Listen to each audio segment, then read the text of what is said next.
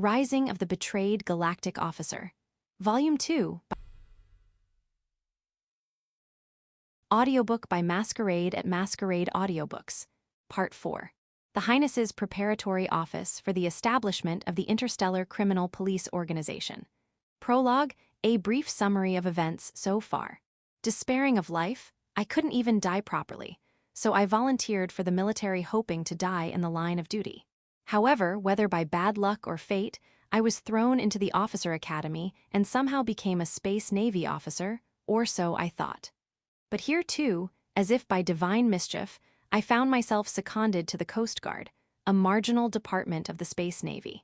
I never cared about promotions to begin with, but I was disappointed to be moving further away from dying in the line of duty.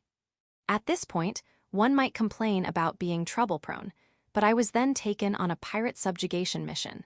This could have been a happy ending with a glorious death in battle, but reality had other plans. Thanks to excellent subordinates, I ended up with a great achievement. I received a medal, and despite just graduating from the officer academy, I was put in charge of a small, decrepit space destroyer. However, this was a ploy by the upper echelons of the Space Navy and Coast Guard, hoping for my failure. Even so, with the help of my subordinates and friends from the academy days, we managed to thwart their schemes, going against the expectations of the higher-ups. But we might have overdone it a bit. We ended up extensively modifying the ship we were entrusted with. The modifications were so extreme that we were hesitant to show it to anyone other than ourselves. As we were pondering how to keep it hidden, we received a summons from the Royal Palace and were heading towards Farron's spaceport on the capital planet. Chapter 1. An Unbelievable Treatment. 5 hours later, the space destroyer Shunman entered the control zone of planet Diamond as scheduled. Acting Captain, we've entered Diamond's control zone. Contact the control tower immediately. Understood. Kiori operated the radio to contact the Space Control Bureau on planet Diamond. This is KSS 9999 Space Destroyer Shunman. Control tower, please respond. This is Planet Diamond Control. We've been informed about your Shunman. We'll open a flight path immediately, so please follow our instructions. Thank you very much. Right after the radio communication, data was sent to Shunman. Acting Captain, we've received the flight path data. We'll switch to automatic navigation, following the control tower's instructions and the received data.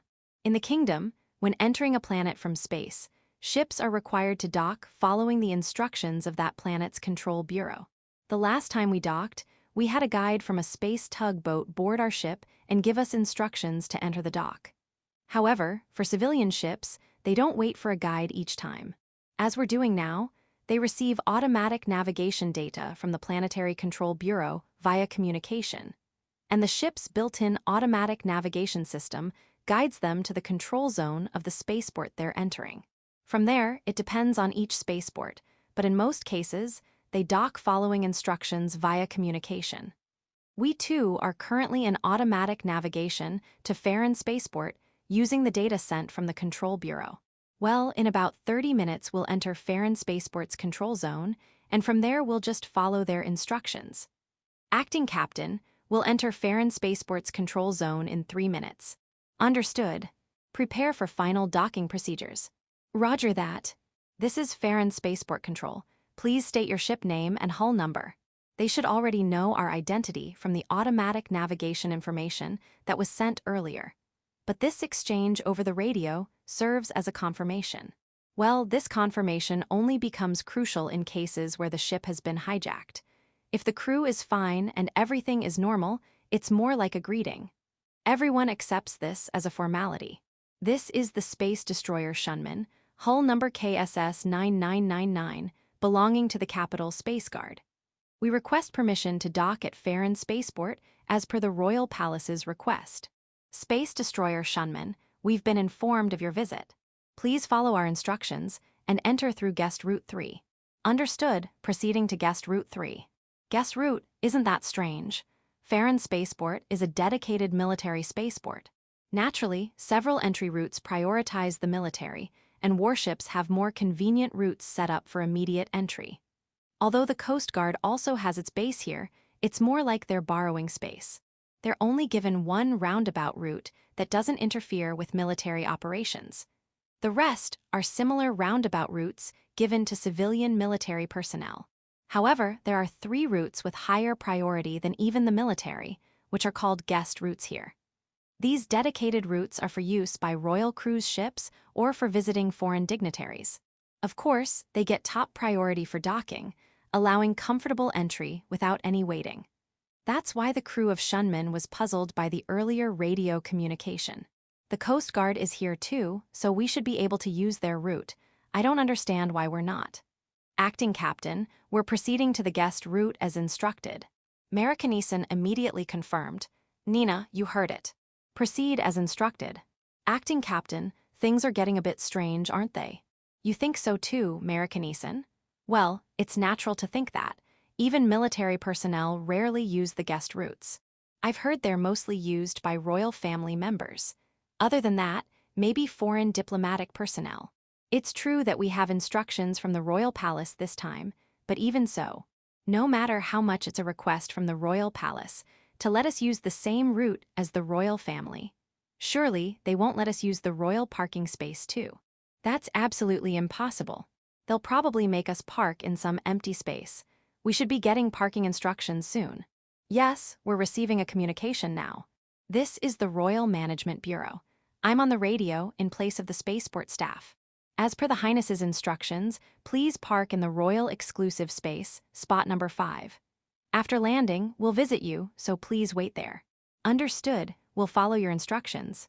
Kaori, who was at the radio, responded immediately, but things are getting increasingly strange. Acting Captain, Nina, you heard it. Follow the instructions and land at spot number 5. If we follow these instructions, we'll pass right next to where the military flagship is parked. Is that okay? It should be fine. Those are the instructions we've been given. We'll soon pass by the Hau, the flagship of the First Space Fleet. Acting Captain, look, that's the Hau. It's the pride of the kingdom's space navy. This is the first time I've seen it this close. It's so cool. Kasumi, the battleship enthusiast, is at maximum excitement. I've only seen it once since entering that officer training school. Well, I did get to tour the inside at that time, which Kasumi would be incredibly envious of if she knew. At that time, I only thought of it as just a big ship, but I suppose it's quite impressive for ordinary people. I've heard that even officer candidates from other schools don't get such opportunities, so in that sense, the students at that school were quite privileged. We'll be landing soon. Hey, Nina, it's fine to look around, but don't crash into that ship. Marikaneson, I won't make such a blunder. Besides, we're mostly on automatic pilot here, so there's no way to crash. The ship safely landed at the designated Royal Exclusive Spot number 5. However, we've never been to a place like this before, so we have no idea what to do next. As I'm pondering this, a radio communication comes in. Acting Captain. There's a radio communication from the Royal Palace staff outside. Connect me immediately. We are Shinome from the Royal Guard Department, 5th Division. We'd like to speak with the captain. Shinome do now. Unfortunately, there is no captain on this ship. I'm currently acting as the captain with the highest command authority, so I'll hear what you have to say. I see, my apologies. After this, the 3rd princess will be inspecting this ship, so we'd like to secure Her Highness's safety beforehand. What would you like us to do? I'm sorry, but I'd like to have my guard personnel inspect the ship's interior. Can I have your permission? Here it comes. What I feared has happened so soon. They're going to see this inappropriately luxurious interior. I'm honestly anxious about how they'll react. Well, the only consolation is that it's the Royal Palace people and not the Coast Guard folks. They might be amazed, but at least they won't get angry right away. I understand. We'll open the main gate now, so please come there. We'll have someone meet you at the gate. Thank you for your cooperation. You heard it, Marikaneson. Sorry, but could you go down and greet them? I understand, but what should I? Let them do as they wish. Make sure someone is always with them who can guide them anywhere. Understood. After my radio communication, a slight shock runs through the ship. A boarding tube has been connected to the airlock area that serves as the main gate right below the bridge. If this were a slightly larger ship, we probably wouldn't feel much of an impact. But well, this ship is just a bit larger than a space cruiser, so it's natural to feel the shock.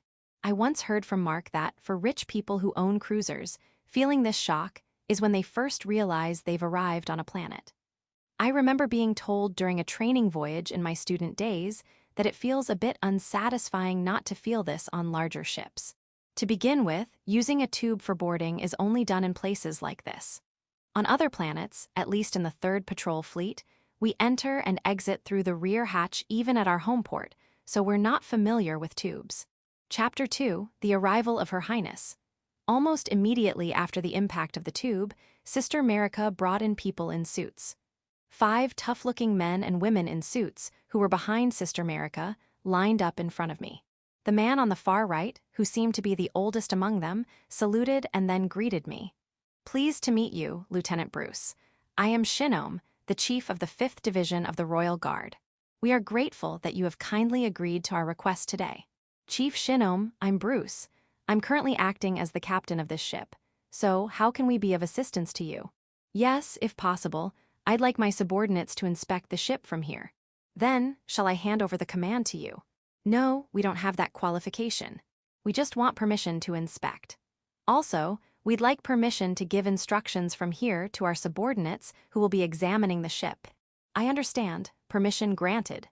Since I've just renovated this ship, I'm not entirely confident with the equipment operation, so I'll assign my subordinate to you. Feel free to use them." "Petty Officer Kasumi, come here." "Yes, Acting Captain." Kasumi, whom I called, came to the side of the captain's seat. "From here, follow Chief Shinome's instructions and examine the ship with sensors. Chief Shinome, please use this seat. I'll be standing by in the back. The others are free to use the bridge as well.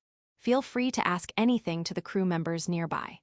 However, please understand that everyone is still unfamiliar with the new systems. Acting Captain, we have also received reports about the maintenance of this ship. Please don't worry. Now that we have permission from the Acting Captain, proceed with the work according to the procedure." The 4 suited men and women that Chief Shinome brought scattered around the bridge, operating console panels using nearby soldiers. Within less than 5 minutes after Chief Shinome and his team started working, a woman at the radio called out to the chief, shouting, "Chief, it seems Her Highness has arrived at the gate." "What? This is different from what we discussed. But we can't keep Her Highness waiting." "Chief Shinome, I'll go up to greet her." "Is that so? Then I'll go too. Sorry, but the rest of you, please continue with the work." Yes." On our way to the airlock area downstairs, Chief Shinome spoke to me. "Acting Captain, thank you for coming to greet. By the way, this is a beautiful ship. It's like a brand new vessel. I'm flattered by your compliment. Fortunately, the president of the civilian dock we were using was very cooperative, and above all, since the ship being dismantled was the luxury liner Jewel of Princess, we were able to use quite a few parts from there, so the level of interior is close to that." "I see. I had heard reports about that, but it really does feel like a luxurious cruise ship scaled down naturally. I do feel it's a bit much for a warship. However, due to budget constraints, we had no choice but to use recycled parts. Well, my subordinates might have gone a bit overboard too, hahaha. I try to make an excuse, but I'm not sure if it worked. We quickly arrived at the airlock area downstairs, which is being used as the main gate. This area, too, has been made to look like a hall using parts from that luxury liner. When we boarded, I didn't notice because we had other things on our mind, but looking at it again, it's clearly overdone. It's hard to tell what kind of ship this is. We couldn't make excuses if it were mocked as a luxury cruiser owned by the wealthy. A group that appeared to be the Royal Guard entered through the open gate in considerable numbers. They checked the surroundings without paying attention to us and then gave a signal. Then, a woman, also surrounded by the Royal Guard, approached us. She's indeed a familiar face. It's Her Highness the 3rd Princess herself who gave me the medal. As she entered the hall, she couldn't help but express her impression. "This ship is more beautiful than I heard. It's amazing, I like it. Her Highness the Princess seems to be quite pleased with our ship. I wonder if it will be presented to the royal family from the Coast Guard. However, even if it's said to be beautiful, all the parts used are second-hand, so I'm worried there might be issues if it were to be presented." As the princess walked towards me, I waited in the most respectful posture. "Your Highness, we are deeply honored by your visit to our ship. As this is just the hall, I'd like to guide you to a room upstairs immediately. We have a modest room prepared upstairs. I'd like you to rest there first. Your Highness, I deeply apologize, but the security check of this ship hasn't been completed yet. I sincerely request that you follow the acting captain's suggestion. It's all right. I understand that I came earlier than planned due to my impatience. Acting captain, would you guide me? My stomach suddenly starts to ache. Why is she even talking to me, an orphan? If only there was an actual captain on this ship, it would be their job. I guided Her Highness to the room next to the sealed captain's quarters. It's that room which has been made the most luxurious on this ship. I opened the grand door and let Her Highness in. Well, when I opened the door, the royal guard rushed in before anyone else to check the room, and then we all entered, which wasn't a very graceful scene. However, Her Highness didn't seem to mind this at all as she entered. This must be an everyday occurrence for her. Anyway, I felt that royalty, being key figures of the country, are a troublesome bunch, but here I have no choice but to respond with the utmost politeness I know. It may become awkward, but that can't be helped. Your Highness, please come in. My, what an amazing room. I had a more rugged image of a warship. It's just like a royal cruise ship or a suite room in the kingdom's finest luxury liner. I prefer this one, as the decorations are simpler. We are grateful for your praise. While I'm honored by your compliment, this room has been built using parts from the royal suite of that luxury liner, adjusted to fit the size. We don't have the furnishings, of course, but the construction is similar to that ship. However, everything is repurposed from a scrapped luxury liner, so to be honest, I'm not sure if it's appropriate to bring Your Highness into a room made of second-hand items. Although, the entire ship is made up of such repurposed items. Acting Captain, please don't worry about it. I'm well aware. I've received reports about this ship.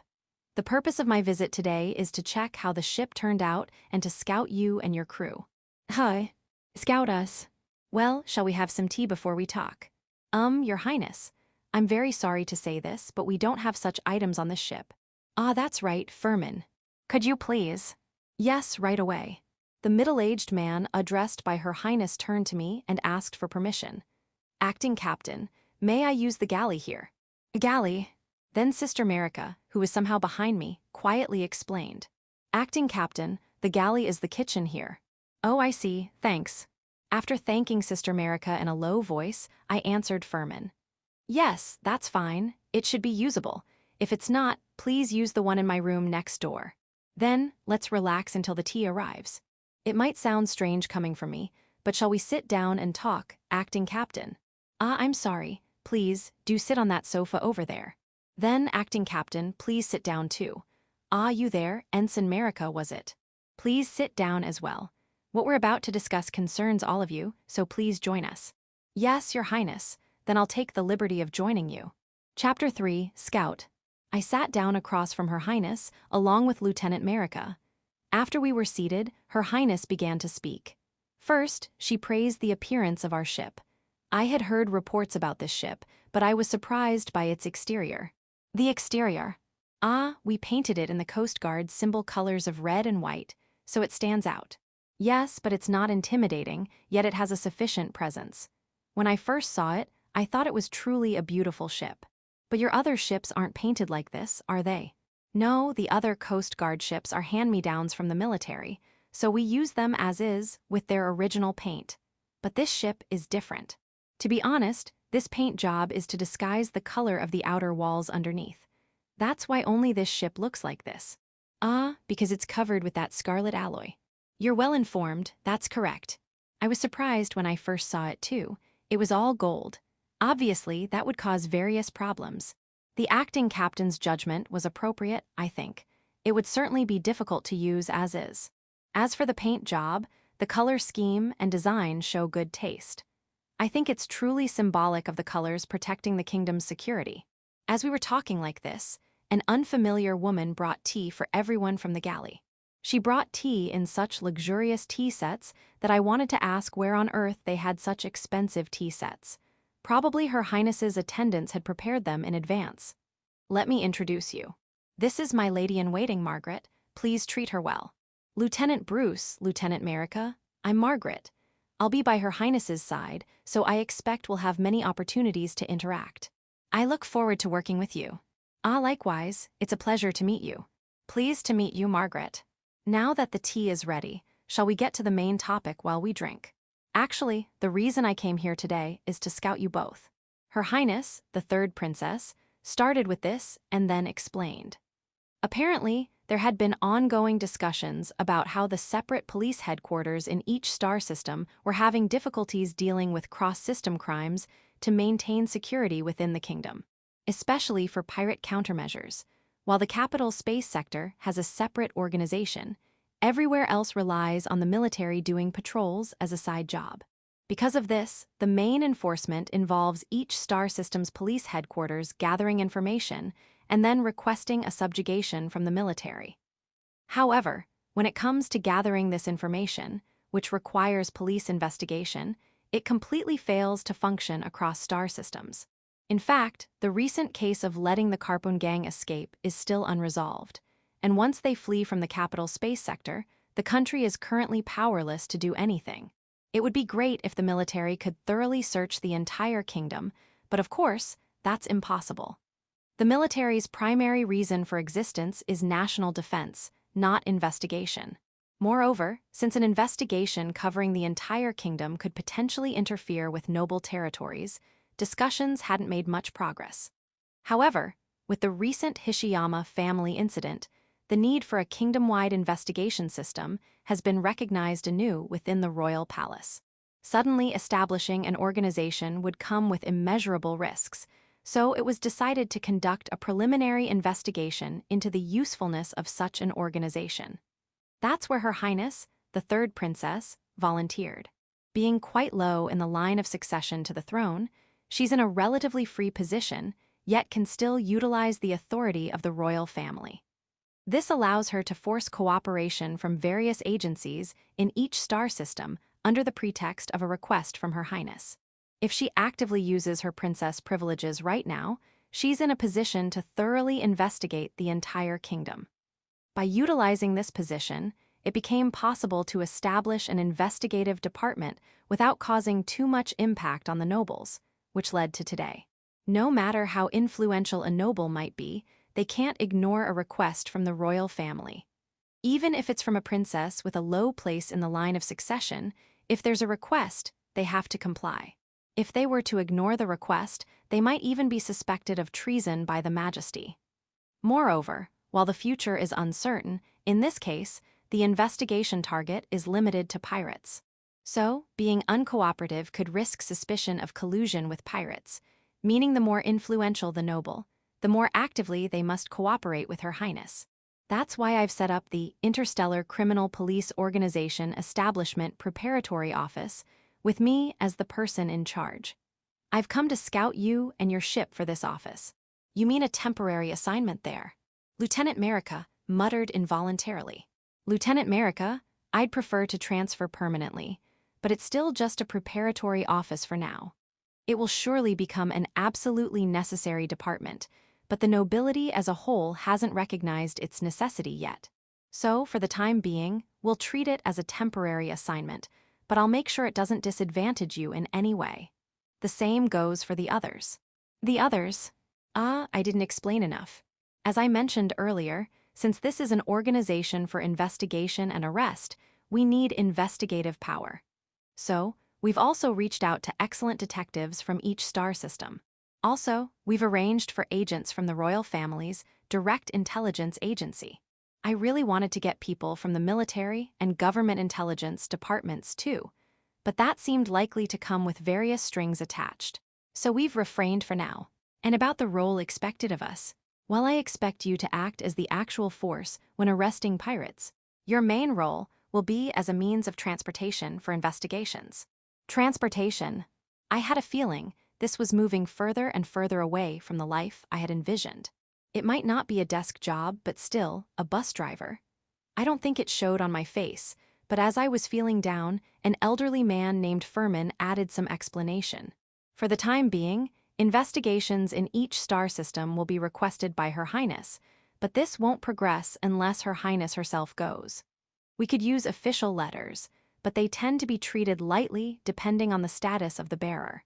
So, Lieutenant Bruce, we'd like you to safely and quickly transport Her Highness. I could use my own cruiser for travel, but I'd have to rely on guards, which leads to scheduling issues. We can't afford to be so leisurely when investigating pirates, and we simply must have a means of independent travel. Won't you grant my wish? If ordered, I'll do whatever is required. However, my status is that of a temporary assignment from the military. I wonder how that will work out. Furman can handle all of that. I want to hear Lieutenant Bruce's feelings on this. If we can have the kingdom's hero join us, it will give us some persuasive power with the skeptical nobles. Lieutenant Bruce, won't you listen to my request? Even I, having barely graduated from school, understand. There's no way an orphan like me could refuse a request from Her Highness. Her Highness herself must be fully aware of this, yet she still asks for my answer.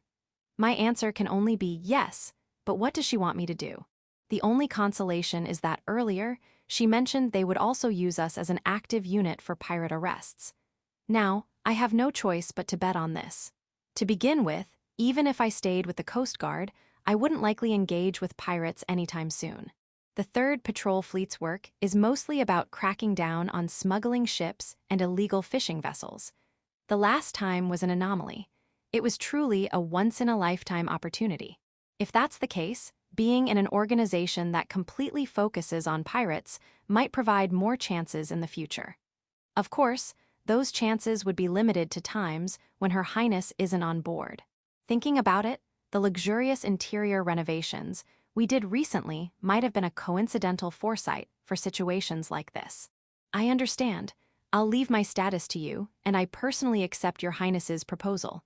However, what about my subordinates? As I said, we'll take the entire ship. Lieutenant Merica, can I ask the same of you? As long as I can work with the acting captain, I don't mind where. Above all, if there are orders, I'll simply follow them. I'm so glad. Furman, the kingdom's heroes, still unknown to the public, are joining us. Doesn't this practically guarantee the success of this organization? Make arrangements immediately. Be sure not to disadvantage those who are cooperating with us. Remember, everyone will be treated as temporary assignments until the official organization is established. Understood. I'll make arrangements right away. Thank you, Lieutenant. We'll make arrangements immediately, so you'll likely be transferred to my department as early as tomorrow. Tomorrow, that's quite sudden. Normally it would be difficult, but it seems the Coast Guard is also having trouble dealing with you. So they'll send you and your ship over to us right away. For my part, I wanted to secure this ship before its capabilities became widely known. But the capabilities are still being tested, Your Highness. Yet I hear it achieved the kingdom's fastest speed in normal navigation. I wonder where this information is leaking from. Although we haven't kept it a secret, it's quite different from the Coast Guard's upper echelons who showed no interest in us at all. Being evaluated so highly must be good for Lieutenant Merica and the others. Honestly, it's something I've never experienced myself, and while I'm happy, I'm also feeling emotions I can't quite describe.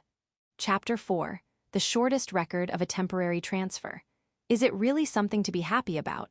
People tend to feel joy when they're properly evaluated by others. Especially for me, as my life keeps drifting further from what I had hoped for due to my background, I'm honestly happy to be evaluated for who I am here. Wait a minute, Her Highness's evaluation was based on my performance against those pirates earlier.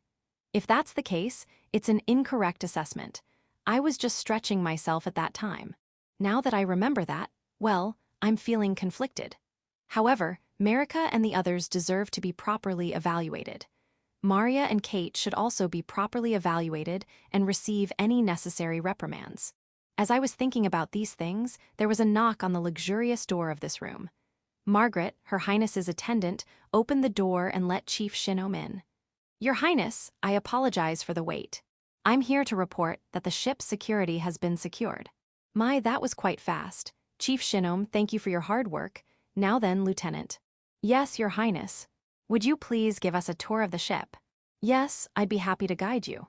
Lieutenant Junior Grade Merica, I'm sorry, but could you take charge of the bridge? Understood, Acting Captain.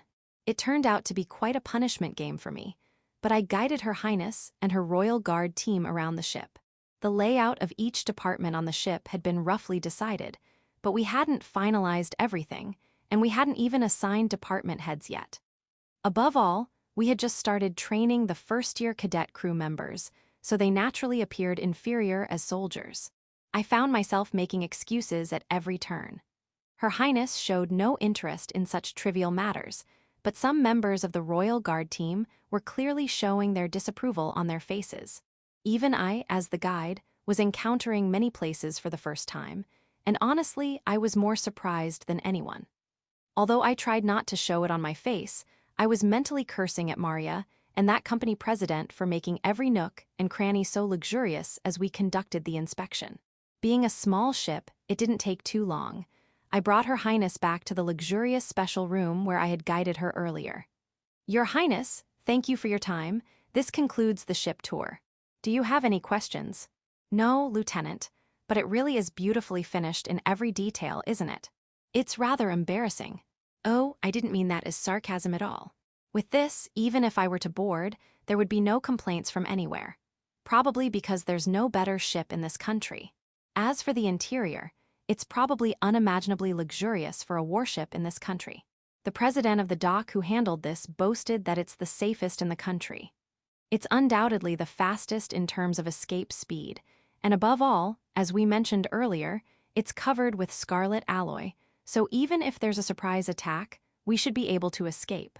In that sense, I think it's been made the safest, as the president claimed. However, that's only if we had crew members that matched its capabilities. Unfortunately, my subordinates are not at that level. While there shouldn't be any problems when accompanying Your Highness to various star systems, I would prefer that Your Highness refrain from boarding when we enter investigations. I understand, I won't be that reckless, but I'll take your words as a willing agreement to cooperate. Well then, I'll be heading back now. The meeting with Her Highness ended there. We were to be held up here for a while. According to Mr. Furman and Chief Shinome, we were free to do as we pleased after this, but they seemed to prefer that we didn't leave the ship empty. They said it would be fine for us to take turns going into town, so I gave permission for disembarkation in shifts. There was also an inquiry from Her Highness's administrative staff about our accommodation. But because we didn't want outsiders near the ship, and more importantly, because the ship's interior was abnormally comfortable and they couldn't immediately prepare accommodations equal to or better than this, we decided against staying outside. Well, that makes sense. Even the rooms for second-class space privates are almost the same as the second-class cabins on that luxury liner. So compared to the accommodations at the Farron spaceport, where we were previously confined, they're equal to or even better than rooms for senior officers. It still gives me a headache just thinking about it. By the way, the captain's quarters, while naturally more modest in size than the Coast Guard flagships, are overwhelmingly more luxurious. This fact alone could cause a huge problem if it got out. In that sense, Her Highness's invitation might have been a godsend. I hope everything goes smoothly with the transfer and absolutely no information about this ship's condition leaks out, but who knows what will happen. The next day, as Her Highness had said, we were immediately summoned to the Coast Guard headquarters. However, we were troubled because we couldn't leave the ship unmanned, as per the earlier discussion with Her Highness's side. Then, early in the morning, Chief Shinome arrived with his subordinates. Acting Captain, we've been ordered by Her Highness to guard this ship. Guard? Yes, but since we're amateurs when it comes to ships, we've brought along a few crew members from Her Highness's cruiser. If you could entrust us with operating just the auxiliary power, we'll handle security at the entrance. Understood. I authorize the boarding of the cruiser crew members. Honestly, the current state of the ship is very delicate. As Her Highness said yesterday, this ship has been donated to the royal family as of today. Since my authority as acting captain hasn't been revoked yet, I gave permission using that authority. But I wonder what would have happened if the royal family had asserted their ownership rights and said something. I don't understand the legal aspects. However, since the conversation with Chief Shinome was proceeding amicably, we all headed to the Coast Guard headquarters without any issues. As usual, we were shown to Conference Room C on the 11th floor. And this time, we received our orders directly from the Superintendent General. Although only Merica and I received our orders from the Superintendent General, with the rest getting theirs from the Personnel Director, everyone except me was treated as being temporarily assigned to the Royal Palace, while I alone received an order to halt my temporary assignment. What's this about? As I was puzzled, the General Affairs Director explained. In your case, we don't have the authority to assign you elsewhere. An order for you to report to the military headquarters has been issued, so head there after this. I understood with the General Affairs Director's words. That's right, I'm on loan from the military here. It's impossible to reassign someone who's already on temporary assignment. Especially to a place that's rumored to be a haven for retired military personnel, it's only natural. The Superintendent General and others must be relieved to be able to return a troublesome person to the military. As for me, I have no attachment to the Coast Guard at all, but I didn't expect it to become this complicated. I should be prepared to receive some sarcastic comments from the military personnel I'm about to meet. Here, I entrusted everyone to Marika, especially asking her to keep Kate and Maria in check since she's the only one who can handle them, and then parted ways to head to the military headquarters. It was just 4 months ago, but it feels like a long time as I walked in the opposite direction on the same path. The Space Force headquarters is right next to the Coast Guard headquarters, so I arrived in no time. When I stated my business at the reception, I was shown to the same room I had been guided to before. A high-ranking military official came out and handed me my orders. You've set the shortest record, it seems. The shortest record. I wondered what he meant, but apparently it was about the time between being assigned to the Coast Guard and returning to the military. Of course, being assigned to the Coast Guard is itself a demotion, so unless something extraordinary happens, one doesn't usually return to the military. The most common case for returning is due to the results of factional struggles. In most cases, those who were sent on assignment after losing a factional struggle might return if the situation suddenly changes due to subsequent factional conflicts. But unless it's under such circumstances, it's not easy to return. It seems the guy who gave me the assignment orders before was talking nonsense. He said something about bringing me back immediately if I gain some practical experience, right? Wait. Looking at how quickly I've returned, it seems things went exactly as he said. But this definitely isn't right, is it? Well, the important-looking person in front of me handed me my orders in a pompous manner. He's a major general in charge of personnel affairs, so he really is important. Lieutenant Now Bruce, your temporary assignment is hereby terminated, and in recognition of your recent achievements, you are promoted to the rank of lieutenant. Furthermore, as per the request from the royal family, you are ordered to be temporarily assigned to the royal palace. I was supposed to return as a warrant officer, but oh, I got promoted thanks to that medal. But then what's this promotion to lieutenant about? Hey, what are you doing? Ah, excuse me, I humbly accept the appointment. Well, you sure have quite an unusual fate. Just when we thought you were sent to the Coast Guard, now you're being made to accompany Her Highness's whims. Well, you've been promoted, so bear with it. Huh, what's with this person? Is he the type to speak his mind? How can someone like this be in charge of personnel affairs? More importantly, how did someone with such a personality make it to the rank of general officer? He's a truly mysterious person. However, despite his way of speaking, there's no malice in what he says. Moreover, I don't sense any discriminatory feelings towards me, let alone hostility. It's like he doesn't even consider me worth bothering about. But you know, I don't dislike that kind of attitude. She's not a bad kid at all, and she's smart. Sorry, but could you accompany Her Highness a bit longer? Huh, is this person acquainted with Her Highness, the third princess? I can sense affection in his words. Could he be a relative?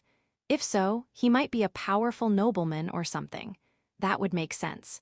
In the end, I received my orders and was sent out of the headquarters without knowing who he was. Chapter 5. Reassigned as captain. Afterward, I headed to the high-rise government building where I had previously received a medal, using the memo given to me by the General Affairs Department as a guide.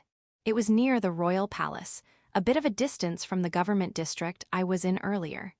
Even so, it wasn't like being in outer space. It only took about 10 minutes on foot to reach it. Upon arriving at the building, I immediately looked for the reception in the spacious lobby. Suddenly, someone called out to me from behind. To my surprise, it was Furman-san, who I had seen earlier with Her Highness. Acting Captain. We've been expecting you. I'll guide you. I followed Furman-san to the elevator hall and up to the higher floors. We were taken to a place with a good view on the top floor, but the entire floor seemed deserted. It felt like the interior was still under construction. Though it's not fully prepared yet, this will be the Interstellar Criminal Police Organization Preparatory Office.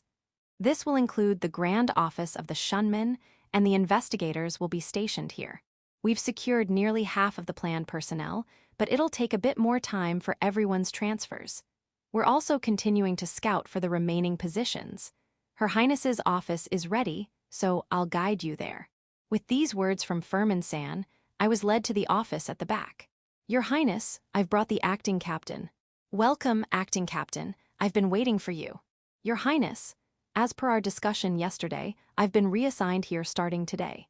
I look forward to working with you. We'll be in a superior-subordinate relationship from now on.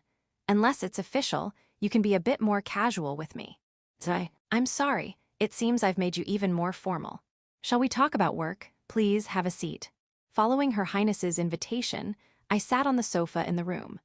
As Her Highness sat across from me, she explained in more detail what I had heard earlier from Furman-san.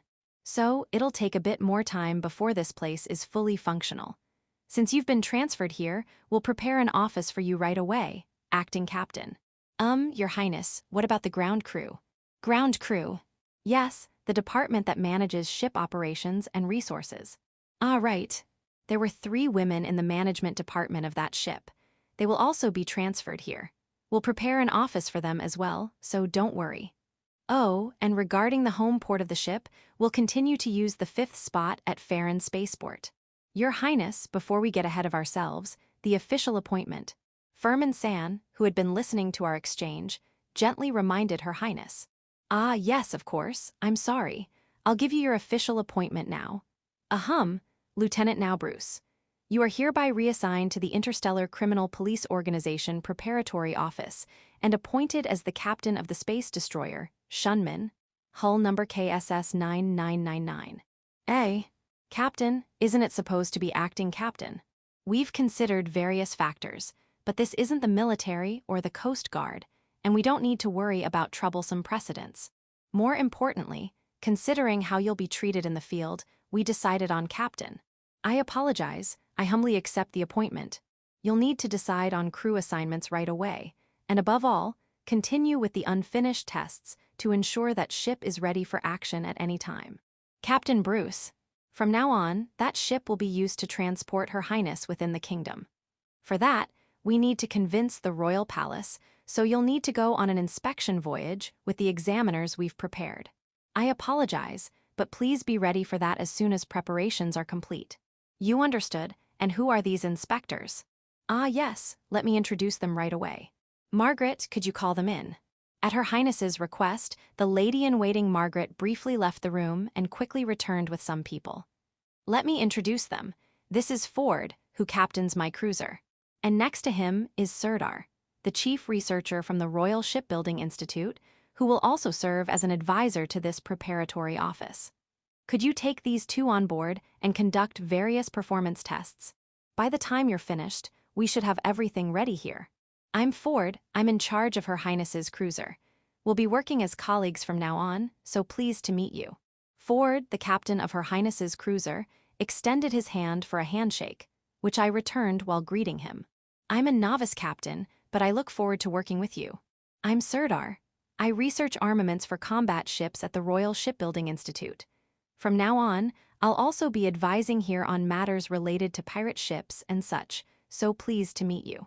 Likewise, I'm fresh out of school, so please guide me in various matters. If you don't mind, could you show us to your ship right away? I'd like to take a look at various things before we set sail. That sounds good. I hear your ship has achieved the fastest speed in the country. I'm very interested.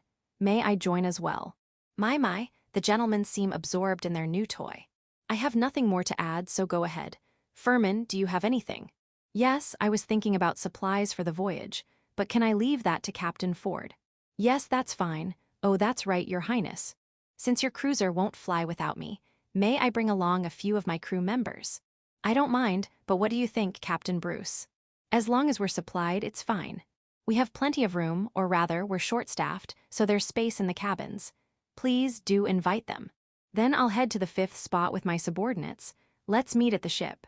In that case, I'll bring my assistant too. Is that all right, Captain? Yes, that's fine. Then, Chief, let's meet at the 5th spot at Farron Spaceport where we're docked. All right, we'll do that. Then I'll start preparations right away. Your Highness, if that's settled, I'll take my leave. The introduced individuals hurriedly left Her Highness's presence and went somewhere. Captain, I'm sorry about this. Please take care of them. Yes, I'll return to the ship right away and prepare for their arrival. Yes, that's right. Oh, please wait on departing for now. I'll come to the ship again tomorrow to give official appointments to the other members. Once that's done, you can set out on the test voyage. When you return, please come back here. Understood, Your Highness. I'll head back now. Parting from Her Highness, I headed to the 5th spot at Farron Spaceport. There was a security gate in front of the spot, heavily guarded. Despite my ship being there, it was quite an effort just to approach. Perhaps tired of this effort, they were loitering in the lobby in front of the spot. Acting Captain, we can't get back to the Shunman. Maria, spotting me, came crying to me. It was much easier to get in and out yesterday. How strange. While patting Maria's head to comfort her, I looked for the person in charge of guarding the gate. Then, I saw someone approaching hurriedly from outside the gate. It seemed they had business with me. Captain, I've been looking for you. Please guide me to the ship quickly. It was Captain Ford, whom I had just parted from. Oh, Captain, aren't you here early? Being attached to Her Highness gives me certain privileges. I used an official car to get here, so I arrived about 30 minutes ago. However, without the captain's permission, I couldn't board the ship, so I've been looking for you. I see. However, it seems the security level has been raised, and even I can't approach the ship. That's absurd. Hey, you there, what's the meaning of this? As expected of Her Highness's cruiser captain, he seemed to have some influence in this area. He immediately caught hold of someone who looked like the person in charge of guarding the gate and started questioning them. It seems the matter has been settled. Captain, I apologize. It seems they didn't know you. Apparently, they were under the highest alert on orders from the Royal Palace Guard, because they thought there was no crew on that ship. If that's the case, please call Chief Shinnom, who's guarding the ship's entrance. If you tell her that Bruce is having trouble at the entrance, she should come. Understood, I'll relay that message. Chapter 6, Determining the Crew Roles. I've requested it, but it seems it will take some time to confirm. In that case, let's wait. But since just waiting would be boring, I'll introduce you to my crew. Marika, could you call Kate and Maria here? Understood, Acting Captain. Acting Captain, isn't Lieutenant Bruce the captain? Yes, I received my appointment from Her Highness earlier, so I became the captain. However, they haven't seen me until just now, so they probably don't know. I see, could this be the reason for the delay here? That might be it. If even they don't know, the palace guards certainly wouldn't. It makes sense. They probably wouldn't let anyone but the acting captain through, and since I've been promoted to captain, I no longer fit that description. I guess this is another drawback of bureaucracy. It looks like Chief Shinnom has arrived. Marika brought Kate and Maria. Let me introduce them. Although we haven't officially decided on roles yet, this is Second Lieutenant Marika, who will be my executive officer. This is Adjutant Kate, who I intend to put in charge of attacks, and this is Adjutant Maria, who will be in charge of engineering. These three are my officers. I'll introduce the others later. Lieutenant Marika, Adjutant Kate, and Maria, this is Captain Ford, who commands Her Highness's space cruiser. He'll be accompanying us on the inspection voyage of the Shunman. It's a pleasure to meet you all. I'm Ford, just introduced by Captain Bruce. I look forward to working with you. Marika, he didn't say Captain just now. Maria, be quiet for a moment. I apologize. I'm Marika, entrusted with the role of executive officer. As Marika was greeting them, Chief Shinnom came alone from behind the gate. Acting Captain Bruce, what's going on? Chief Shinnom immediately asked me upon seeing me.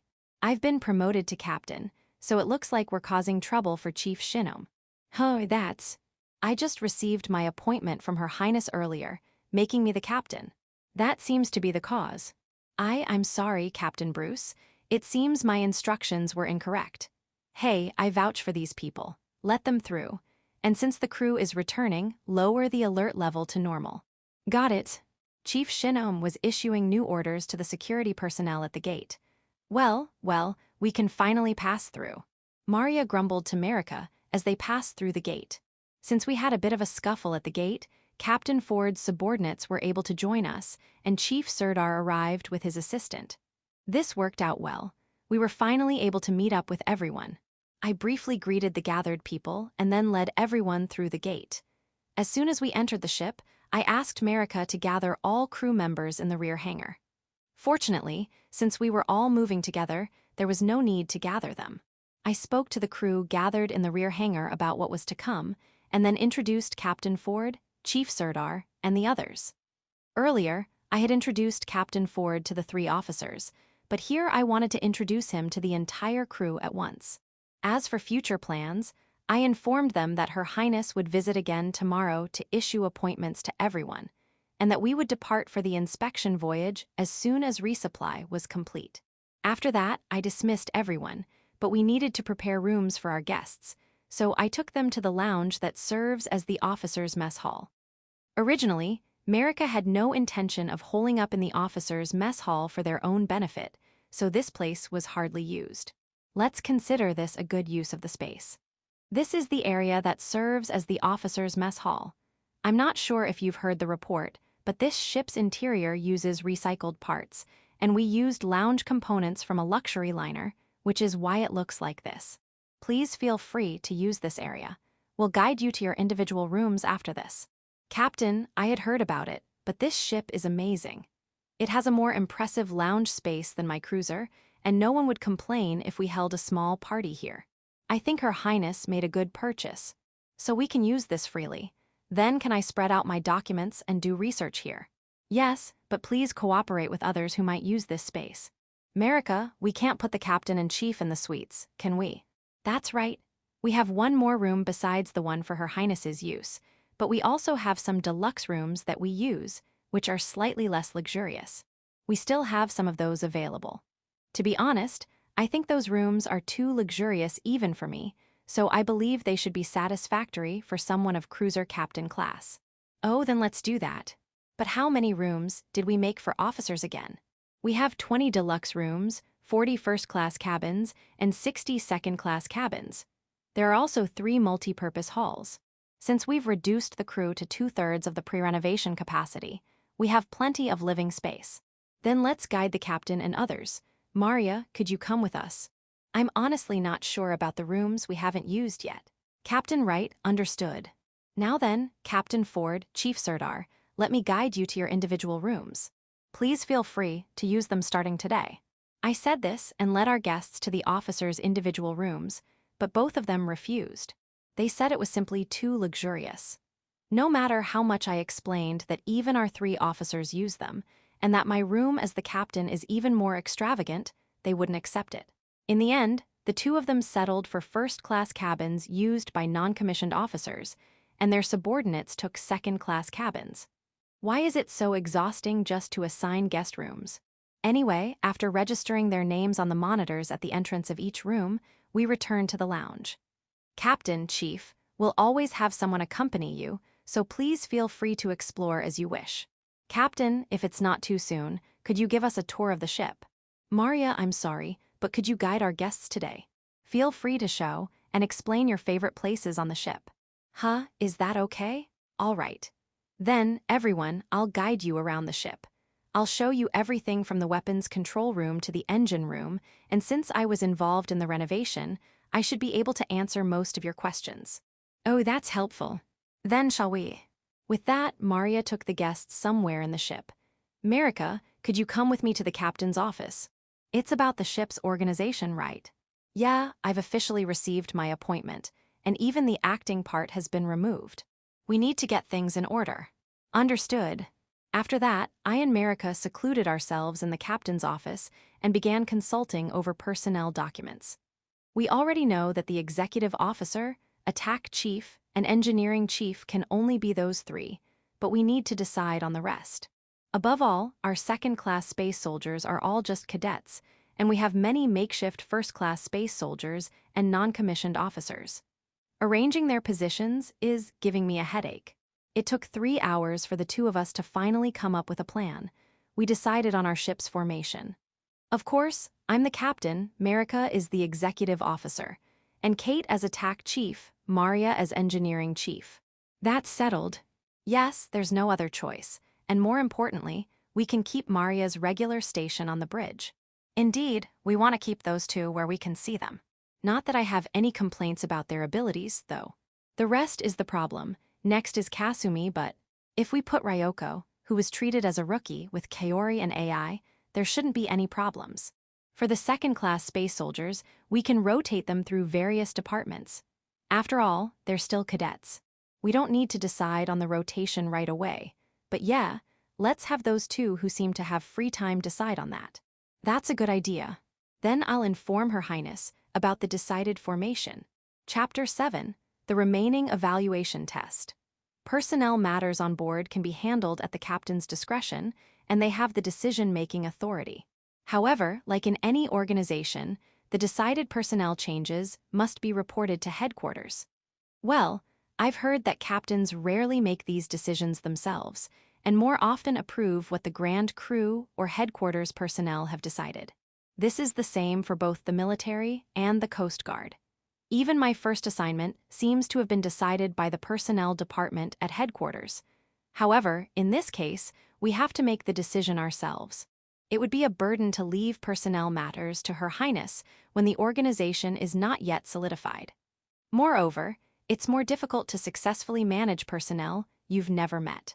Her Highness understood this, and when I received my orders and was about to leave, Mr. Furman made the request. I wasn't told to decide by tomorrow's order issuance, but I was asked to decide before we start actual operations as an organization. Since I had been discussing this with Sister Merica since taking charge of this ship, we were able to decide before the order issuance. I immediately had someone contact Mr. Furman. The next day, as promised, Her Highness came to the ship. I gathered all crew members in the multi-purpose hall, whose use I'm still unsure about. It's too luxurious to be used as a storage room, but there's nothing in it anyway, so that's why I gathered everyone here. Normally, in such cases, we'd use the rear hangar, but for now, with only 60 subordinates, we can somehow fit in this room. But what if we increase in number in the future? If it weren't for Her Highness, I'd use the rear hangar without a second thought. But this time, considering we have an ultra-important person of the country, the princess' security reasons were taken into account. If we were in space, we could take different measures, but for today, this sufficed. Sister Merica receives the orders on behalf of everyone. Second Lieutenant Merica, step forward as the representative. Yes, sir. Lieutenant Merica, your secondment to the Interstellar Criminal Police Organization Preparatory Office is approved, and you are hereby appointed as the executive officer of our space destroyer Shunman. I humbly accept. With this, the order issuance is complete, and the administrative procedures are finished. Henceforth, I command the Shunman. Captain Now Bruce, I order a test voyage to assess this ship's capabilities. Yes, I accept the order. We will depart as soon as preparations are complete. I look forward to the results, Captain Bruce. Receiving Her Highness's words, we began preparations for departure. Thanks to Captain Ford's arrangements, who will accompany us on this voyage, we had no issues with supplies, which were taken care of yesterday. It took the most time to bring the second-class space soldiers to their posts based on the rotation schedule that Kate and Maria had worked so hard to create, but we managed to finish that before Her Highness disembarked. So we departed while seeing Her Highness off. We will now depart from Farron Spaceport. Executive Officer, give the order to depart. We will now depart. Communications Officer Kaori, contact control. Understood, Executive Officer. To Farron Spaceport Control. This is KSS 9999 Space Destroyer Shunman, requesting permission to depart. This is Farron Spaceport Control. Permission granted to depart from spot number 5. Please use guest route number 3 for departure. Guest route number 3, understood, data reception complete. Navigation Officer Ronnie, launch based on the data. Launching, automatic navigation system normal. Increasing altitude. We will leave Farron Spaceport's control area in 5 minutes. I'm surprised by the piloting skills that don't seem like it's their first time. Those guys are really skillful, or rather, have high capacity. I wonder why they were treated as unwanted despite being so excellent. As I'm thinking about this, Captain Ford, sitting in the guest seat behind me, shares his impression. Excellent piloting. It's hard to believe they're not familiar with this ship. Thank you, however, I didn't expect them to be this capable either. Until now, we've only departed from docks, so we relied on guides. I see. But with this, we can feel at ease even if Her Highness boards. From his last remark, I understood one of this person's objectives. Her Highness is already eager to travel here and there on this ship, but it seems the people around her were quite worried. As we were talking about this, it's time for the control to change. KSS 9999 Space Destroyer Shunman, we will now transfer control to the Capital Star Control Bureau. Have a good voyage. Farron Spaceport Control, understood regarding the transfer of control. Thank you. We will now contact the Capital Star Control Bureau. Captain, we're proceeding as planned. We'll leave the Capital Star Control area in 30 minutes. Captain, shall we start preparations? Executive Officer Sister Marika asks me. Yes, let's start with the interdimensional travel test. Please prepare for interdimensional travel. I'll designate the interdimensional travel point. Sister Marika goes to Kasumi, who handles radar and optical observation equipment, and they discuss something. She's confirming with various departments while ensuring safety for interdimensional travel. 30 minutes later, we finally leave the Capital Star Diamond's control area. Captain, we've left the control area. Kaori, in charge of radio communications, calls out, Captain. All right, we'll now head to the designated point for the interdimensional travel test. Please increase to cruising speed and head to the designated point. Understood, Captain. Ronnie, change course to target coordinates. Increase speed to 7 space velocity for cruising. Changing to target coordinates. Increasing speed to 7 space velocity. Understood.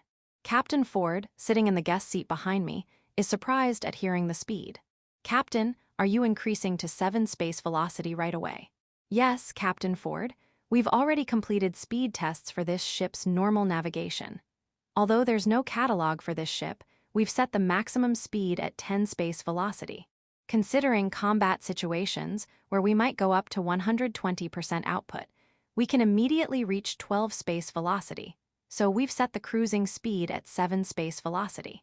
To exceed our country's fastest ship's speed at cruising, what an incredible ship.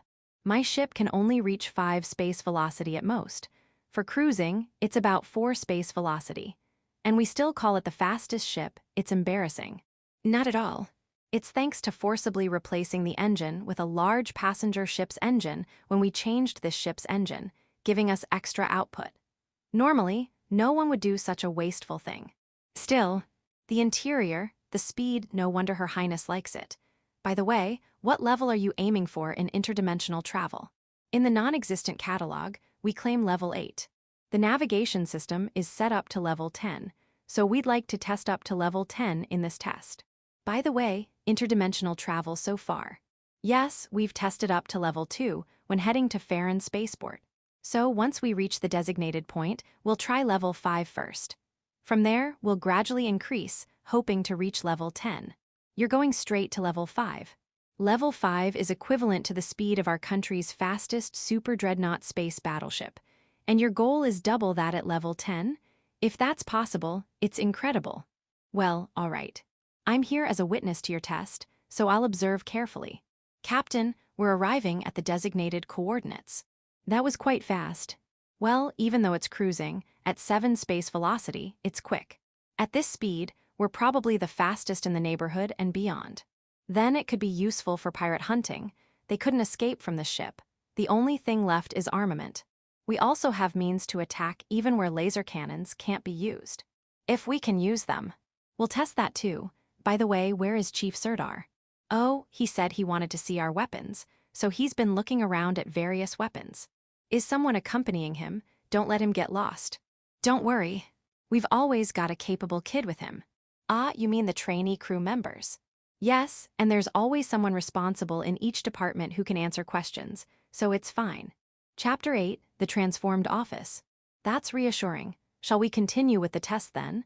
Executive Officer, are you ready? Yes, Captain, we're ready at any time. Then let's proceed with the dimensional navigation. Please make the ship-wide announcement and start immediately after. Yes, understood.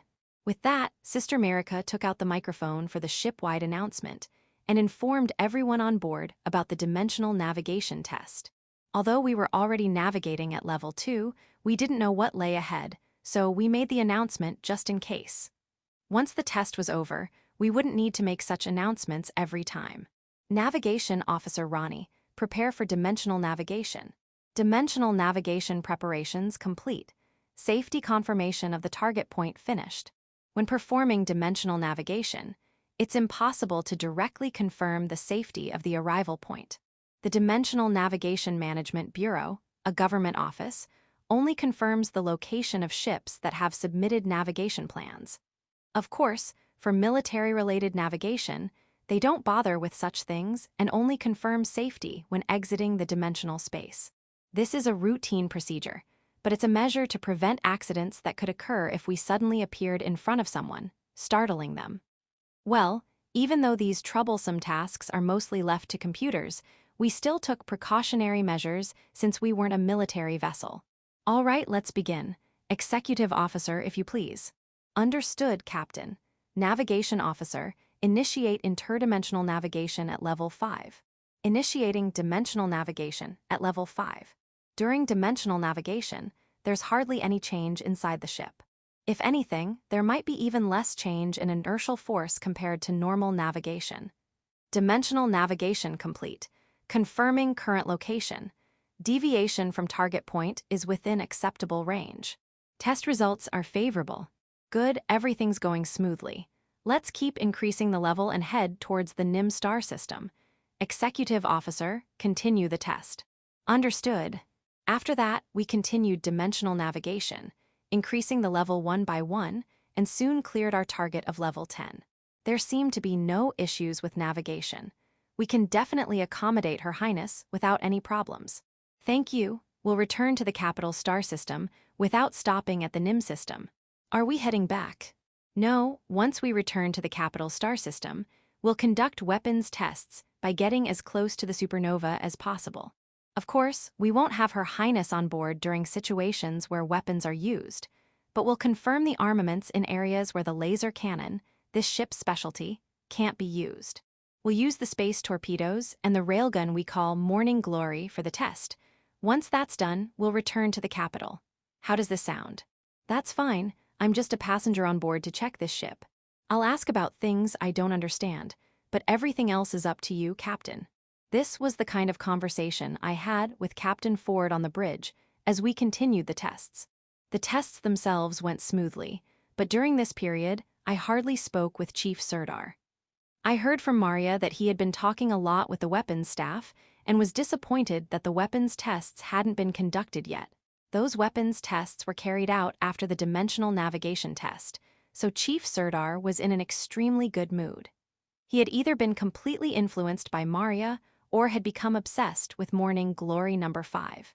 Well, it's understandable for someone who used to be a weapons researcher. After all, that Morning Glory was a railgun, which had become lost technology in the present day.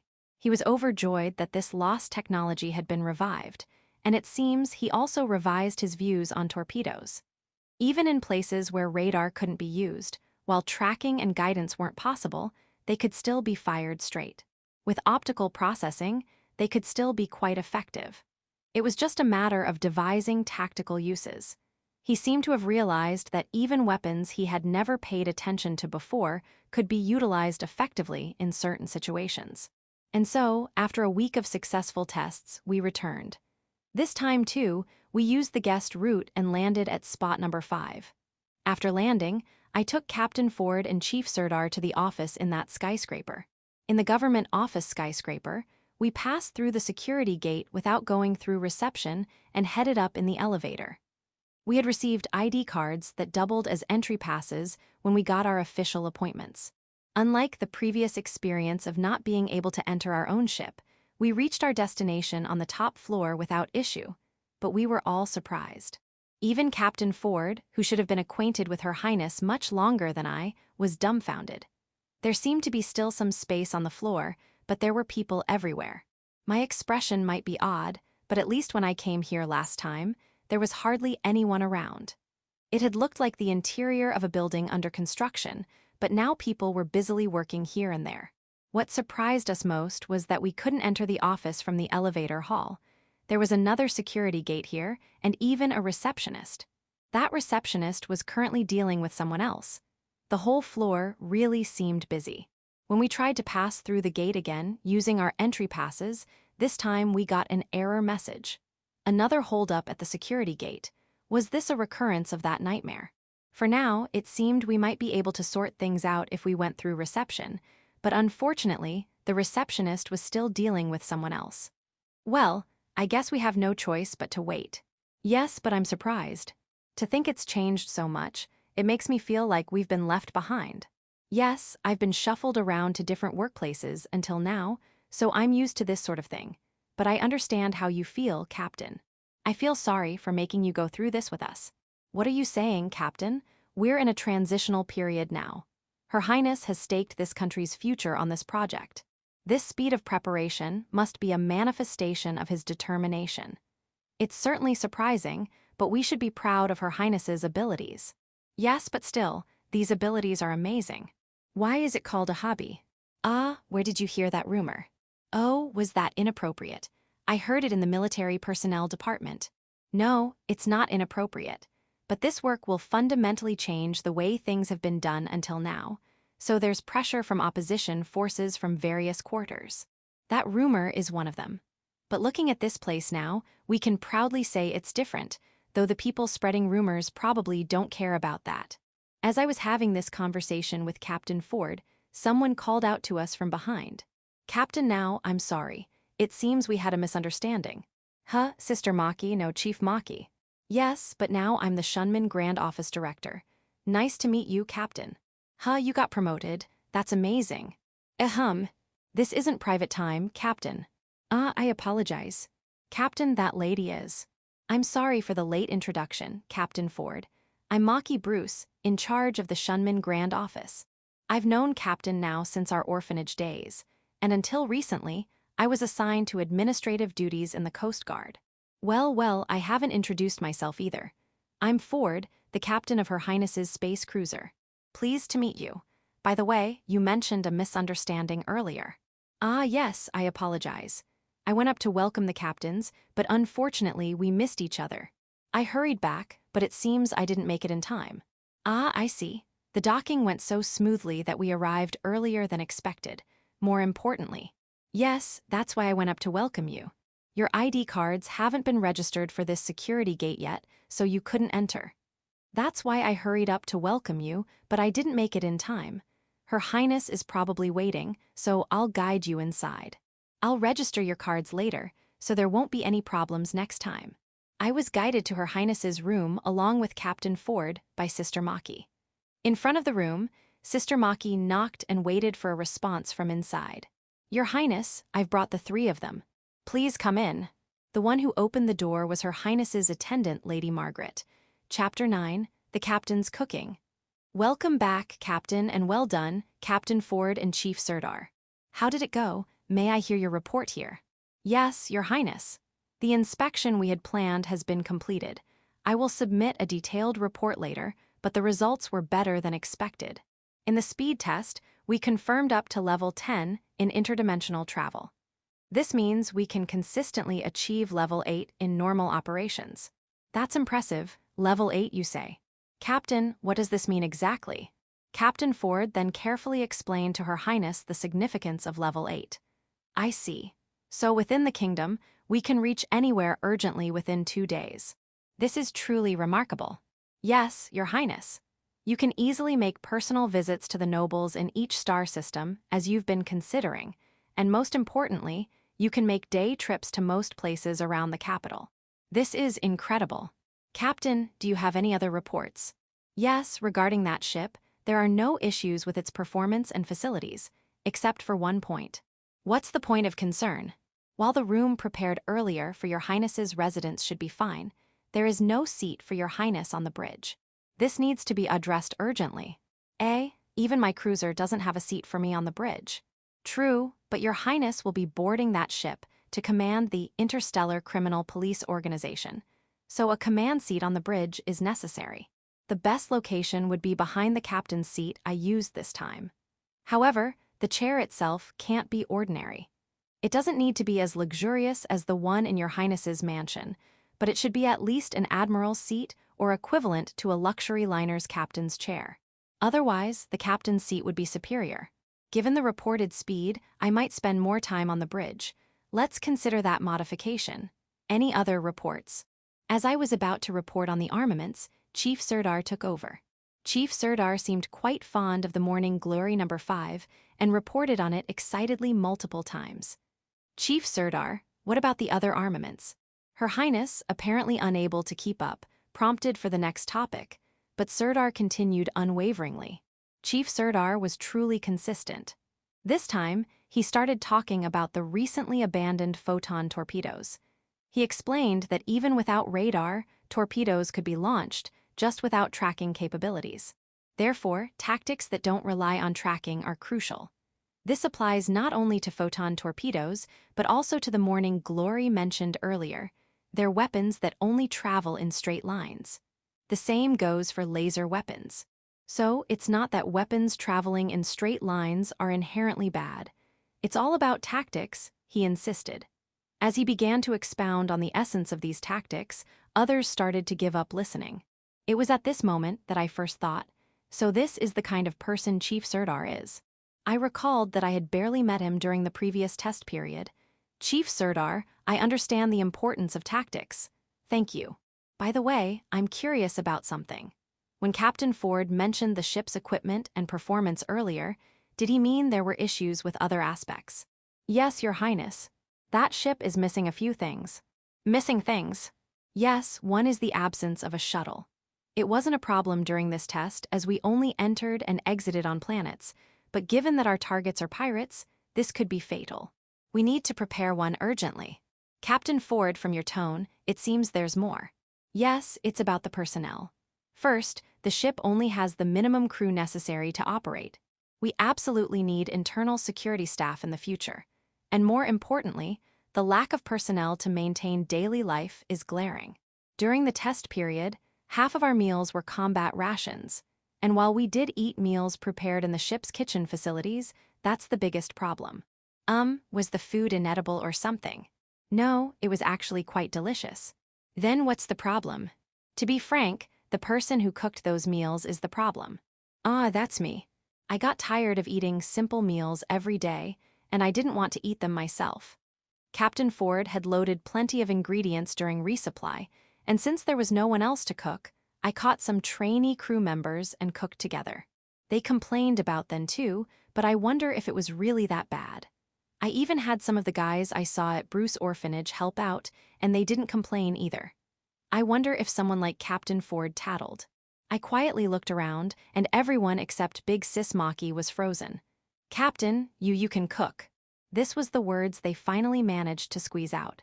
Yes, I'm from an orphanage, so I was made to cook from a young age. Chief Maki, who's from the same background, should be able to cook too. No, that's not what we.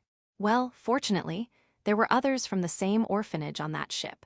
So I was able to manage by using the juniors the same way I did back at the orphanage to prepare meals for everyone. Above all, eating only simple meals affects the morale on the ship, so whenever time allowed, I did the cooking. Furman, this is urgent. Please arrange for people who can cook on the ship. You're right, this was our responsibility on the ground. Let's start considering the necessary personnel immediately. Is there anything else you noticed? Your Highness. Chief Sirdar, is there something about the armaments?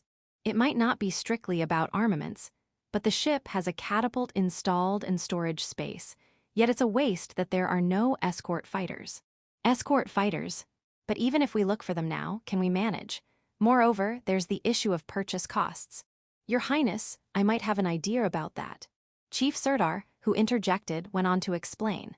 Apparently, there was a new carrier-based aircraft development project in a research lab cooperating with Chief Sirdar, but it was cancelled after completing several prototypes.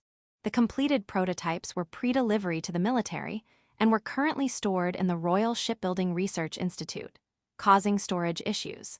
Can these prototypes fly? No, let me rephrase, are they usable? They're unarmed, so they can't be used as is. Modifications are necessary. However, since they were completed aiming for official adoption, they should be able to fly. Then let's acquire them. But Your Highness, these prototypes don't have pilots. We'll need to prepare pilots ourselves. That is troublesome. All right, we'll think about that. For now, let's secure those escort fighters. May I ask you to handle this? Leave it to me, I'll secure them right away. However, I understand. We'll handle the transfer of management for the prototypes, which are royal property. Chief Sirdar, please secure the actual items. Understood. Are there any other matters to report? If not, we'll adjourn here. With Her Highness's dismissal, I left the room with Big Sis Maki. Then, Big Sis Maki took me to another room. I'm sorry, we don't have a sign with the workplace name yet. This will be the grand office for managing the ships. Your room is in the back too now. I'll show you now, so come in. I was led into the room, almost pulled by Big Sis Maki's hand. The room lined with office desks had not only Maki's subordinates that I'd seen before, but also nearly half were unfamiliar faces. That's right. This office will manage not only your ship, but also Her Highness's cruiser. People have been dispatched from the Royal Property Management Department. Will those people also work under you, Big Sis Maki? Yes, according to Her Highness's explanation. Since most of the work is related to Shunmen, they'll nominally be my subordinates. But there's a chief over there too, so we probably won't interact much for work. More importantly, this way. This will be your room, Captain now. Chapter 10, The Captain's Ground Office. As I was told, I opened the door at the back, revealing a large desk placed in front of a window, with a simple reception area in front. This is more impressive than the fleet commander's room I was shown when I was guided to the 3rd Patrol Fleet's office. Isn't this a bit much? Now, I can see the worry written all over your face. But don't worry, this is Her Highness's castle, and outsiders don't come this far. You won't hear any complaints from others. Feel free to use it. During our conversation, we heard a knock on the door. Yes, Captain now has a visitor. Just as we were talking about it, a guest arrives. Who could it be? As I inquired about the visitor, Chief Sirdar had already opened the door and entered. Sorry, am I interrupting? No, it's fine. What can I do for you, Chief Sirdar? Well, I actually have a favor to ask. A request, I'll help if I can. What is it? This person seems to have something similar to our Maria. After all, even though we were supposed to be on the test voyage together, he never showed his face on the bridge during the entire journey, and we barely had any meaningful conversations. Or rather, despite being in that cramped ship for a week, we hardly even saw each other. Maria and the others said they often saw him around the work areas, asking questions everywhere, but it seems he's the type who can't see left or right when it comes to his own research. A formal request from such a person is bound to be troublesome. I still haven't given up on dying in the line of duty, but I want to avoid getting caught up in troublesome matters at all costs. Fortunately, Maki Nichin is next to me, and I'd like to somehow pass the trouble on to her. First, I'd like to know where you're procuring the space torpedoes from. It's been a while since they stopped making those in this country, right? They're usually difficult weapons to obtain. If you don't mind, could you tell me? This person said first.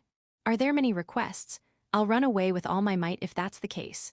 But I can answer what he's asking right now, so let's just answer and be done with it. Yes, we got them from the dismantling dock that remodeled this ship. Maki Nichin answered for me. I see, those torpedoes are useful. They can be launched reliably even in areas where radar doesn't work, and their functionality as weapons hasn't diminished at all. We'd like to research them too, and we want a good number of them. Is there any way to get them cheaply? I think it's possible, but how will you transport the torpedoes? They won't ship them out. It's more like they'll tell you to take them yourself. That would be problematic. We can't move torpedoes as civilians. Is there any chance you could help us? I can't answer that on my own. Why don't you talk to Her Highness? If Her Highness gives the order, we can move the ship, and moreover, we need to go to the dock anyway to prepare the seat for Her Highness that was mentioned earlier. You're right. Then I'll meet with Her Highness again, and... My, what's this about Chief Sirdar? Her Highness entered the room as he said this. Everyone in the room stood up simultaneously and froze. I'm sorry. I heard you talking about me, so I wondered what it was about, Chief Sirdar. Chief Sirdar answered Her Highness's question. He desperately explained that he wanted cooperation for his research to board the ship. Just obtaining space torpedoes alone wouldn't be enough for experiments. If he can't conduct various tests in space, it would be useless, so he's pleading for cooperation. Why not? What do you think, Furman? Her Highness is asking Furman, who had followed her into the room. Well, we also have the matter of the carrier-based aircraft we discussed earlier, and it might be good to get on good terms with the Shipbuilding Research Institute. How about we launch a joint research project? For instance, we could start with a theme like reviewing the operation of space torpedoes. Will the budget be all right? We've already used quite a lot, and we can't use an unlimited budget, can we? Yes, that's why we should seek cooperation from the private sector as well. According to our investigation, the dock that remodeled the Shunman is trustworthy. Moreover, they can supply the torpedoes needed for research at a very low cost, right, Captain? Yes, we bought the torpedoes currently loaded on the ship for 1 gold each, at the dock's request. Apparently, they have many torpedoes that need to be disposed of, and it's under the pretext of cooperating with that disposal. It's not just a pretext, they were really struggling with the disposal. Even if we offered to take them all, they would gladly hand them over. That's great news, but if that's the case, we might have a problem with storage space. Yes, that's why we only bought what we needed. However, now that our affiliation has changed, what will happen from now on? How much can be allocated for the operational costs of this ship? Mackie-Nichin is suddenly asking about the ship's running costs, which will eventually become an issue. Come to think of it, this organization is still in the process of being set up, and it seems they haven't gotten around to dealing with various routine problems that normally arise. Furman answered Mackie-Nichin's question on behalf of Her Highness. It wasn't particularly pleasant information. For the first year, 40 billion gold was allocated from the Royal Palace's reserve fund as expenses for launching the organization, but that's being consumed by various costs such as recruiting people and office expenses. They still need to bring in more people, but they've already used quite a lot, and honestly, it seems they don't have much room in the budget. In fact, this 40 billion gold budget is what remained from the 60 billion gold that was allocated for repairing the space frigate we had captured earlier. The Royal Palace had originally budgeted 100 billion gold as a reserve fund, but it was reduced due to various circumstances. Her Highness spotted this and almost forcibly took it to launch this organization. Therefore, there's no prospect for next year's budget. If this organization doesn't achieve proper results and get promoted from a preparatory office to an official government agency, there's a possibility that no further budget will be allocated. Her Highness thinks that results can be produced immediately and isn't worried at all, but the people around him must be quite stressed about it. In that sense, people like Furman are looking at costs quite severely. That's why they've taken notice of the dock we've been dealing with. Their costs are abnormal. Even though they say they're using second-hand materials, the costs are significantly lower than others used by the government. From Furman's perspective, it seems like they're managing with about 5% to 10% of the usual cost.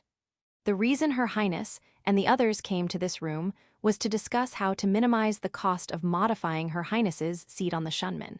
If they can procure high-tech space torpedoes, albeit older models, for 1 gold each, they're willing to provide them in kind to curry favor with the Ship Operation Research Institute. As for various tests using the Shunman, they can kill 2 birds with 1 stone by conducting them during our operations, serving as training for the crew. On top of that, they can get state-of-the-art carrier-based aircraft for free, even if they're surplus and their use is unclear. They're certainly shrewd people. I had thought that noble people would be more generous, but I've revised my perception. They have quite strict, or rather, solid ideas about money. After various discussions, we decided to head back to the dock on Nihonium in the Yttrium star system tomorrow. For some reason, perhaps because the Shunman is fast, Her Highness will be joining us on the visit. I wondered if it would be all right, as there aren't even any security personnel, but Her Highness's words were simply, "It's fine." Her Highness, who is also my superior, seems to be beyond my common sense. Would they decide to go to the dock the day after hearing yesterday's report and discussing it? We're talking about royalty here. Usually, a royal visit would require preparations starting a year in advance, but we're moving the very next day after discussing it. Even if it's only a few hours' distance in my ship, is this really okay? Besides, there's the issue of insufficient crew on my ship. In the end, I find myself being dragged back to Nihonium by Her Highness. It's a distance that takes several hours, even using interdimensional travel from the capital, Diamond. It would take half a day by normal travel on a high-speed craft, so it's not just a quick shopping trip. Yet here I am, heading to Nihonium with Her Highness on board. Chapter 11. The Captain's Cooking for Her Highness. Since Shunman had set sail early in the morning, it became an issue that there were no soldiers to prepare meals when lunchtime came around. It was almost noon, and we were wondering what to do. If it were just us, we could choose to do nothing, but Her Highness was sitting quietly behind me, observing our ship operations. Of course, there was no seat specifically for Her Highness, but she was sitting in the guest seat without complaint. Well, this seat was for guests of a certain rank. Normally, people would sit on the emergency seats scattered around the bridge. In fact, Mr. Furman was sitting on one of those seats. The lady-in-waiting, Margaret, wasn't here at the moment. I remembered that she was probably in the room prepared for Her Highness. I left the bridge command to Sister Merica and went to look for Margaret. I knocked on the door of the room and was let in. Then I began to consult with her. Miss Margaret, I apologize for asking this, but have you prepared lunch for Her Highness? No, we haven't prepared anything like that. Her Highness wishes to have the same meal as everyone else. But surely we can't serve her simple rations. Absolutely not. Such rudeness would never be allowed, Captain. Then, Her Highness was looking forward to the Captain's cooking. Aren't you going to cook this time? But last time, I received quite a few complaints. That's different from what I heard. Both Her Highness and Furman said they felt sorry for the captain and the crew. They understood the importance of meals, of course, but realized they hadn't made proper arrangements. I hear they're looking for someone who can cook. That's kind of them. Well then, I'll prepare something. I'm not sure if I should say this, but will it be all right? I mean, the ship's navigation. Don't worry. We're not fighting enemies, and we're in the relatively safe capital space area. I've left the command to Lieutenant Merica, the vice captain. Now, I'll head to the kitchen. Should I help with anything? Miss Margaret, do you cook? Well, it's embarrassing to admit, but in the castle, we have chefs, so I rarely have the opportunity to cook. I see. If you're free, you're welcome to just watch. Many of our crew are from orphanages, so they're used to this. However, I'm not sure if it's appropriate to serve such food to Her Highness. You're worrying too much. Her Highness is looking forward to it, after hearing Captain Ford say it was delicious. In the end, trusting Margaret's words, I caught some of the cadets who had helped me before and headed to the kitchen attached to the soldiers' mess hall. Last time it was for about 60 people, but this time there were about 30 more, so I prepared meals for 100 people. Those girls, despite being women, tend to eat a lot. This time, because Her Highness was on board, instead of the intimidating royal guard that came before, there were 30 soldiers from an all-female unit accompanying her. We're assuming it's a day trip, so we haven't assigned rooms to the newcomers, but it won't be a problem if it becomes necessary. This ship has rooms that can easily accommodate 120 people. I had Margaret taste test the prepared food for poison before taking it to Her Highness. We couldn't let others eat until Her Highness had eaten first. I left the rest to the cadets and returned to the bridge. When I returned to the bridge, I heard that Her Highness had already gone back to her room to start eating. Captain, Her Highness is waiting for you. Hi. She wants to dine with you. I understand. Margaret came to fetch me after I had returned to the bridge. I ordered Merica to take turns having meals, then headed to Her Highness's room. Despite commanding this ship, I just can't get used to this room. The captain's quarters are already extravagantly luxurious and make me uncomfortable, but this room is even more lavish. It's probably more than adequate for royalty, but I wonder why such a room was even built. Those guys must have created it purely out of personal interest. In hindsight, it could be called a brilliant move on their part, but I can't wholeheartedly praise them for it. Thinking about such things, I entered the room. Captain, is the bridge all right? Yes, it's fine. Moreover, this room is the closest to the bridge, so if anything happens, we can shout from the bridge and be heard. No, we can't. I forgot this room was built as a suite. The soundproofing is perfect. However, emergency ship-wide announcements will still come through, so there's no problem at all. Then we can enjoy our meal without worry. I invited you because eating alone is dull. Thank you, it's a great honor. However, I feel a bit embarrassed since I prepared the food myself. The meal began with this kind of conversation. With Margaret serving tea, it truly felt like an elegant dining experience. Thank you for the meal, it was really delicious. Captain, you're quite skilled at cooking. No, most orphanage graduates are about this good. We have to take care of not just ourselves, but also the younger children. Everyone does what they can, so we naturally learn. Is that so? But we can't always make the captain cook. We'll find someone as soon as possible, so please bear with it for now. Just then, a communication came in from the bridge. Captain, we're about to enter Nihonium's control area. Please come to the bridge. Understood, I'll be right there. Shall we return to the bridge then? Her Highness suggested this to me, but it wouldn't be appropriate. If we were just entering the spaceport, communication alone would suffice, but we're entering the dock, so a guide will come aboard. We certainly can't bring Her Highness to where an uninformed guide is present.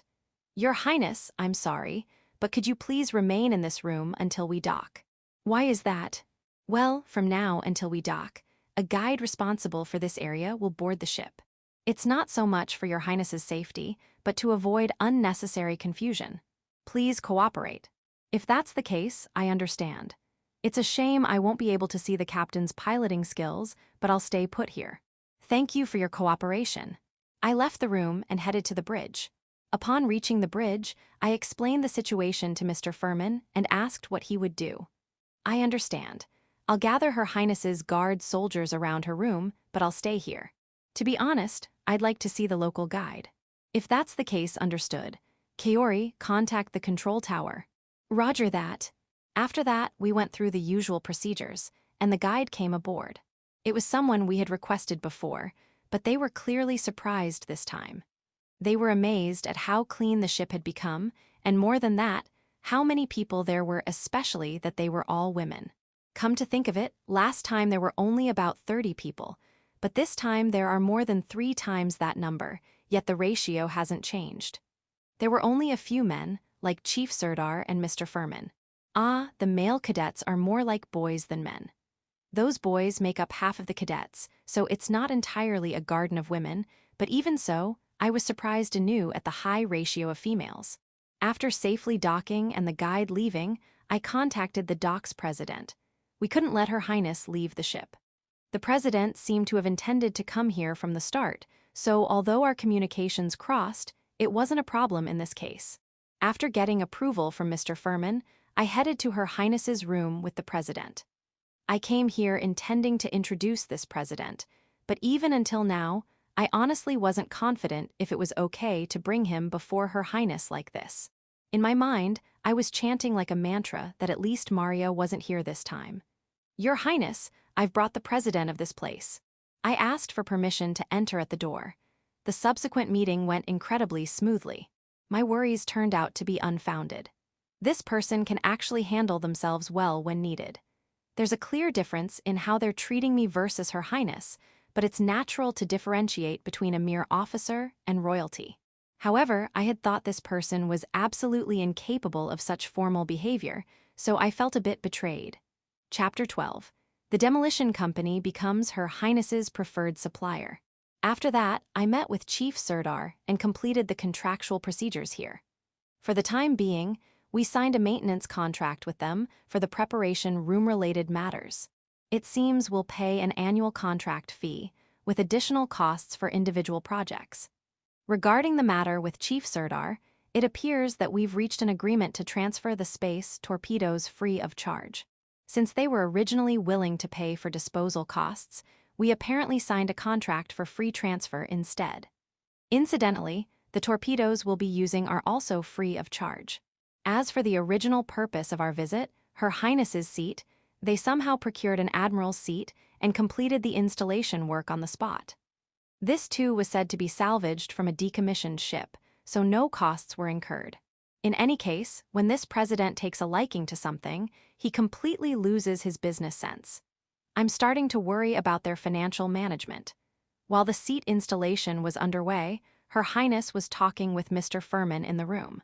I heard later that they're planning to buy the neighboring bankrupt factory. We dropped off Mr. Furman there and returned to the capital that same day. We wanted to be back at Farron Spaceport by dinner time. I certainly don't have the courage to prepare Her Highness's meal for dinner. Section. It's been a week since that Nihonium trip, and I've been working on the ground. In the room prepared for me, I'm adjusting various operation plans and such. After all, talks of joint research with the Royal Shipbuilding Institute have come up. I'm discussing test plans with the overly enthusiastic Chief Sirdar, who's eager to conduct research using those torpedoes. Even if we can fire torpedoes at will for practically no cost, we can't just fire them recklessly. While the torpedoes themselves are free, getting to space to launch them is expensive. Even for a small space destroyer, the costs to reach space are not insignificant. Although we as the Preparation Office will cooperate, we can't cover those expenses, so the Research Institute will have to bear the costs for the experiments. Therefore, the Institute is also strict about budget applications, and we can't fire even a single torpedo without properly creating an experimental plan. Chief Sirdar is desperately working on that plan, and I've been dragged into it as well. I've been coming to this office almost daily, running simulations on my Broughton computer, and considering tactics for areas where laser cannons can't be used. Meanwhile, Her Highness and Mr. Furman are apparently running around recruiting personnel, which was one of the items under consideration. The soldiers we took with us last time were from an all-female unit of the Royal Guard responsible for protecting the Queen and princesses, and they seem to have brought about 30 of them into this organization. By the way, I heard that the name of this all-female unit is Garden of Lilies, and as a side note, there's also a male unit called Rose Squad. The person who told me this repeatedly insisted that there's no strange meaning behind it, but it seems rather suggestive. Note, Lily translates as Yuri in Japanese, a name also used for the girls' love genre. Rose translates as Bara in Japanese, a name also used for the boys' love genre. They brought an entire platoon from the Garden of Lilies that always guards Her Highness. According to Her Highness, she plans to always have a squad of 10 from the Lily platoon on board my ship as security personnel, and when Her Highness is on board, she'll add another squad of 10. She's planning to rotate these 3 squads continuously. While I can use the security personnel as my subordinates, my direct subordinates will now number over 60, including those who have been with me from the beginning. This ship is not a warship, but a police ship. Therefore, depending on the situation, people from various departments are planned to be brought on board. For example, in the case of cracking down on pirate ships, engaging in combat with pirate ships falls under my jurisdiction. But when it comes to directly boarding pirate ships, the tough individuals Her Highness has scouted from here and there will form teams and board. Naturally, issues of command authority arise, but in this case, since an investigation headquarters will be set up, the command authority will be exercised by the investigation room chief who has come to the scene or their deputy, and I will also be under their command, as they explained to me. Well, since the organization isn't fully established yet, there will be some trial and error, but the organization I belong to is not military but police. It's a different feeling from what I've learned in school so far, but that can't be helped. The Coast Guard is originally police too, but because it was created by military personnel, it was modeled after the military, so there was less of a sense of incongruity. However, here, to be frank, there's nothing but a sense of incongruity. Well, it's extremely odd that I became the captain in the first place. While living such a life, Her Highness brought a chef to me. She's a beautiful 28-year-old woman named Erin. The story is that I can use her and her 3 female assistants as my subordinates. From now on, I can leave the meals on board to them. Regarding the supply of food ingredients, people will be sent from the Grand Office as needed to handle it. At this stage, all pending issues except for the carrier-based aircraft have been resolved. Even those carrier-based aircraft have finally been approved by the Royal Property Management Department to be transferred to us, and we need to take them to that dock. I heard that the assault landing craft has also been ordered from that dock and will be delivered along with the modification of these carrier-based aircraft. So, tomorrow we'll have them fly to Nihonium for their training and to transport the carrier-based aircraft. Of course, we'll be on board too, so please be prepared. Yes, understood. However, regarding bringing on board the chefs, how should we handle the food supply? No need to worry. I've already talked to Chief Maki about it. She'll be discussing it with head chef Aaron later. I understand. On my end, I'll proceed with the loading of the carrier-based aircraft and preparations for tomorrow's voyage. Finally, this Interstellar Criminal Police Organization Establishment Preparation Office is going into full-scale operation. To be honest, my ship was the last to complete preparations. I heard from Captain Ford, who has an office next door, that they finished their preparations a little ahead of me last week. It seems that the preparation of my ship ended up being the last after all. When you think about it, it's natural because this place has strong specializations. Information gathering, investigation, and assault departments for arrests can be prepared just by scouting people and setting up command structures. Also, administrative departments like Machinisons are ready to go once their work is clearly defined. In contrast, my ship requires preparation across a wide range of areas. Not only do we need to bring in people, but that alone isn't enough. We need to prepare various things and train before we can use them. On my end, I was late because I was accompanying Chief Sirdar's research while conducting training and preparations. No, is this an excuse? A large part of it comes from my lack of experience and qualifications. I've completely delegated troublesome matters to Americanison, and that's barely making things work. All of this will come to a settlement with this. From tomorrow, routine work will start, I guess. I parted ways with Her Highness and went to see Machinison, asking her to tell Aaron-san to return here after the meeting is over so I can guide her to the ship. After a while, Machinison brought Aaron-san and her assistants into the room. Captain, we're ready. Ah, then let's guide them to the ship. We need to get them, somewhat accustomed to the ship, before tomorrow's departure. Yes. Is it okay to entrust them with the meals starting today? Yes, it's fine. Then, let's ask them after introducing them to everyone. I took Aaron-san and her team, including Machinison, to Farron Spaceport in an official car with a driver. Come to think of it, I've become quite important, moving around in a car with a driver. This is because I'm given the same treatment as the captain of Her Highness's cruiser, who has a room next door, and not everyone can do this. However, I understand that this is not the treatment of a mere lieutenant. It's the result of respecting the formality as the captain of Her Highness's ship. I don't mind walking, or rather, using public transportation, but I like this treatment. Above all, it saves a considerable amount of time. Upon arriving at Shunman, I immediately had Machinison gather everyone in the rear hangar. Aaron-san and her team will be my direct subordinates. The security personnel have also gathered, and while I'll introduce them here, I have command authority over them but not personnel authority. Since they'll be rotating to serve on the ship, I won't introduce everyone here individually, but I'll just mention that. Finally, I introduced Aaron-san and her team as the people who will be in charge of the meals and dismissed everyone. Captain, the crew composition has become quite complex, hasn't it? That's the honest opinion of Machinison, the executive officer. Yeah, and when we actually start operations, the ship will be crowded with investigators, assault team members, and others. You'd better be prepared. Thank you for the not-so-pleasant information. Whether we clash with them or Maria and the others explode, either way, it's going to be a comfortable ship, isn't it? Thank you, too, for the unpleasant prediction.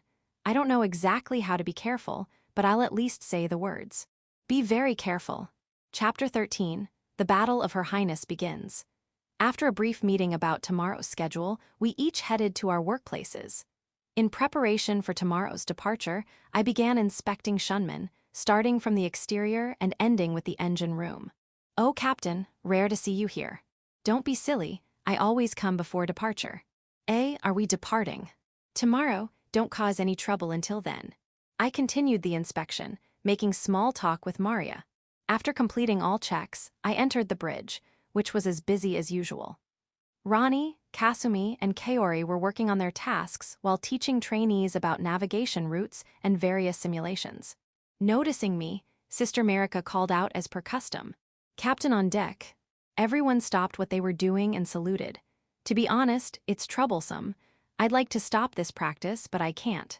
I returned the salute and encouraged them to continue their work.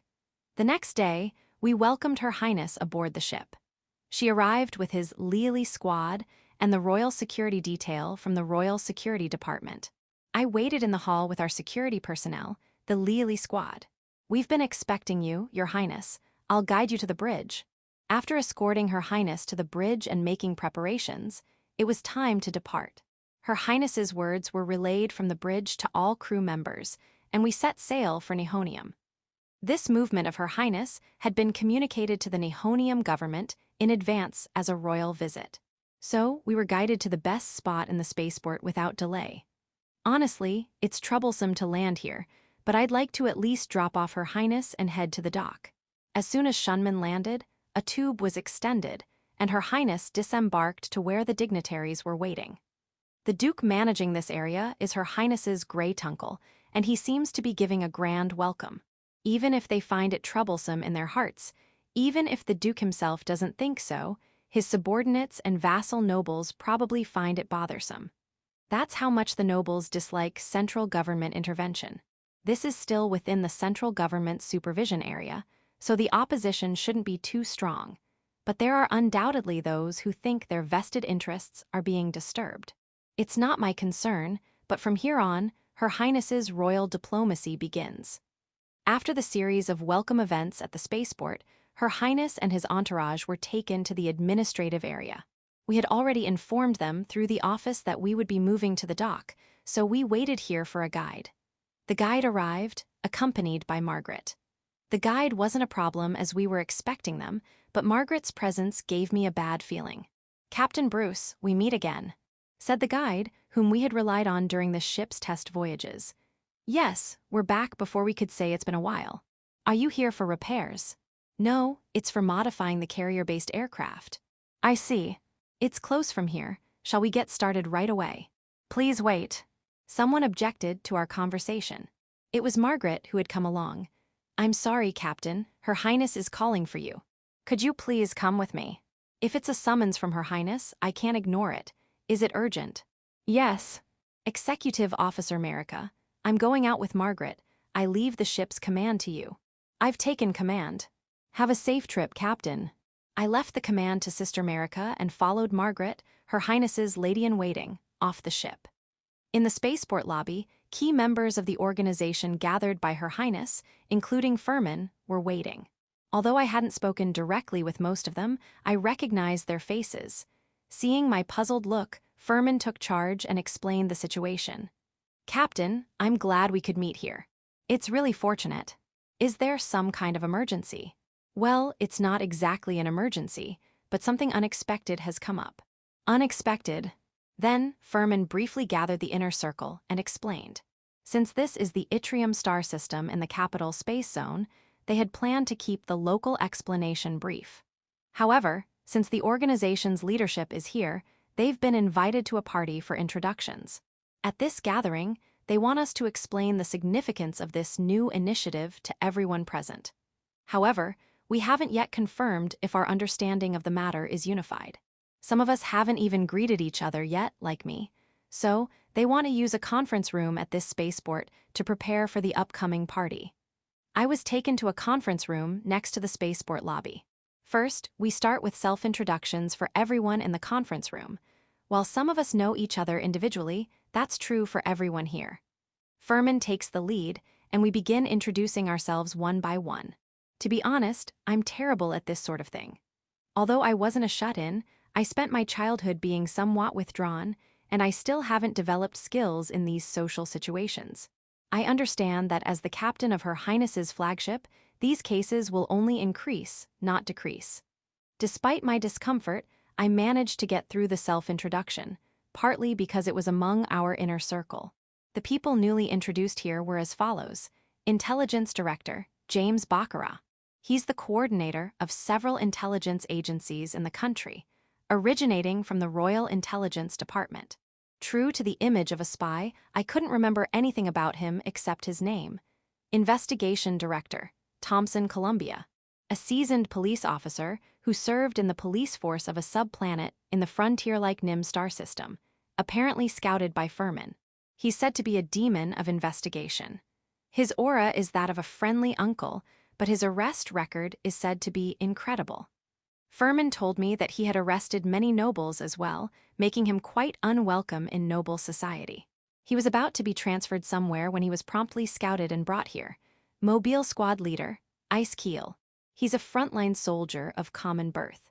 He's said to be unrivaled in combat using a battle axe and had risen to the rank of non-commissioned officer. His ability to train subordinates and command in the field is also highly regarded, but following the saying, the nail that sticks out gets hammered down. He was about to be sent to his death by an incompetent noble's son when he was scouted using royal authority. To be frank, he's handsome, the kind that makes you want to say, "Die, Normie." He has a sweet face and gentle aura, but he's a monster who shows unparalleled strength in combat. That's the kind of talk you hear within the squad. Security Director, Virginia Stanley. A beautiful woman in her early 30s. She's a perfect superhuman with no weaknesses in combat or in attending to Her Highness's personal needs. She's from the famous Garden of Lilies and rotates security personnel to my ship as well. These four were introduced this time, and they are the core of the working group for the Wide Area Criminal Police Organization Establishment preparatory office that Her Highness has set up. While the Intelligence Director and Security Director were brought from the royal household, the scouted members are, to be blunt, misfits, people who were treated as unnecessary or problematic in some way. Yet their achievements and abilities are well proven. To those who can see it, this lineup is like picking a fight with noble society. Ah, so that's why I'm here. By including me, an insignificant failure, they avoid arousing undue suspicion among the nobles. I hate to say it myself, but I can confidently say that I pale in comparison to them. Moreover, I hold quite an important position among the key members as the captain of the flagship. However, mingling with these people at a party would be nothing short of hell for me. As I was thinking about this, Furman continued the conversation without paying attention to me. Now that we've finished the introductions, let's get to the main point. Our original plan was to start after leaving the capital star system, so please consider this as moving ahead of schedule. He then proceeded with the discussion. Yes, the plan was to just give a brief greeting here and then tour other star systems within the kingdom. It seems they intended to properly strategize on the ship while heading to the next destination, the Rhenium star system. Rhenium is also the gateway to the Ammon Principality, the kingdom's only friendly nation, and its public safety is quite good. Or rather, they're desperately maintaining public order by stationing the Second Fleet's home port there. So it seemed appropriate as the first visit destination. Her Highness's initiative is understood as necessary by some, but most of the nobles consider it just a hobby she's taken up. To be frank, they don't look kindly on royal interference in areas governed by nobles, so it becomes a kind of battlefield in the arena of noble politics. The story was that our debut on this battlefield had been moved up. Whether this royal diplomacy is seen as Her Highness's hobby in the arena of noble politics or not, it's an important stepping stone for us to gain command and control over local investigation departments as needed. Therefore, failure on this battlefield is not an option. There must be no discord among Her Highness's subordinates. So, we were instructed to align our policies here and never show any weakness that those foolish nobles could exploit. Chapter 14. The Secret Strategy Fails. At this meeting, I heard many things, most of which were new to me.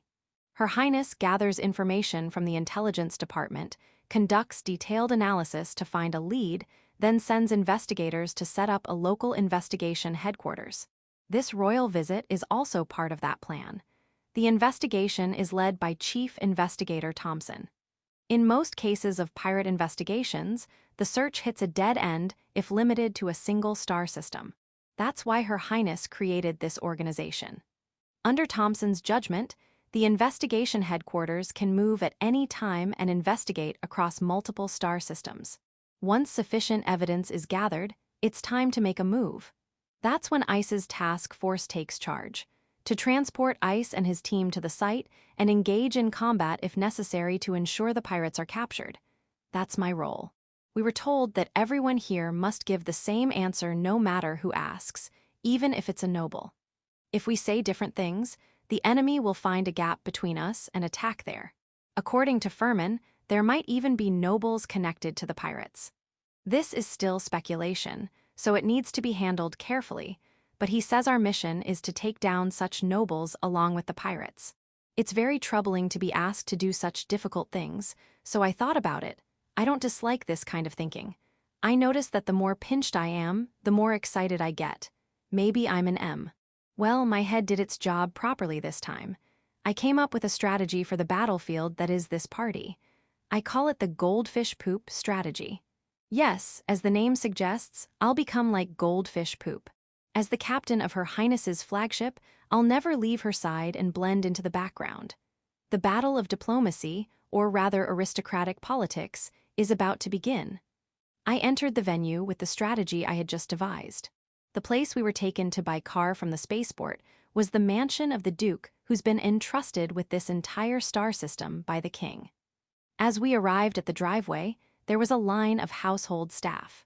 Furman walked through them majestically, with us following behind.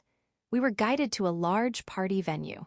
I immediately found Her Highness and positioned myself behind her, trying to look casual. Her Highness was busy receiving greetings from the party guests. For now, my goldfish poop strategy was progressing smoothly, and I hadn't been attacked yet. The Duke at the venue went up to the central platform and began his greeting. It seems we were the last guests to arrive.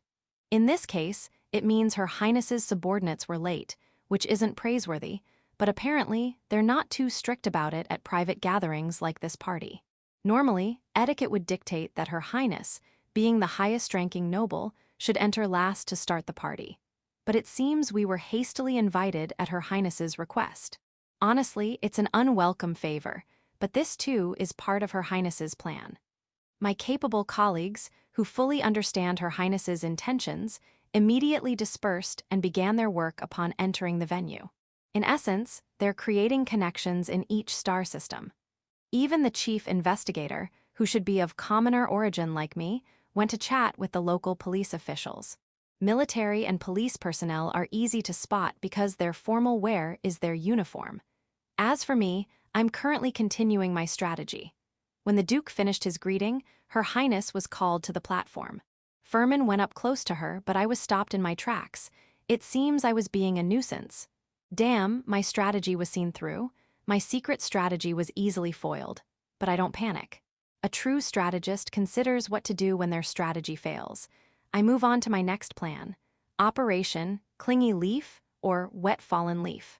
This strategy aims to ensure my safety by clinging to my colleagues and not letting go. I immediately head towards Ice, the task force leader whom I spotted. To cut to the chase, Ice was impossible. His looks are, frankly speaking, those of a popular guy and top class at that. He smoothly handles the noble young ladies.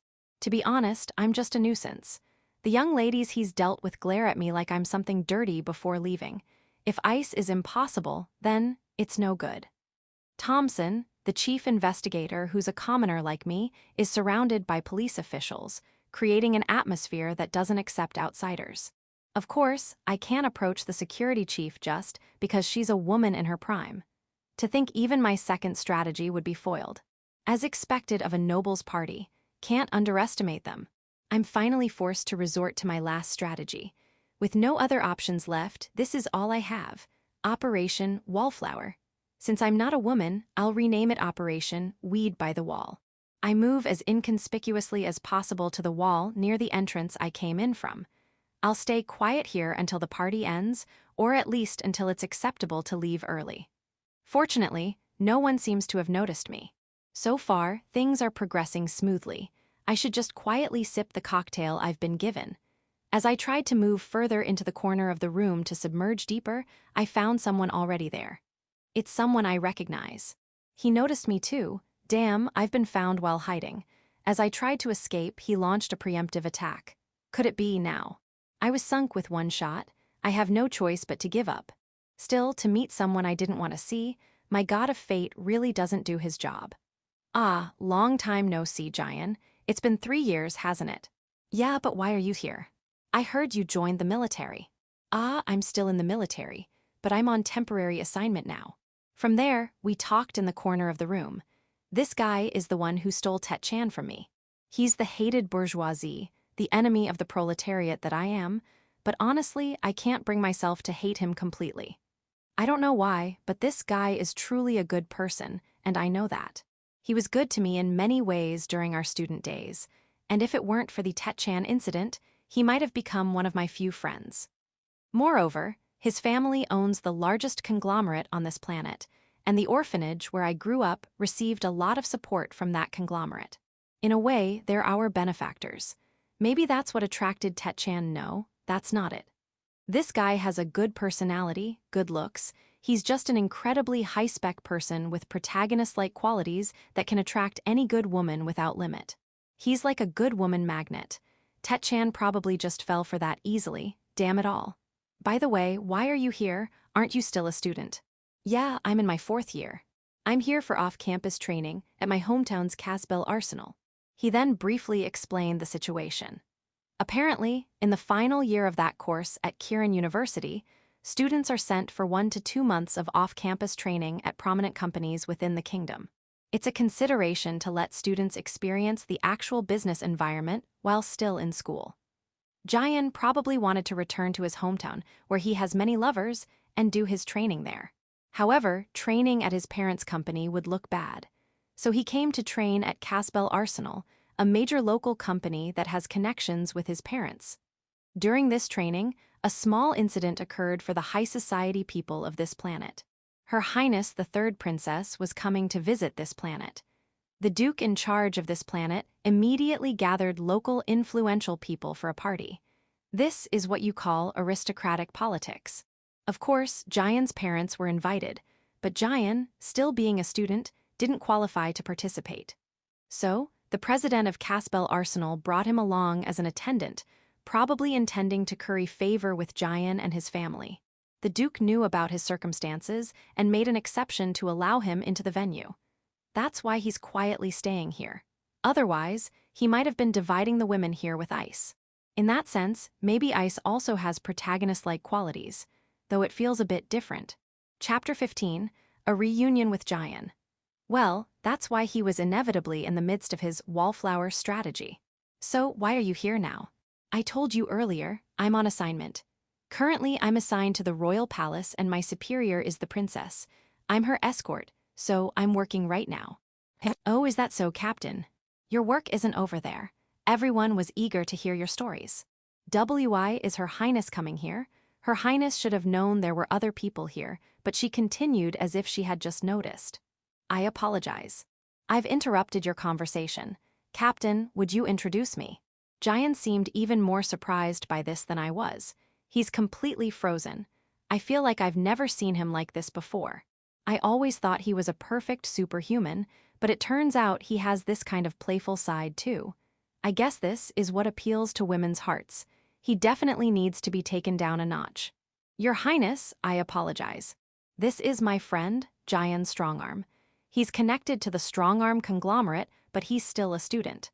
He's here as an attendant through the consideration of his internship company's president. So, formal introductions might not be. I understand, but I'd like to greet someone who knows Captain Bruce, wouldn't I? I am extremely honored to have the privilege of seeing Your Highness up close. I am Jayan, as now, Captain now Bruce introduced me, the third son of the Strongarm family. I'm currently a 4th-year student at Kirin University. I was allowed to participate here through the consideration of President Casbell. This is my first time attending such an event, so. He's completely flustered. Well, anyone would be in this situation. I have no obligation to help him out, but, well, maybe I should. I'll save him from Her Highness. This is going to be a big favor, you know, not that he owes me an introduction to a woman or anything. By the way, Your Highness. Did you need me for something? Yes, Captain, you're working, aren't you? Your work is waiting for you over there. As Her Highness said this, I could see the nobles' gazes directed towards us. Do I really have to join them? Her Highness has already foiled 2 of my secret strategies. Her Highness is a formidable tactician indeed. I resign myself to heading over there. I'm sorry for interrupting your conversation. No, I'm the one who should be extremely grateful for the opportunity to speak with Your Highness. Her Highness started walking towards the group of nobles before I did. Of course, I couldn't lag behind, so I said one last thing to Jayan before following Her Highness. Sorry, I've got to go. Jian managed to utter just one word. Yeah. The place I headed to was where the nobles were gathered. To be honest, why is Her Highness sending me into a battlefield where I have no chance of winning? Could it be that Her Highness is my enemy? I was easily and swiftly defeated. Her Highness is explaining to the gathered influential nobles about upcoming activities. She was also explaining about the ship I'll be commanding, which is probably why I was called over. Since a duke was also present, Her Highness made a surprising proposal at the end. Hey, Captain. Let's show the duke your ship. It seems like a tour, or rather, a private viewing. I easily agreed. Yes, that's fine. When everyone arrives, I'll guide you through the newly reborn Shunman. What do you think, Duke? As a thank you for inviting us this time, I'd like to hold a small party on the ship. While we can't accommodate everyone here, I'd like to invite those close to you. How about it? We'll cruise around this star system. Would that be all right, Your Highness? If so, I'd be delighted to accept your invitation. A cruise on that beautiful ship. That sounds wonderful, Duke. Please allow me to join as well, Your Highness. How about the day after tomorrow? I'll leave Furman here to discuss the details. A shipboard party. Her Highness has raised the bar significantly higher than it was here. At this point, I had no choice but to classify Her Highness as an enemy. There's no way that could be true, but still, this is tough. Of course, Her Highness must have a plan for making this proposal, but what could it be? After this, Her Highness and I were allowed to leave the party early. We're heading to the dock by car from the Duke's mansion. Her Highness and I were put in the same car. Of course, several members of the Royal Guard and security personnel are also in the car, but I'm the only one next to Her Highness. Captain, there's no need to worry. That ship is nothing to be ashamed of anywhere, and with my Garden of Lilies members, there's nothing to worry about regarding service. They're used to working on cruisers. If there's any problem to point out, it might be you, Captain. You can't escape on your own ship, after all. Damn, Her Highness had been checking my behavior today, but what does she want me to do? We'll be repeating this in each star system we visit. At least here, where there are no apparent enemies, it's the perfect environment to gain experience. When I saw that ship, I immediately thought about holding a shipboard party here. Is that so? That's an honor. Now, for an immediate question, how many people can that ship accommodate? As I reported before, it was about 123 people, wasn't it? Well, that's fine. That's the crew capacity, right? What I want to know is how many guests it can accommodate. Guests, I hadn't considered that. I'll inquire right away. I told Her Highness this, and called the dock's president on my portable terminal. Talking to the president through the terminal wasn't getting anywhere. Perhaps growing impatient, Her Highness took the terminal from me and, believe it or not, started talking directly. She talked for about 5 minutes. When the conversation ended, she happily reported to me, "Captain, you really introduced us to a good company. It's truly fortunate that we were able to contract with them. While there's currently no such function at all, they said they'd prepare it right away. They'll prepare emergency seats in several multi-purpose halls, so I've requested 30 seats for nobles and 90 seats for attendants." By the time our car arrived at the dock, construction had already begun. I'll pretend I didn't see Maria working gleefully. Her Highness entered the ship directly through the rear hatch, stopped by the galley to catch the head chef, and then headed to her room. She's probably going to discuss the party menu plans. I went straight to the bridge, heard a report from Executive Officer America, and then entered my room. Today was really tiring. It was all unfamiliar experiences, and I was exhausted to my core, so I just lay down. I must have fallen asleep at some point because when I became aware again, about 2 hours had passed. I woke up to the sound of someone knocking on my room's door. "Yes, enter." I said this to the person knocking, allowing them to enter the room. It was Margaret, Her Highness's lady-in-waiting. "Captain, I apologize for disturbing your rest, but Her Highness is calling for you. Would you mind coming along?" When I was called by Her Highness and entered her room, things were a bit chaotic inside.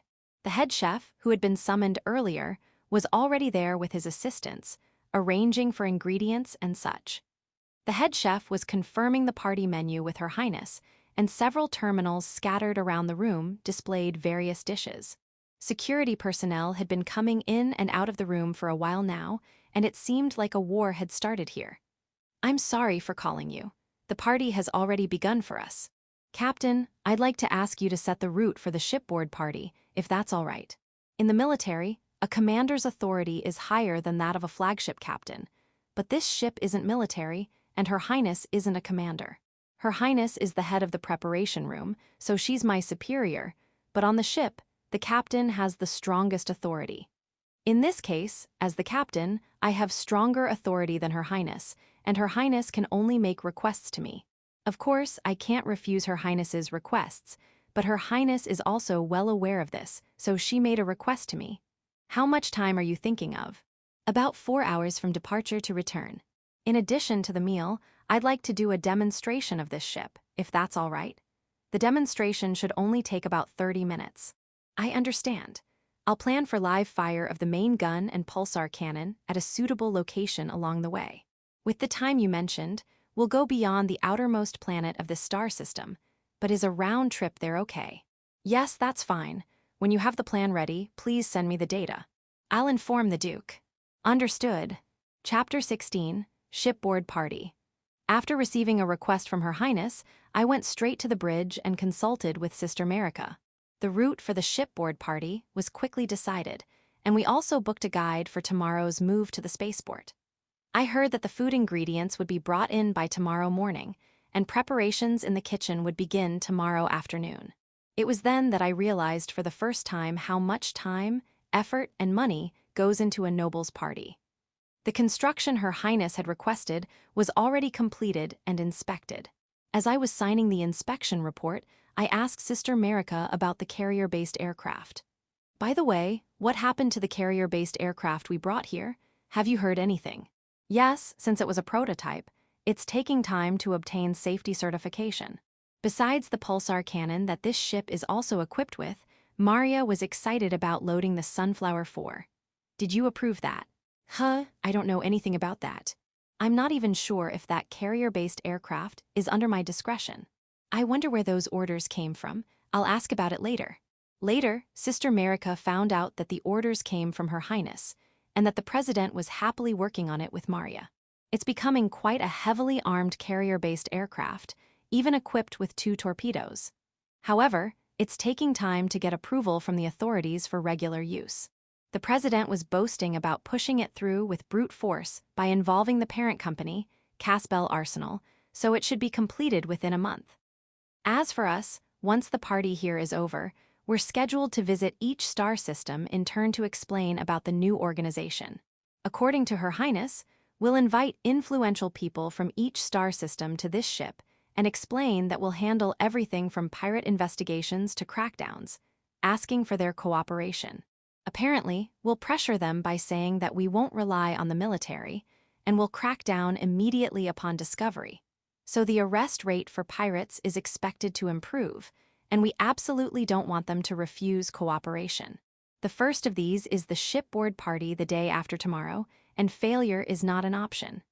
I'm supposed to do my best as a host, but I wasn't taught how to interact with nobles at school. Luxury cruise ship crew members are expected to socialize with guests as part of their job, and ship captains often dine with passengers. Apparently, all shipping companies put effort into such manner education, but the military doesn't have such educational items. It doesn't seem necessary for the Coast Guard either, so to be honest, all the officers, including myself, are dreading the day after tomorrow. Her Highness says, there's nothing to worry about, but I wonder about that. Mr. Furman and Miss Margaret tell us it's fine to be ourselves since everyone understands this isn't a cruiser or luxury liner. But they still taught all of us officers some basic manners. Time passed like this, and finally it was time to welcome our guests. Leaving the bridge to Sister Merica, I stood next to Her Highness in the lobby, waiting for the invited guests. My ship had been transported to the spaceport yesterday, and now an incredibly luxurious tube used by nobles for boarding was connected to the hall at the boarding gate. Even nobles have to go through security checks, so it took some time for the guests to arrive, but eventually, the nobles we invited, led by the Duke, arrived.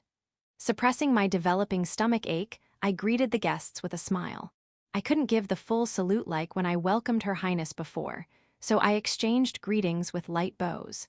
The security personnel from Her Highness's Garden of Lilies skillfully guided the welcomed guests, taking the entourage and guests to separate multi-purpose halls.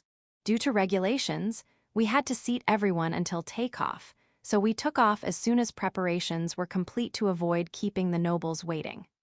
Thanks to the wishes of the Duke and Her Highness, we were able to take off without any delay. We left the spaceport's control area immediately after takeoff. Once we reached this point, we could switch to normal navigation, releasing the guests and starting the party. I reported to Her Highness, who was sitting behind me. We are now entering normal navigation. Her Highness immediately stood up from her seat and moved on to the next action. She gave instructions to Furman, who was standing by. Then turning to me, she said, "Please greet and guide the guests on board."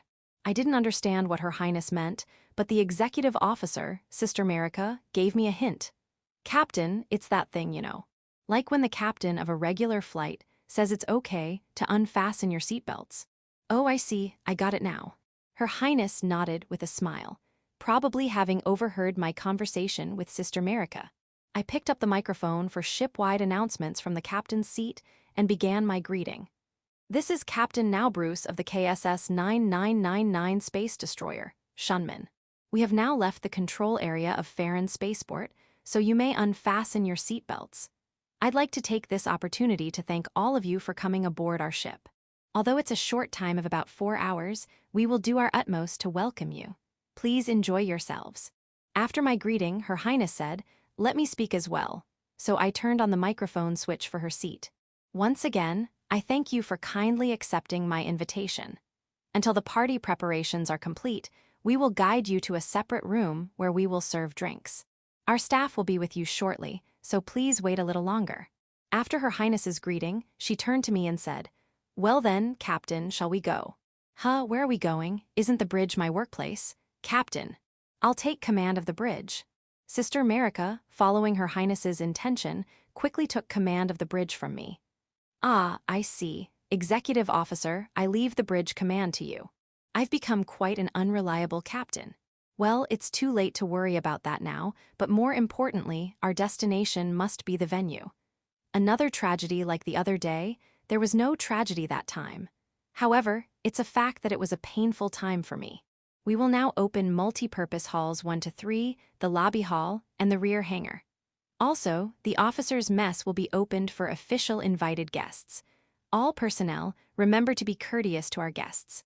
The executive officer, Sister Merica, is giving orders to each department head from the bridge. She's acting much more like a captain than I am. I follow Her Highness to the first multi-purpose hall.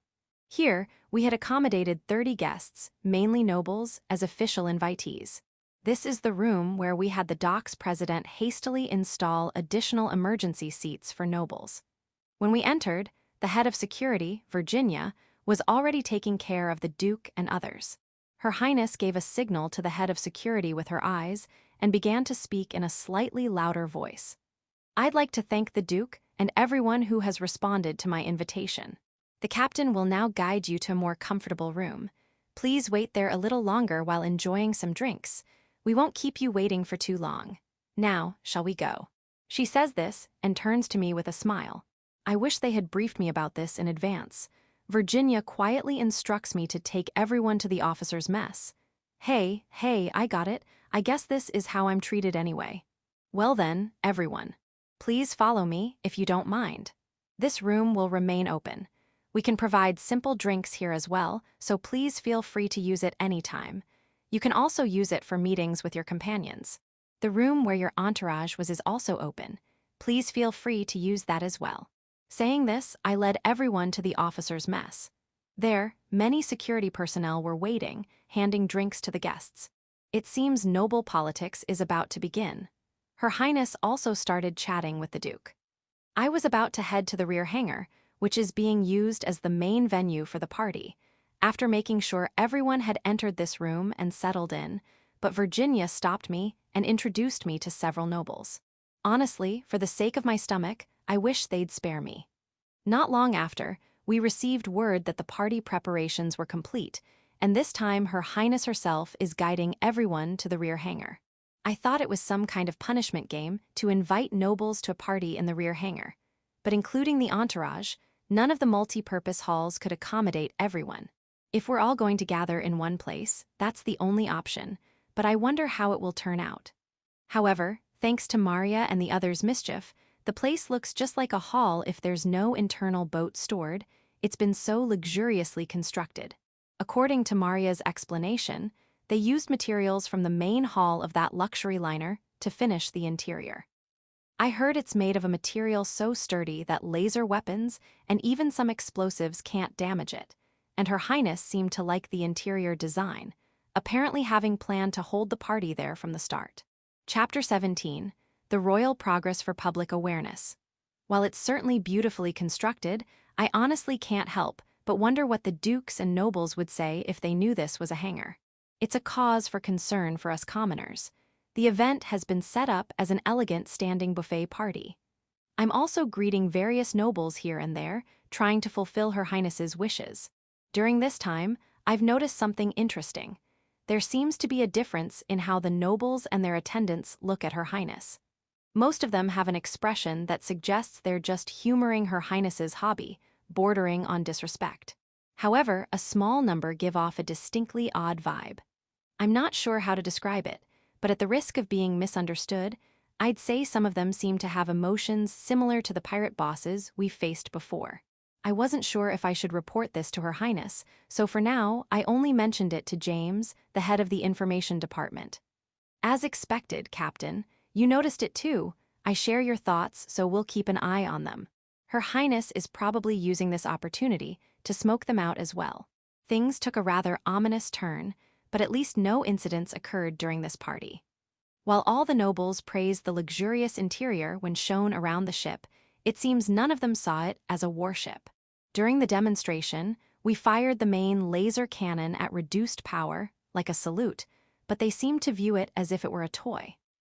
I definitely felt they were underestimating us, but since Her Highness had asked us to do it this way beforehand, we left it at that, even though it didn't feel like much of a demonstration.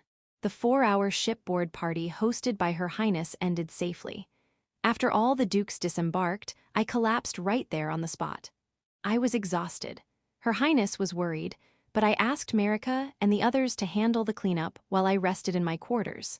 In any case, the preparatory office for the establishment of the Interstellar Criminal Police Organization, as envisioned by Her Highness, has begun its work. To start with, for domestic awareness, we'll be visiting each star system to introduce ourselves. This was just the first stop. Although this wasn't in Her Highness's original plan, it seems to have worked out well. Above all, we've identified several potential issues in advance. Her Highness had thought that since this was the royal home territory, simply announcing it in the official gazette would be sufficient. But precisely because of that, no one here openly showed hostility towards Her Highness. It was the perfect environment for a practice run. This is the capital star system, Her Highness's home turf. Even though it wasn't an away game, I honestly think no one truly agreed with Her Highness's ideas, but she seemed to be aware of this and wasn't bothered by it. Instead, she warned us to be careful in other star systems we'll visit, as some people might openly show hostility towards us. Especially in regions bordering enemy nations, we'll be completely on foreign ground. Yet even here, in Her Highness's home territory, there were a few who opposed her. Once we leave the capital star system, as Her Highness warned, we might face open hostility. Naturally, this extends to us under her command, especially to a novice like me. Even at the recent party, I felt the hostility directed at me was bordering on lèse majesté. Although the start was full of uncertainties, the royal progress continued, and after a month, Her Highness finally completed her visits to each star system. During this time, the office, or rather each department, wasn't idle. Work had begun at the office side since the first shipboard party. Even while we were traveling, the heads of the investigation and information departments were constantly in communication with the main office from a room aboard the Shunman, starting their work. They were marking suspicious individuals based on impressions from the parties in each star system and on board, and the information department was narrowing down their focus. The investigation department, for its part, was looking into unsolved cases within each star system, focusing on suspicious ones. Amidst all this, based on information gathered from our first visit to Nihonium, Her Highness's cruiser was dispatched there last week to conduct investigations. Information is constantly being sent to the room where the head of the investigation department is holed up on our ship. I heard that Mr. Furman, who had parted ways with us, is commanding the investigation team aboard Her Highness's cruiser sent to Nihonium. Currently, the investigators are using the cruiser docked at Nihonium as their base of operations. Well, they can't keep using Her Highness's cruiser as their investigation headquarters indefinitely, so I hear Her Highness plans to visit Nihonium again soon to formally request cooperation. Given that the royal progress lasted a month, Her Highness apparently needs to report to the royal palace. I heard that as soon as the report is finished, we'll head to Nihonium. After dropping off Her Highness, I started inspecting the ship. While I was checking around the captain's seat on the bridge, Kasumi called out to me. "Captain, may I make a request?" "A request, what is it?" "Yes, we'll be having investigators and intelligence officers on board again, right?" "Ah yes, that's the plan. I hear we'll soon have some rough-looking folks called the task force on board too. What about it?" "Well, Kaori from communications mentioned it too, but this ship's communication usage is off the charts. I'm having trouble using it when I need to. Could we upgrade our communication equipment? For things like that, you need to submit a proper request form. I'll review it and pass it on to Her Highness." "Wow, Captain, you really know your stuff. I'll prepare the request form right away." With that, Kasumi dashed off to her room. "Is this check done already? Will it be okay?" "Well, Kasumi doesn't cut corners and we haven't been in any combat, so it should be fine. I guess I'll wrap things up here too."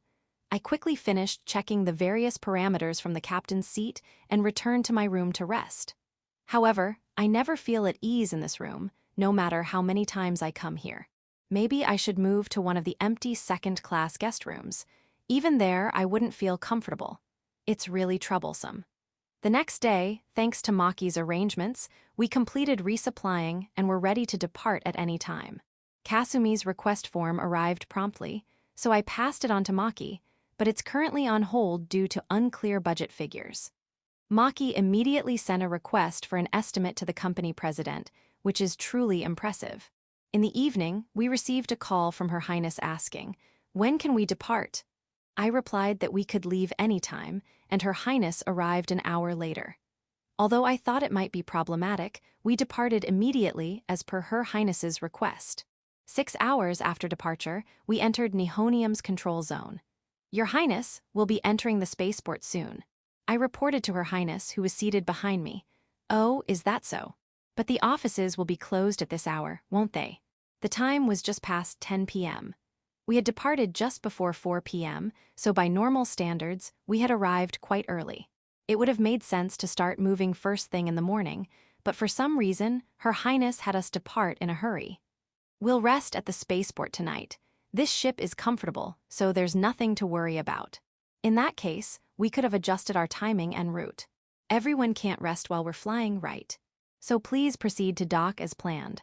Our security staff should be sufficient while we're parked at the dock. Well, that's not quite. Even when docked, we need a minimal crew on duty. Especially in places like the bridge and engine room, we'll have watch officers. However, I'm grateful for Your Highness's consideration. There's a world of difference between the number of watch officers needed during docking and during operation, so it's a great help for us who are not used to this. I'm glad to hear that, Captain. From tomorrow, I'll be disembarking from the ship for a while, so please use it as you see fit. Yes, I understand. We have requests from the information and investigation departments, so we'll conduct surveys in the surrounding area for a few days, starting the day after tomorrow. I'll submit an application to the relevant authorities in Nihonium stating it's for training purposes. The ship's capabilities will be put to the test right away, won't they? I'll be on the cruiser docked here from tomorrow. Please contact me if anything comes up. Understood. Well then, I'll retire for the night. Good night, Captain. Good night, Your Highness. Her Highness bid me farewell and returned to her room. As I was wondering what all this was about, Virginia, the head of security, explained. "We had to leave the capital today, or we might not have been able to leave for a while. We're grateful to the captain for departing in such a hurry. It was really for our convenience, and we appreciate it. Miss Stanley, thank you for explaining the situation. I would have followed Her Highness's instructions anyway, but I was honestly puzzled. Now I can sleep soundly tonight. I'll return to my room as well. Good night, Miss Stanley. With that, I entered the captain's quarters. The next day, there's nothing scheduled on the ship except for a simple inspection. I headed to the dock, taking Kasumi with me. Chapter 18. At the dock with Mark's father. We took the train, a public transportation we had used recently, to head to the dock. Although it was the opposite route from last time and we were traveling outside of rush hour, the train was still quite crowded. Our spaceport is a joint public-private facility, and I felt there were many businessmen heading in the same direction towards the industrial park for private use. Naturally, since we were going the opposite way and at a different time, we didn't run into Tet-chan this time. If we had encountered Tet-chan unexpectedly, it would have been problematic enough with Maki-nichan, but I shudder to imagine what it would be like with Kasumi. I'm not confident I could keep my cool. Fortunately, or perhaps as expected, we arrived at the dock without incident. Entering the dock's office, I called out to the staff. "Hello. Is the president in?" The managing director of the office greeted us. "Ah, Captain, sorry, the old man's with a visitor right now. I can help if it's something I can handle. What do you want to do?" "Wait a bit." Kasumi, who entered the office a bit after me, ignored my exchange with the managing director and called out loudly for the president. "Boss, are you here?" "It's Kasumi." The president, who seemed to be in a meeting in the reception room, apparently heard Kasumi's loud voice and called back just as loudly from inside. "Perfect timing, come on in." The managing director and I exchanged glances. "Is this okay?" "Yeah, if the old man says so, you'd better go in." "Thank you, we'll go in then." After this brief exchange, we entered the reception room. I couldn't help but notice how shabby the building was, with voices easily carrying through the walls. The office they prepared for us was made from a ship's cabin taken from a decommissioned vessel, so it should be perfectly secure. Yet, for their own office, they're using this ancient building as is. Thinking about how I still don't quite understand dwarf values, I followed the guidance into the reception room. "Oh, Captain, there's a wonderful person here."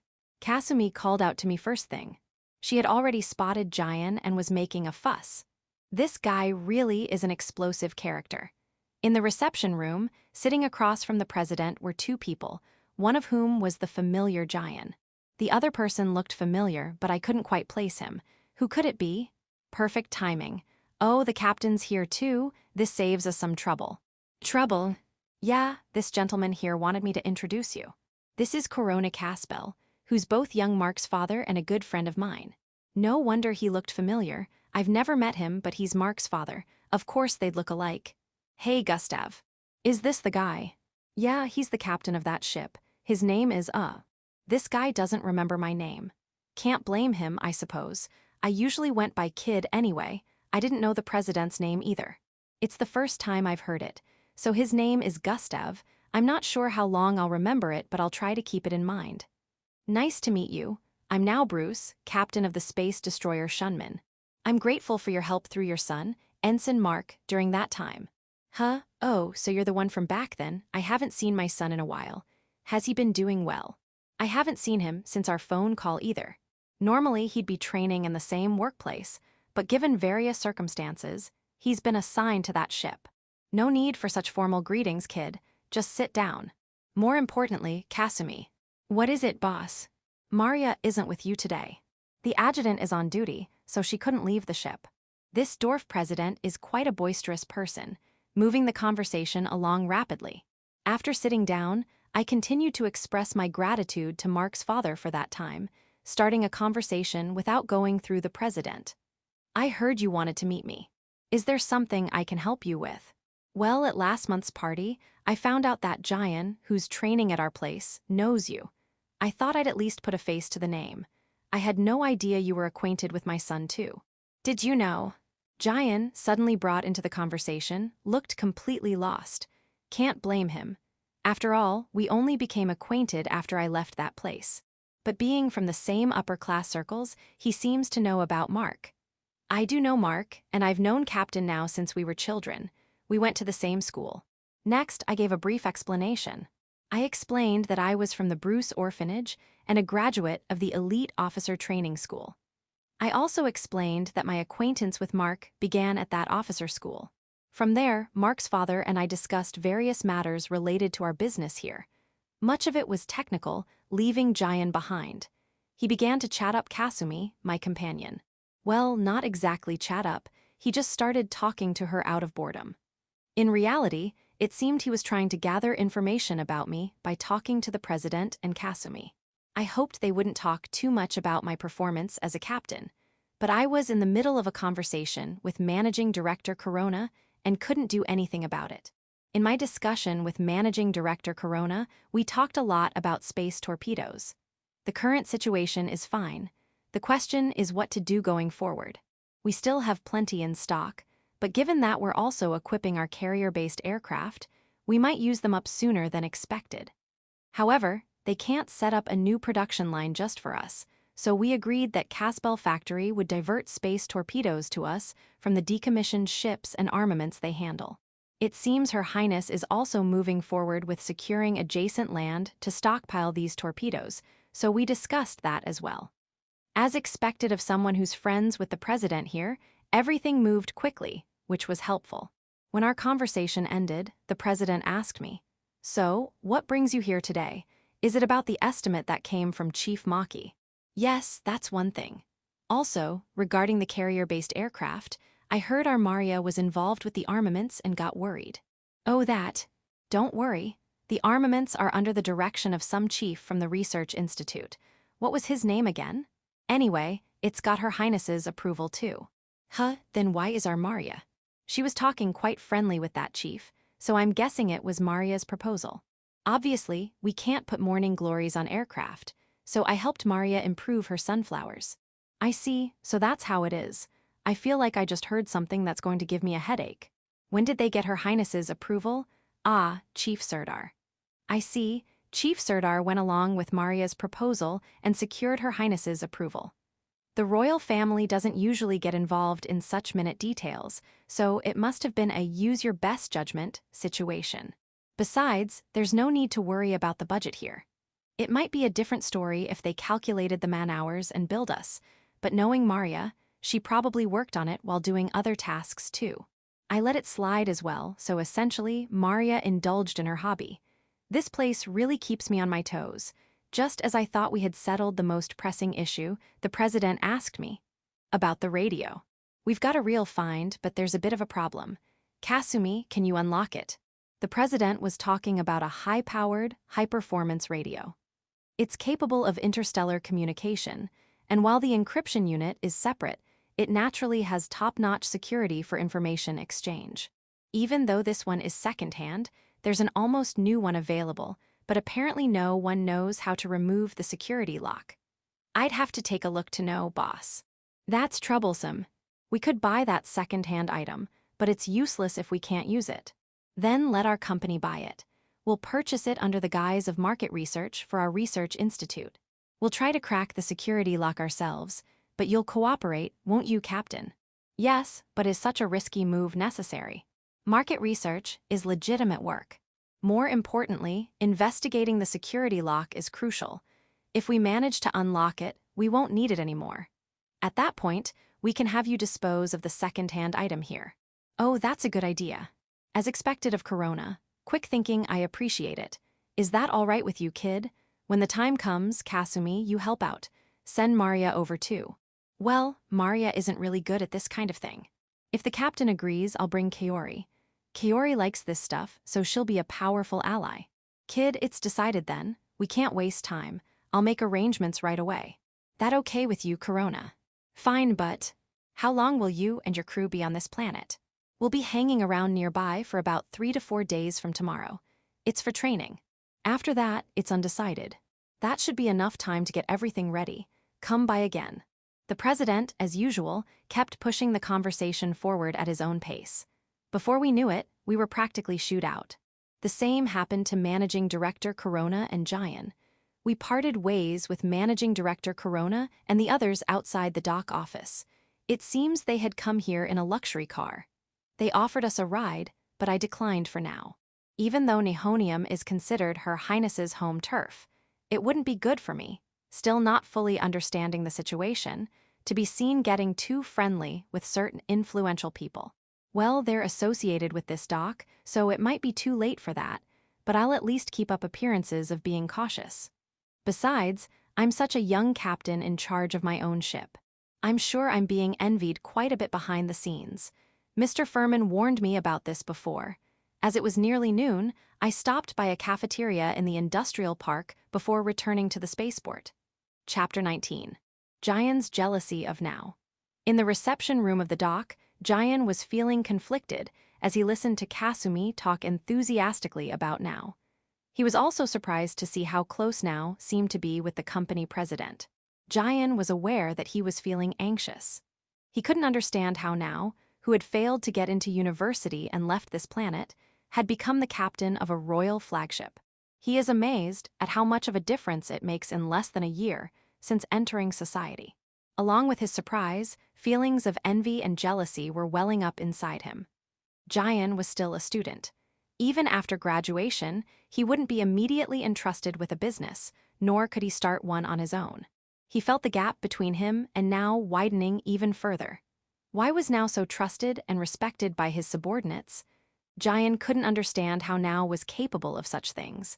Wasn't Now supposed to be the shy type? Jayan was simply amazed at these feelings arising within him. He was making some serious misunderstandings on several points, but no one could hear the voice in his heart.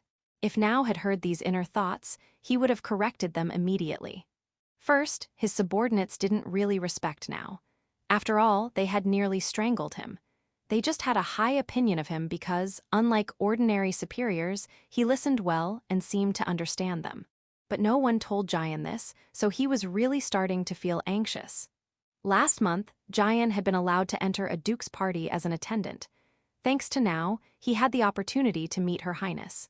Whether this expression is appropriate or not, let's set that aside. The point is, in aristocratic society where connections are everything, just being able to talk to Her Highness gives you a certain amount of power. The same was true for Jayan. The president of Casbel Arsenal was probably watching from afar as he was at the scene. Afterwards, it became a topic of conversation within the company. People eagerly asked how he had managed to talk so familiarly with Her Highness. Jayan honestly told them each time that Now, his childhood friend, was the captain of Her Highness's flagship, and that Her Highness had greeted him when he came to call for Now. Mark's father, managing director Corona, had also heard this story. Just when he got information that Her Highness had come to Nihonium again, he took Jayan to his friend's dock to talk to the captain of Her Highness's flagship. He knew that the ship Her Highness was currently using had been modified at that dock, but normally, even a dock president wouldn't be acquainted with the captain of a flagship. Royal flagships in this country are only the flagships of the First and Second Fleets, and their captains are at least rear admirals, much higher ranking than regular captains or commodores. It's unusual for such a person to be acquainted with the president of a salvage yard. Now and his team usually dealt with clerical staff like Chief Maki. Managing Director Corona had brought Jayan to the dock, intending to use this tenuous connection to leave a message for the captain through a clerk or crew member. He had no idea that Now and the dock president were so close, so this time, Jayan was treated as completely unnecessary. Of course, Jayan himself realized this treatment and felt quite frustrated. After finishing his work at the internship, Jayan met with his lovers.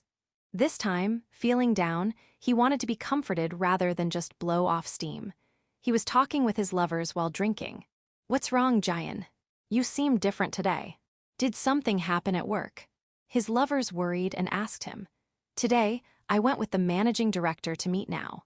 Juan, a model who didn't know about Now, seemed impressed that Jayan was working alongside a managing director of a large company.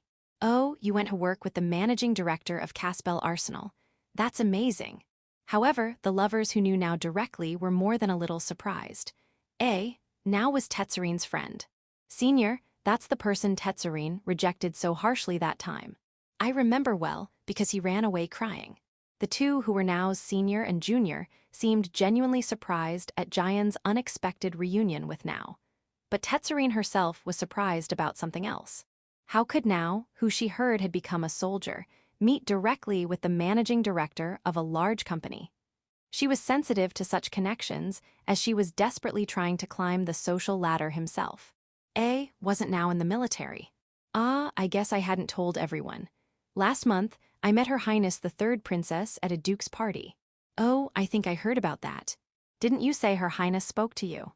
Yes, but I didn't explain why someone like me, who shouldn't have been qualified to attend the party, was spoken to by Her Highness. I had met Now again at that time. Why was Now, who became a soldier, participating in a duke's party? The women who knew Now directly were surprised at this. I was surprised too. The reason I was spoken to by Her Highness was because she came to call for Now. I was just addressed as an afterthought. The women were completely stunned.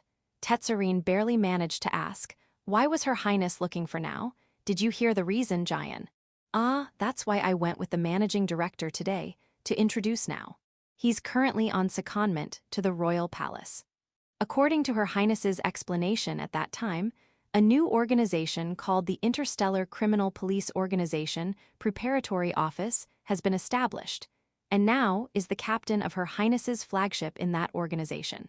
He had medals and the rank insignia of a lieutenant in the military on his chest. He's a commissioned officer, a lieutenant in the military. While I'm still a student, how on earth did he get that far? But you knew Now had become important last month, right? What happened today? Today I went with the managing director to a subsidiary salvage company, and the president there was friends with the managing director. The plan was to use the president's connections to contact Her Highness's flagship and arrange a meeting between Now and the managing director, but Now came directly to the dock. Moreover, he seemed quite close with the president there, so I wasn't needed. Now is at least an important person at Casbel Arsenal, but Jian, you haven't even reached the starting line yet. There's no need to rush, is there? Yes, I think so too, but he's amazing. Today, I talked with Now's subordinates who were with him, and they really seemed to respect him. Now has completely won over his subordinates. When did he acquire such skills? Doesn't rank matter in the military? I've been trained since childhood to judge people, so I can somewhat tell. Now's subordinates don't seem to be following him just because of his rank or position. They seem completely devoted to him. That was shocking to me. He's the same age as me. And yet, Tetsurine, who had listened to Jian's story, suddenly felt an emotion she had never experienced before. Something like impatience or jealousy. She was surprised that Now, who was supposed to have no future after failing to get into university, was now more successful than Jian, who was on the elite track. That day, while comforting Jian, Tetsurine was also trying to calm her own feelings. Jian was quite depressed that day due to his grand misunderstanding. The day passed as he was comforted by his beautiful lovers. If Now knew about this, he would have said, "What are you misunderstanding to feel so good about? May the popular explode spectacularly." People can only judge based on what they see, so sometimes they make grand misunderstandings. This case is exactly that. Now's basic attitude hasn't changed at all since he attempted suicide. Even joining the military was for the purpose of dying in the line of duty, and he has no interest or desire for promotion. That's why such misunderstandings arise. If it's just a temporary job until dying in the line of duty, it's easier to live by not making waves as much as possible. While it would be troublesome to be thrown out of the military for grossly violating rules, otherwise, he's just trying to make things easy for everyone as much as his discretion allows. This probably appeared to his subordinates as a reasonable superior who entrusts them with more and more discretion. Moreover, he takes resolute command in times of crisis.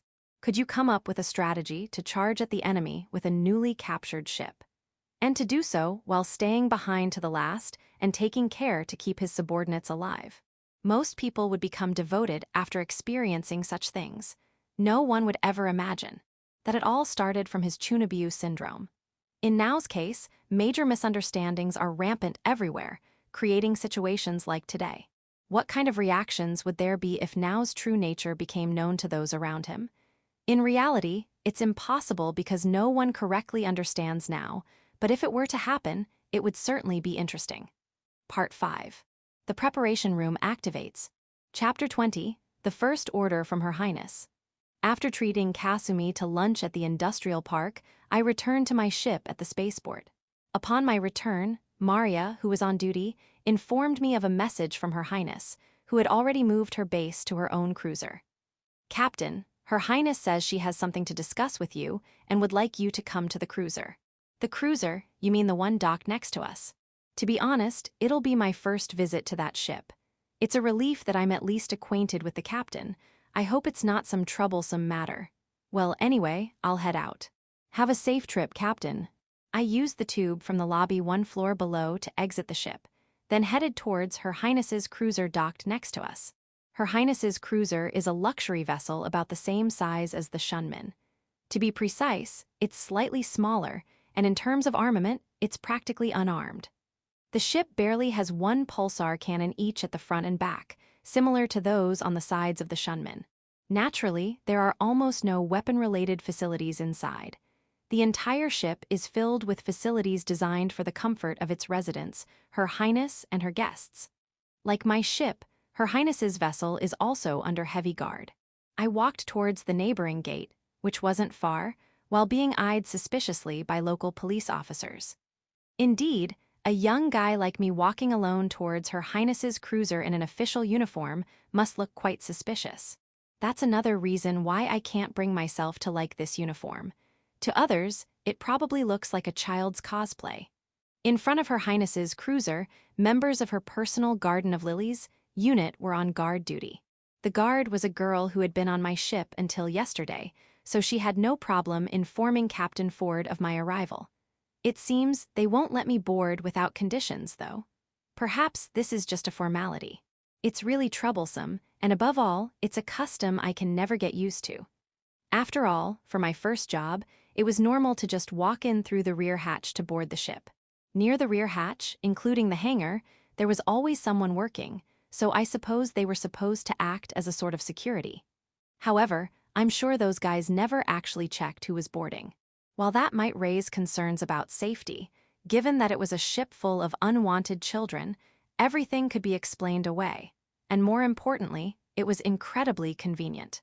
Even on my ship, I wish they'd lower the security level a bit, at least when Her Highness isn't visiting. As I was pondering such trivial matters, the woman from earlier returned with Captain Ford. Captain now, welcome. I authorize your boarding. I'll escort you to Her Highness. It seems Captain Ford himself will guide me. We walked from the boarding gate through the lobby towards Her Highness's room. Along the way, members of the Royal Guard and security personnel from the Garden of Lilies were on guard duty. This ship is also luxuriously built, with expensive-looking artworks adorning every corner, making me wonder how much they cost. However, I found the interior decorations somewhat lacking. Isn't my ship more luxurious? With such doubts in mind, we arrived at Her Highness's room. Captain Ford knocked on the door and entered. While the room was spacious, I was surprised by its modest appearance.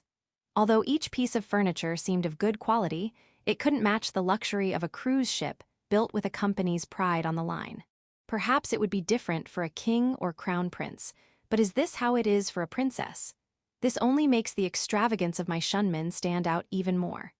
After all, when Her Highness's room looks plainer than my captain's quarters, I can't help but get a headache thinking about how Maria and the others went overboard. Captain, you must be surprised. The Shunman is far more luxurious in its construction, but I like this place too. Oh, don't misunderstand. I truly love and am comfortable in that room on the Shunman that hasn't changed. Anyway, shall we start our work? Please, have a seat over here. Her Highness invited me to the reception area. Soon after, Margaret, Her Highness's attendant, came to prepare tea. Her Highness took a sip of tea before beginning the conversation. Regarding the training starting tomorrow, I'd like to request your assistance with the intelligence room's request, as per our original plan. Yes, before coming here, I had received a request from the head of the intelligence room. While there are well-established commercial routes to the capital Star region and neighboring Rhenium, there are apparently hidden routes as well. The expression is vague because it's still just a rumor. According to information gathered by the intelligence room, these rumored routes are supposedly used by outlaws to transport quite dangerous goods. What's more troublesome is that there are even pirates targeting these outlaws along the route, or so they say. Well, I don't care what happens to pirates or smugglers, but we can't allow things that disrupt national security to be transported. Of course, appropriate organizations have been alerted through national intelligence agencies, but that's the extent of it. Since it crosses star regions, the Coast Guard isn't even interested and has left it alone. As for the military, partly out of consideration for the Coast Guard, but mostly because they don't want to do patrols that are unlikely to lead to their own achievements, they've also left it alone. Despite this, various troublesome weapons and drugs are being transported, and it seems the public safety in Nihonium and Rhenium has started to deteriorate. The local police have actually begun to be vigilant, but when it comes to space matters, they're at a loss unless they can gather evidence.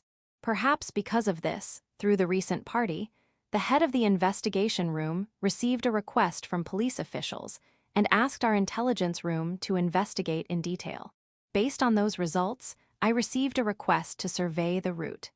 And today, I received an official order from Her Highness, who is the head of the organization I belong to. Furthermore, Her Highness handed me the latest information gathered up to today. Understood, I'll do my best. Some might say my response is pathetic, but it's an honest expression of my feelings. It's an investigation in the vast expanse of space, where even radar isn't very effective. Her Highness understands that it's more difficult than finding a needle in a haystack. Also, there's one more job I need to ask of you. Another job? Yes, the task force that was behind in preparation is finally ready. I'd like you to assist with their training in space as well. You can prioritize the investigation, but please cooperate with their training by having them on board. This is an order as the head of the preparation room. Regarding the task force training, I accept the mission. Afterward, I discuss the task force with Her Highness. This time, it's like the first job for the task force led by Captain Ice, with the focus on getting them accustomed to spacecraft. The goal is to have them get used to life during normal navigation, so I just need to have them accompany us. Captain Ice will take full responsibility for the task force members, and security personnel will help, so there's no burden on me. Apparently, I'll be the highest authority on the ship. Will I be all right? Well, let's hope nothing goes wrong. In the future, there might be situations like boarding pirate ships. The head of the investigation room has the authority to give orders in such cases, but for this training, I'll be in charge. It's clearly out of place considering my age and experience, but according to Her Highness's explanation, it's fine to treat them like guests, so I wasn't too concerned at the time. I had no idea I would face such difficulties later. Still, what I realized at that moment was that I must be prone to trouble. No, it's not me. It must be because Maria or Kate is around that we get caught up in troubles. Anyway, regardless of who's causing it, we've discovered that we're somehow favored by trouble, or so I think. Chapter 21, Setting Sail for the First Mission. After saying goodbye to Her Highness and disembarking from the cruiser, I found Captain Ice already waiting at the boarding gate with 30 riot police officers. Apparently, they had arrived on a civilian ship today. Captain Now, will be in your care this time. Ah, Captain Ice, I've heard from Her Highness. I'll guide you to the ship right away. What should we do about your rooms? Rooms? Why? Well, we're heading into space for 3 days, so I'm asking about where you'll rest. Someone on this ship went overboard making luxurious rooms, and to be honest, they're not very popular with everyone. Yes, I've heard about that.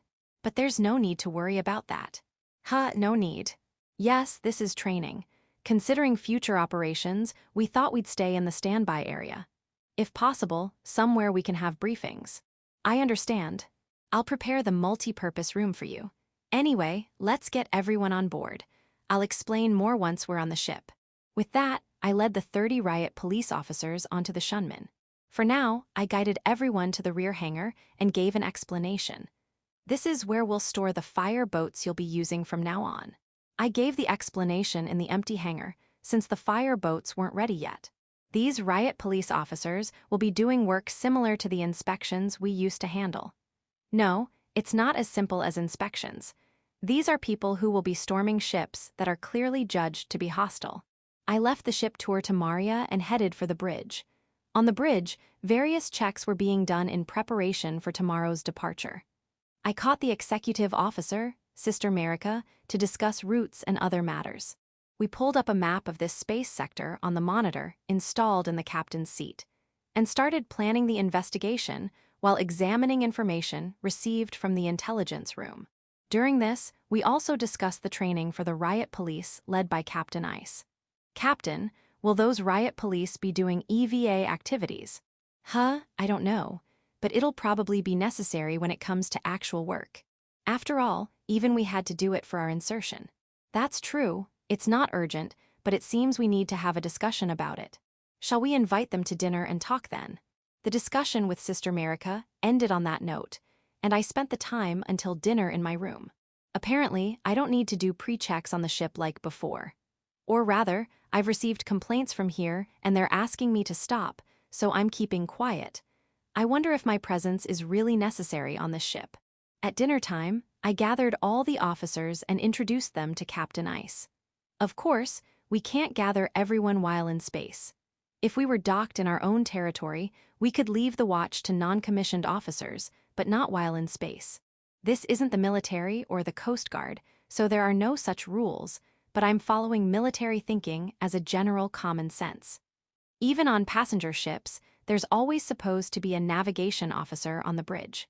During the meal, we also discussed the training for the riot police led by Captain Ice. Regarding Sister Merica's question about EVA activities, they weren't complete novices. No, they were all tough individuals recruited from various workplaces, and they had received some basic training. However, they hadn't trained together as this assembled group, so we decided to include EVA training along the way. At Captain Ice's suggestion, we also wanted to do insertion training using the personal movers used by guides if possible.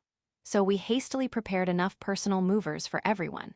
We originally had about 20, so we borrowed some from Her Highness's cruiser to make up the numbers. If only we had a suitable place for actual training. In my mind, I thought we could use asteroids in the asteroid belt we'll pass through for training.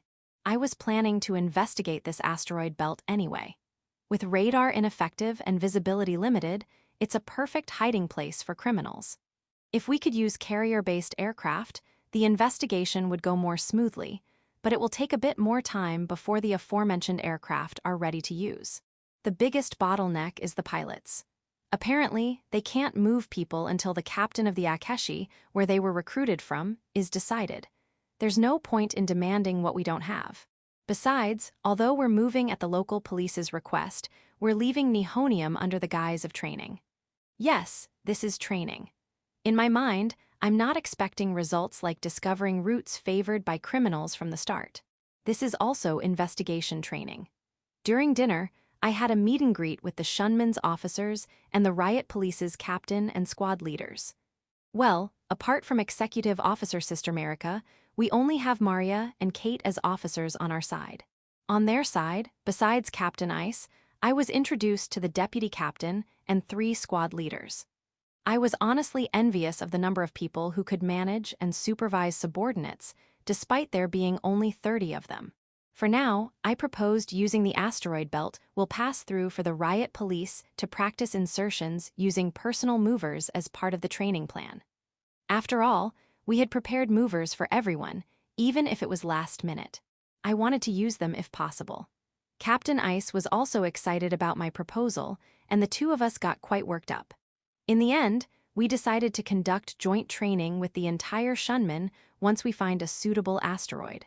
I had Executive Officer Sister Merica notify everyone, and that concluded the day. Early the next morning, we departed from Nihonium spaceport, 3 hours after departure. Thanks to the speed of normal navigation during this time, we've reached empty space. Captain, we'll soon be able to detect strays. What should we do? Strays? What are these strays? Strays are strays. They're asteroids that have strayed from the asteroid belt. We'll be able to detect them on the ship's radar in about 30 minutes. Shall we train there? I see. Well, we won't cause trouble for others if we do something there. So what do you think, Executive Officer? Well, it's our ship's first practical training, so it seems like a good place, doesn't it? If that's the case, let's train. Shall I make an announcement? It's our first time, so let's announce it. Executive Officer, if you please. Understood, Captain. Shipwide Broadcast, Communications Officer. Yes, Executive Officer. Broadcasting to the entire ship. Announcement from the Captain. We will conduct shipwide combat training shortly. All hands prepare. A sense of tension was added to the atmosphere on the bridge. Come to think of it, this is the first time we've done this since getting this ship. This atmosphere feels good. I feel like I've really become a true soldier. Speaking of which, I didn't feel this tension when we faced pirates before. At that time, I was only thinking about dying in the line of duty, about dying without involving my subordinates, so maybe I didn't have the capacity for tension. If someone had seen that situation from a third-person perspective, it might have looked less like a lack of composure and more like self-intoxication, being so drunk on myself that I couldn't see anything else. But of course, I didn't realize that at the time. That's probably why I was so easily ignored by my subordinate, Sister Marika. Kasumi's voice broke through my self-reflection. Captain, the radar has detected the stray asteroid. It's entering our radar range. Upon receiving Kasumi's report, we enter into the training we had planned. Executive Officer, let's begin the training. Announcing to the entire ship. The ship's alert level is changing to pre-combat level. All hands on deck. All crew members except those on duty are to switch to standby status. I repeat, all crew members except those on duty are to switch to standby. Yes, this ship operates 24 hours a day as it navigates through space, so about 1/3 of the crew should be asleep. The first step is to wake up those sleeping crew members. Then, we issue an order requiring everyone to be on standby in a place where they can reach their assigned posts within a few minutes. In this state, combat isn't about to start immediately, so there's no need to panic. This is an order to prepare because combat might start soon. Executive Officer. Since it's our first time, could you at least check the situation? Yes, Captain, notifying all team leaders. Confirm and report the status of your subordinates. This is the engine room. 3 second-class space privates haven't arrived. This is the rear torpedo launch control. None of our people have arrived. The reports coming in from each department, one after another, are appalling. There are even departments where some of our former inspection team members, treated as rookies, haven't shown up. What's going on? Captain, this is a bit. Yeah, this is not good. Executive Officer. Sorry, but could you call the security team leader to the bridge? After a while, the security team leader came to the bridge. Team leader, I'm sorry, but could you and the security team halt the training and search the ship? Just to make sure there aren't any lost souls, though I doubt it. Captain, I also have a report. Oh, come on, don't tell me you guys too. The team leader's report was that, while there weren't any lost souls, people were wandering around not knowing where their duty stations on the ship were. Come to think of it, we hadn't properly discussed this with the security team. That seems to be the cause, with people wandering here and there in confusion. Executive Officer, please announce the cancellation of the training. Chapter 22. The disastrous first training exercise. The first full ship combat training exercise ended without even beginning. It was an absolute disaster. That's good. It's chilling to think what would have happened if we'd encountered pirates in this state. Indeed. What should we do now? Return the ship to normal status and gather the section leaders in the captain's quarters. We'll discuss our response. What about the mobile unit's training? They'll proceed as planned near the asteroid. I'll talk to Captain Ice. Sorry, but please take care of the bridge. With that, I headed to the rear hangar to find Captain Ice.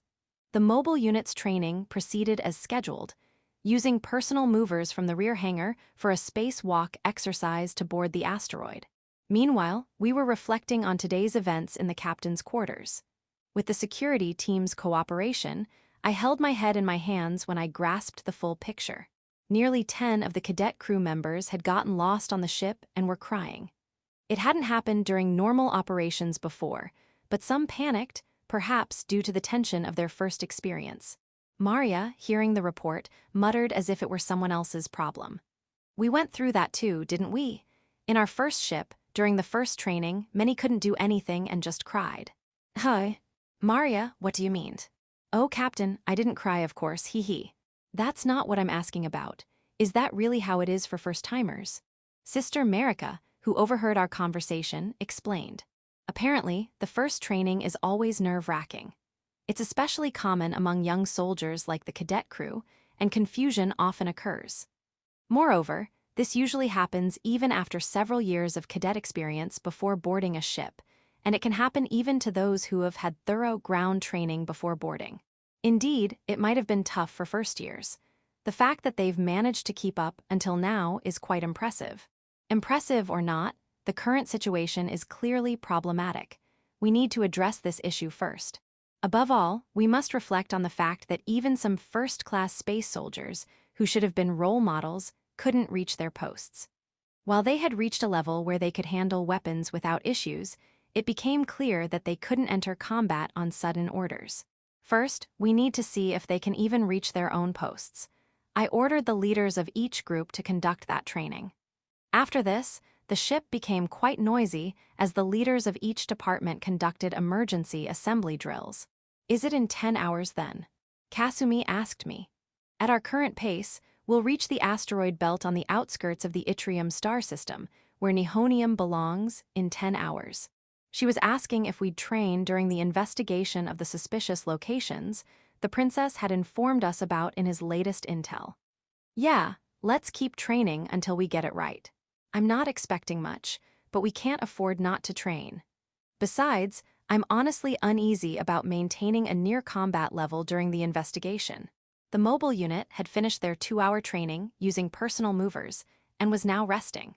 I visited Captain Ice once more to apologize for the earlier blunder. Captain Ice laughed it off, but I truly felt embarrassed.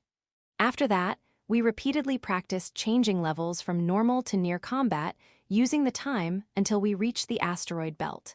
By the third attempt, there were no more lost crew members, and by the fifth, we finally managed to change levels successfully. "Executive Officer, may I ask the time?" It took 34 minutes from changing levels to entering near combat status. "How long do you think it'll take to enter combat-ready status next?" "If we include test-firing the main gun and pulsar cannon, I honestly don't know. Based on our training so far, you should allow at least 20 minutes. "I see, so it takes nearly an hour to be battle-ready, after spotting an enemy from normal status. What do you think, Executive Officer?" "Captain, is that a question I must answer?" "Yeah, it's a headache, isn't it? We had safely reached the edge of the asteroid belt. Captain, what should we do?" "Executive Officer, start the training as planned. Also, Kasumi, find an asteroid we can attack from in an hour. We'll use that for training." 42 minutes later, we entered combat-ready status. We fired the main gun a few times at the target asteroid and then conducted our first assault training with the mobile unit. 2 hours after starting the training, the mobile unit returned and we concluded the exercise. Thank goodness, we managed to complete the training safely. Those words involuntarily escaped my lips. From there, we deactivated the wartime system, lowered the ship's level to near combat, and began investigating the area. After entering the asteroid belt and completing the training, we started the investigation as ordered by the princess.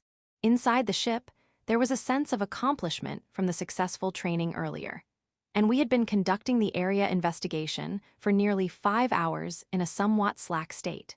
To be fair, in this investigation, only the bridge departments responsible for communications and patrol were really working. The others had nothing to do. Well, some clever departments were conducting their own training, but most were spending time in a relaxed state. No one could have imagined what was about to happen. Even I, the captain, was desperately trying to stifle my yawns during the investigation. It would be too harsh to blame the crew. It happened just as I finally couldn't hold back a yawn, and Kasumi saw it and made a joke. Currently, radar monitoring and optical sensor surveillance are being conducted in shifts under the guidance of Patrol Vice Officer Vanya, with Patrol Soldier Lala, first-class space soldier, and 2 cadet crew members, second-class space soldiers, on watch. It's not that we were careless, but honestly, at this stage, only the Patrol Division, Communications Division, and Navigation Division were really working. Since these 3 divisions are on bridge duty, even the attack division on the bridge lacked tension. Such an atmosphere is contagious, so in a sense, it might have been unavoidable for attention to become scattered. But it was just at that moment, as if timed perfectly, that a laser attack came from a nearby asteroid. The patrol computer raised an alarm immediately, but not a single operator reacted. What happened? "What's wrong, Lala? Let me take over." Kasumi, who was on standby, immediately clung to the patrol console. Captain, a second wave of attacks is coming. This is beyond bad. As we learned from the earlier training, even if we try to enter combat-ready status now, it will take a good 20 minutes before we can engage. What should we do? First, let's assess the current situation. Damage report from all sections. Kasumi, what happened with the first wave of attacks? The initial laser passed behind our ship.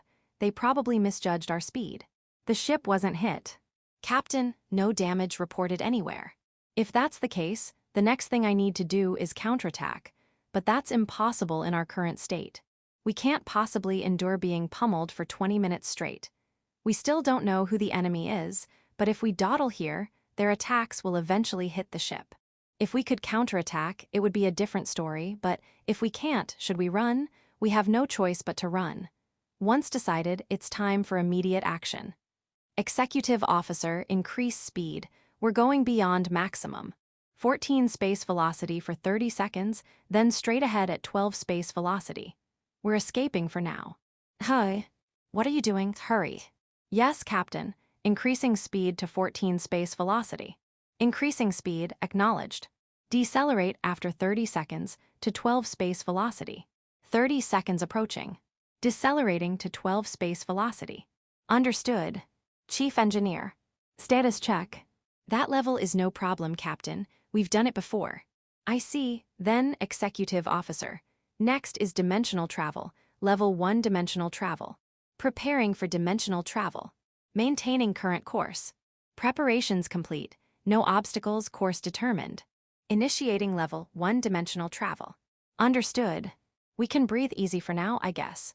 Executive Officer, change the ship's internal level. Enter combat-ready status immediately. Understood. Changing internal ship level. Announcement to all crew, change from near combat to combat-ready status. I repeat, change to combat-ready status effective immediately. Kasumi, sorry, but maintain strict vigilance of the surrounding area. I'll monitor after we exit dimensional travel. No reactions within radar range. No asteroids either, so there's no risk of ambush. So we're safe for now, huh? Then we can prepare calmly. Chapter 23, now it's time to counterattack. Kasumi, you know where we were attacked, right? Yes, I can provide the coordinates immediately. Executive Officer, stop the ship. We'll return once our preparations are complete. Navigator, set the course for the designated coordinates. Understood. Kasumi, can you estimate the enemy's location from their earlier attack? I called Kasumi and the Executive Officer to the captain's seat, using the panel there to plan our counterattack. Based on the angle of the laser from earlier, it should be around this area. We know the direction, but we can't pinpoint the exact distance. Right, Kate, come here for a moment. I called Kate over as well to discuss the counterattack plan. Listen up, Kate. We're going back to the point where we were attacked. As soon as you spot the enemy, attack immediately. Leave it to me, Captain. I'll make sure to hit them hard. But Captain, is this okay? It's almost like an ambush. Attacking without confirming the target. They attacked us first. It should be fine. We'll send a surrender request over the radio, but that's all. Still, I'm worried. I understand the concern, but we can't just run away. It'll be all right, won't it, Kate? Captain Americaneson, you're both worrying too much. It'll be fine, trust me. Now I'm even more worried. Captain, I feel the same way. Captain, the ship's alert level has been raised to combat status. Estimated time, 18 minutes. It's taking longer than I'd like, but it can't be helped. Executive Officer, let's return as planned. On my order, Shunman turned around and began moving back to our original position. We'll enter dimensional travel shortly. Scout, begin exploration as soon as we exit dimensional travel. Communications Officer, immediately issue the surrender request. Aye, sir, they replied in unison. Soon after, we exited dimensional travel and returned to our original location. Ahead of us stretched an asteroid belt, an area unsuitable for radar ship detection. We'd have to rely on optical sensors, but in the dark of space, we can barely detect anything using infrared sensors. The skill of the person handling the sensors makes a world of difference, but unlike earlier, we now have Kasumi, who's exceptionally good at this sort of thing. We shouldn't be caught off guard by an attack this time. As expected, Kasumi seemed to have spotted the enemy before they spotted us. Captain, I've found them. Infrared reaction 23 points ahead of the designated coordinates. It's definitely a spaceship reaction. Can't identify the ship type. No response to the surrender request transmission. We'll be in range of the standard main cannon soon. Enemy ship has opened fire. This one also passed behind our ship. We've entered the main cannon's firing range. Return fire. This is Kate's first battle on the ship. Her overenthusiasm is concerning. She issued a series of commands, followed by the order to attack the target. In the next moment, not only did the main cannon fire, but shots were confirmed from the morning glories, and all the torpedo tubes launched torpedoes towards the enemy. Wait a minute, if all of these hit, it's clearly overkill. The torpedoes will impact last, but at this rate, there might be nothing left of the enemy. Confirmed hit from the main cannon's laser. Impact on the enemy ship's rear. Following that, confirmed hits from the morning glories. The enemy ship seems to have split in two. What? The enemy ship split? Yes, we confirmed on radar that it broke into two pieces. What about the torpedoes? If the enemy ship split, they shouldn't hit, right? No, since the enemy ship wasn't moving, we predict all torpedoes will hit. Executive officer, this is bad. There won't be anything left. Kate, initiate the self-destruct sequence for the torpedoes. A. Self-destruct them. Just do it quickly. If there's nothing left, we won't know where the attack came from. All four of them, I'll ask about it now. What are you doing, you idiot, Kate? Hurry up and self-destruct them.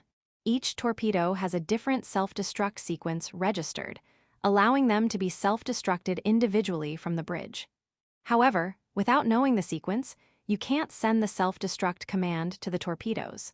Kate is asking the torpedo launch control room about the sequences for the just-launched torpedoes, but this is their first real combat situation too. They hadn't been managing the sequences properly, so no one knew them. Confirmed torpedo hits. The enemy has probably been completely destroyed. Radar analysis only shows debris. Even if you have the ability to self-destruct from the bridge, you can't do it without knowing the self-destruct sequence. Naturally, all the launched torpedoes continue towards their target. It seems the enemy's ability to respond was taken away by the initial laser cannon attack, so they couldn't evade, and all torpedoes hit. Moreover, unfortunately, 2 torpedoes each hit the front and back of the ship's hull, which had been split in two by the Morning Glory shells, leaving the target beyond recognition. Sai, I hope we can identify the enemy from the debris, but what should we do? Captain, we've confirmed the enemy's destruction. What should we do next? What to do? What should we do? Captain, we'll be able to visually confirm the enemy on screen shortly. I'll project it on the main screen. Kasumi is calmly doing her job. The image projected on the main screen shows the remains of the ship, now completely reduced to debris. It's not destroyed at the molecular level, so there should be some traces left. We'll go to the scene and recover as much debris as possible. We can't report anything without knowing the identity of our opponent. So, Executive Officer, set course for the site. Yes, changing course, target coordinates. Marikaneson is reading out the coordinates of where the enemy used to be. Our crew has become capable of handling normal duties without any problems, but they still make various mistakes at crucial moments. They still can't act flexibly, so in cases like surprise attacks, we're completely helpless. That's why we retreated to regroup, but in this case, looking at the results, it could be considered a failure. We had roughly located the enemy before retreating, so before entering dimensional travel, I had all the ship's weapons prepared to fire immediately. That was the cause of our failure. That Kate, she issued an attack order to all weapons simultaneously without thinking. At least she didn't order the meaningless side pulsar cannons used for escort to attack. Oh, she did. They just didn't reach the enemy, I see. Forget it. I guess even advanced preparations need to be thought through. Or rather, being able to pinpoint the enemy's location before attacking is only possible with stationary targets. We were just lucky this time. I called the Ice Mobile Squad commander waiting in the rear hangar to the bridge and explained the situation. I apologize for the sudden request, but could you investigate that debris? Please try to find anything that can identify our opponent. Understood, but Captain, you don't hold back, do you? You've destroyed them completely. Even the Ice Commander is taken aback. While this first battle left us with many challenges for the future, in a sense, We were fortunate that no one was injured. Shunmen stopped at the enemy's former location and began recovering the surrounding debris. The ICE commander's mobile squad split into groups of 5 and spread out. They said they'd investigate the far-off debris, so we'll help with the debris around the ship. Executive officer, have all the trainee crew members put on power suits and assemble outside the ship. Order each section leader to lead them. What are you planning to do? It's extravehicular activity training. We'll have them collect the debris around us. But the number of personal movers. It's fine. We'll have them connect wires to the main ship and train them to move towards their targets using their own strength. It's the perfect environment for that. I see. Have their section leaders instruct them. Make sure they don't get lost in space. Before going out, have them connect to their leaders with wires. Don't worry, Captain. They're all from the boarding party. They have more experience in space than anyone. Even rookies like Ryoko and Nina have been well trained by me. We won't have failures like in the previous training. Well, since this is their first time, I'll assign experienced members like Ronnie and Kaori to accompany them. That's a relief. Thank you. And Kasumi, sorry, but could you keep an eye on them while monitoring the surrounding area? If anyone gets drifted away, please ask the ICE commander to rescue them.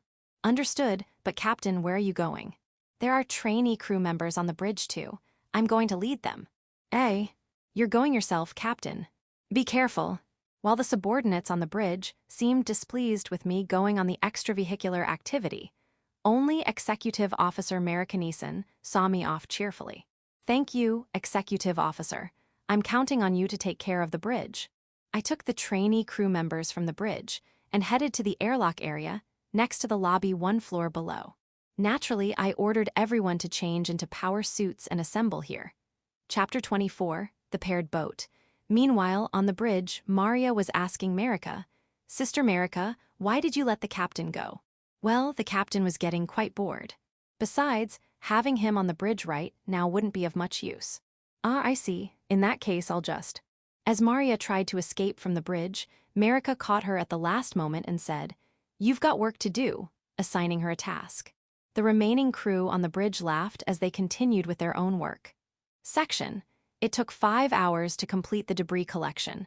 As expected, there weren't any significant findings.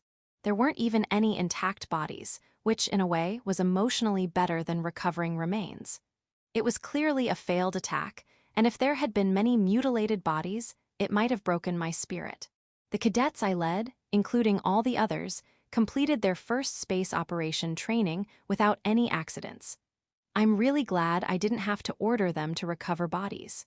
They'll have that opportunity eventually, but if I had given them that task now, some would definitely have broken down. All in all, we can say this operation had a fairly good outcome. Captain, about our next plans. Let's head back for now. We need to report on this incident, and we should also hand over the recovered debris to the appropriate people for examination. Oh, there's no need for an examination. No matter how much you investigate that junk, it's useless. Maria, we at least need to determine the type of ship that attacked us. We already know that. It was an old cargo ship.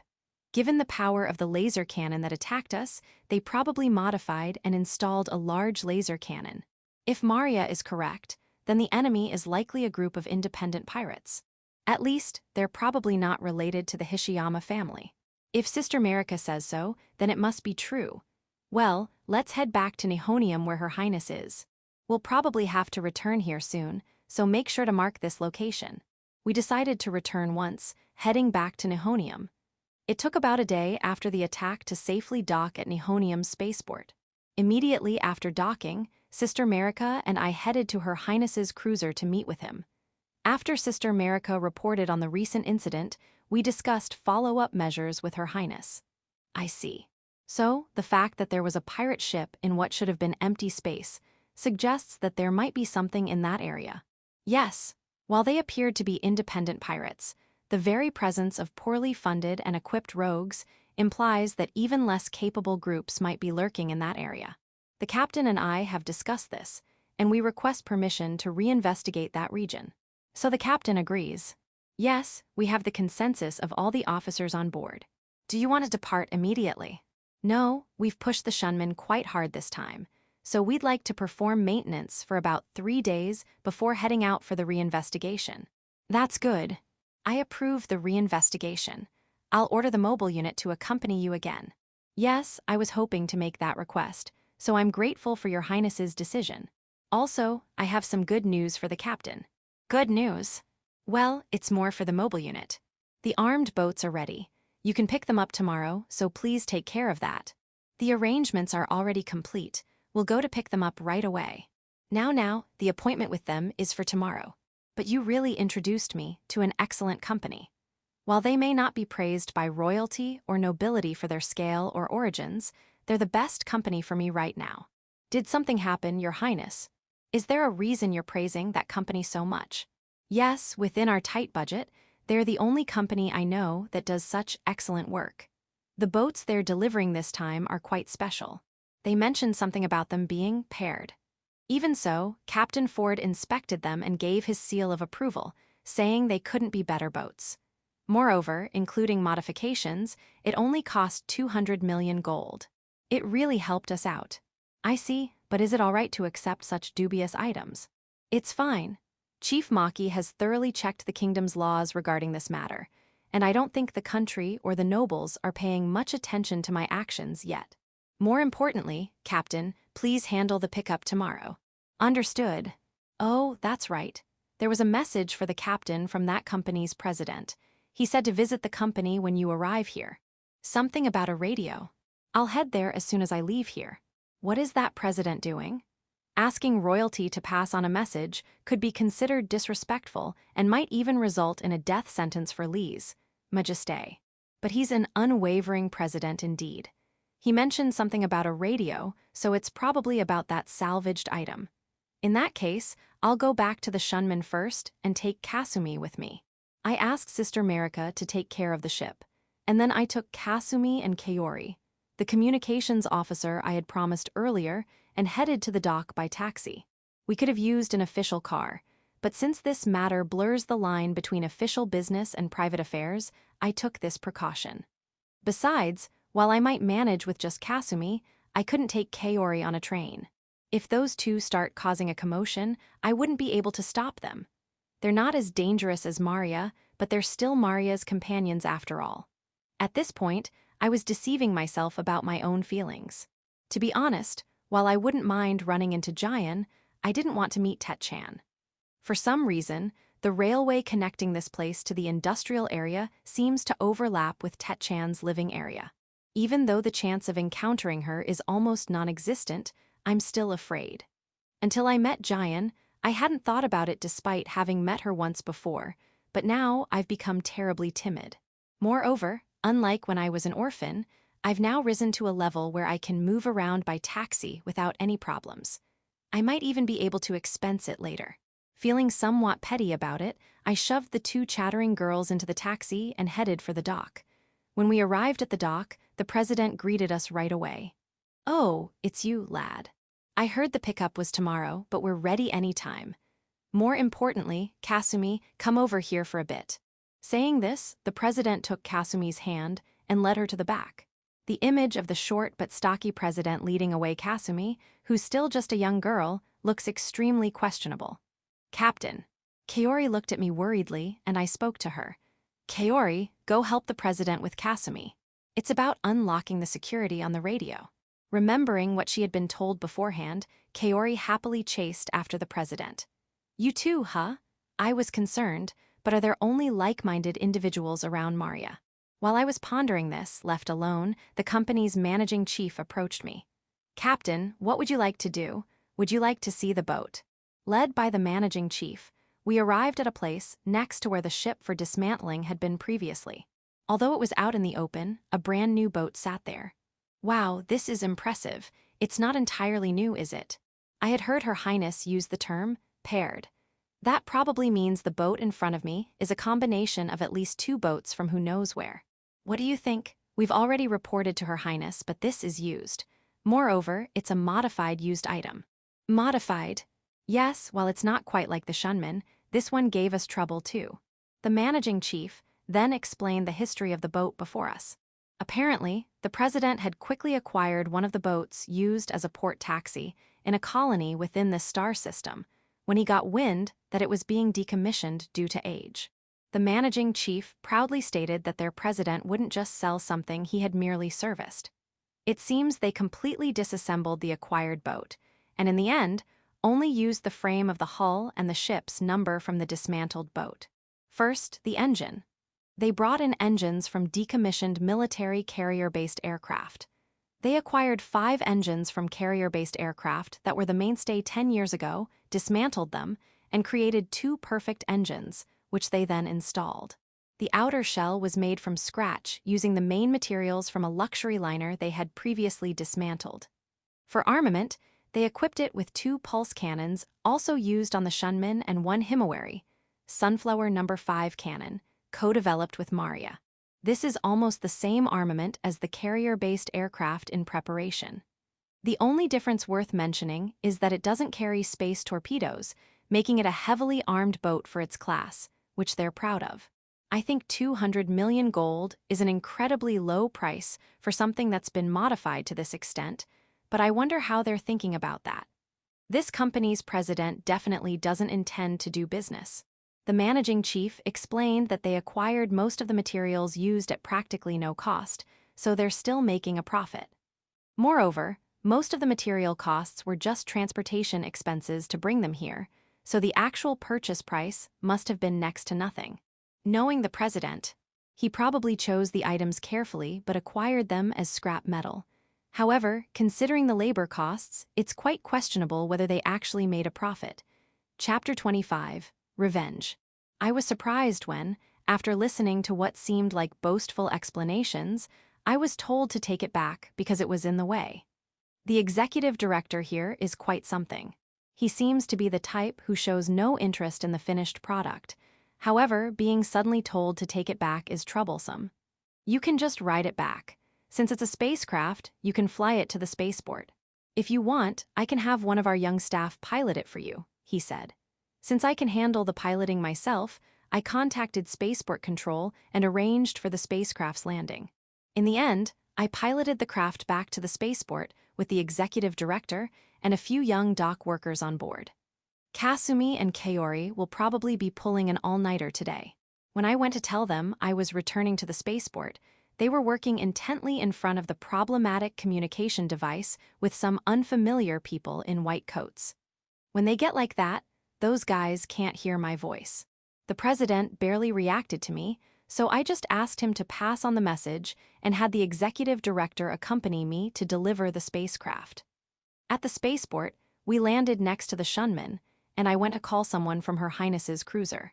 It was for the spacecraft's acceptance procedure. Margaret, Her Highness's attendant, came over to sign the documents, completing the acceptance. Margaret offered to provide a car, but the executive director and his group left by train.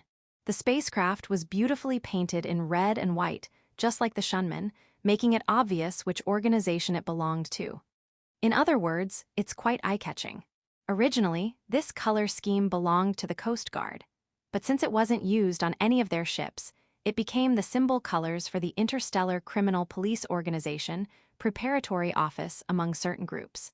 From the next day, I called in Ice, the captain of the task force, to assist with training to familiarize ourselves with this spacecraft. The task force is responsible for piloting this craft. It took 3 days to teach Ice and the other key members how to pilot the spacecraft, so we departed from the spaceport 1 day behind schedule. This time, it's an investigation with the spacecraft on board. Although it doesn't have carrier-based aircraft, the fully equipped Shunman should be able to demonstrate its capabilities to the fullest. Except for the crew's proficiency, that is. This armed spacecraft alone should be more than enough to handle the previous modified civilian ship space pirates. Being small and maneuverable, it seems suitable for dividing up the investigation. Learning from the previous experience, I navigated normally until we approached the asteroid belt. At the edge of the asteroids, I raised the ship's alert level to combat ready. Even from here, we need to be prepared for nearly 20 minutes before entering combat, but that shouldn't count as running away. Moreover, I asked the spacecraft to investigate the area around the point where we previously encountered the enemy, with heightened caution. We spent about an hour investigating this area, but found nothing. After storing the spacecraft, we gradually entered the asteroid belt from the vicinity and began our investigation. While being cautious of potential space pirates, we focused more on searching for possible routes within this asteroid belt. At this point, visual searches seem more efficient than relying solely on radar. We also have image recognition software, so we examine the captured image data using the ship's onboard computer. During the daytime hours of the Kingdom's standard time, we maintain combat-ready status and investigate the surrounding area. At night, we retreat from the asteroid belt to an empty space, stop the ship, and spend the night there. The reason for this is that normally, warships and spaceships operate on a 24-hour basis. Since people can't work without rest, shifts are rotated to maintain this system. However, we have a reason why we can't do that. We'd like to conduct a 24-hour investigation with watchkeepers, but if we encounter an enemy, the future looks bleak. Previously, we were ambushed by an enemy and had to flee without being able to do anything. This was possible due to our ship's capabilities, but what would happen if the watchkeeper couldn't respond so flexibly?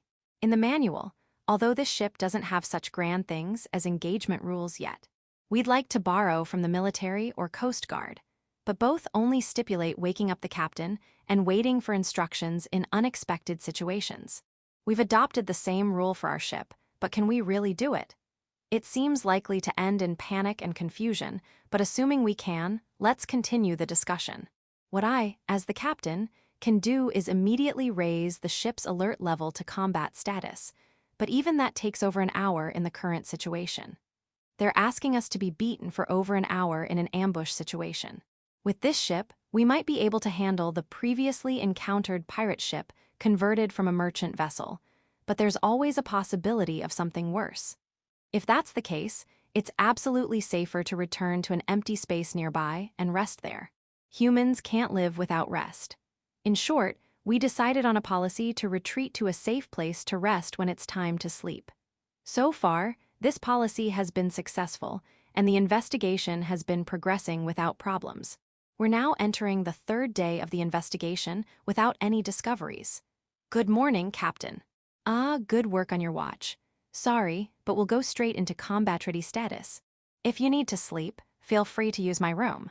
No, it's fine. I only woke up 3 hours ago, so I'll just take a break in the back. Kate, who had been on watch until morning on the third day, left the bridge after greeting me and headed to a nearby rest area. I immediately changed the ship's internal level from normal to combat-ready with the executive officer who had come to the bridge, and directed the ship to the designated point to continue yesterday's investigation. Being the third day, we should find something today, said Ice, the task force captain, addressing me on the bridge.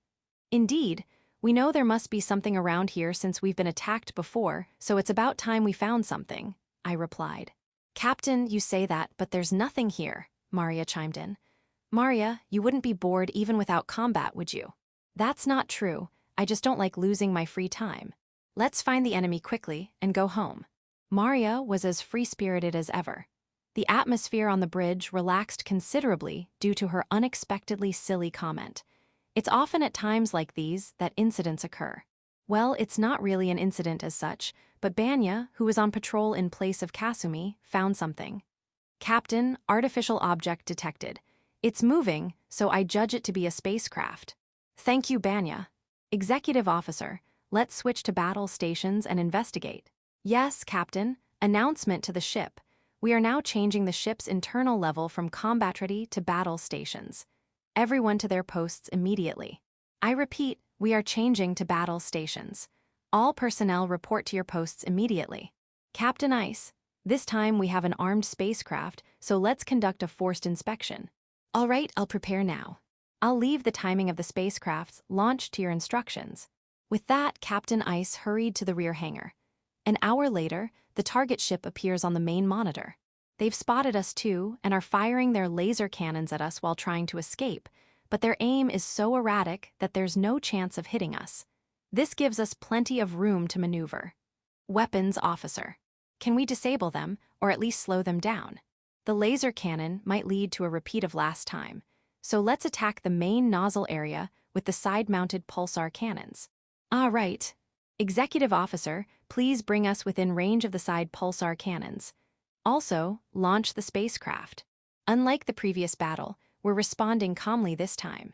What's most commendable is that we're not resorting to complete destruction without question.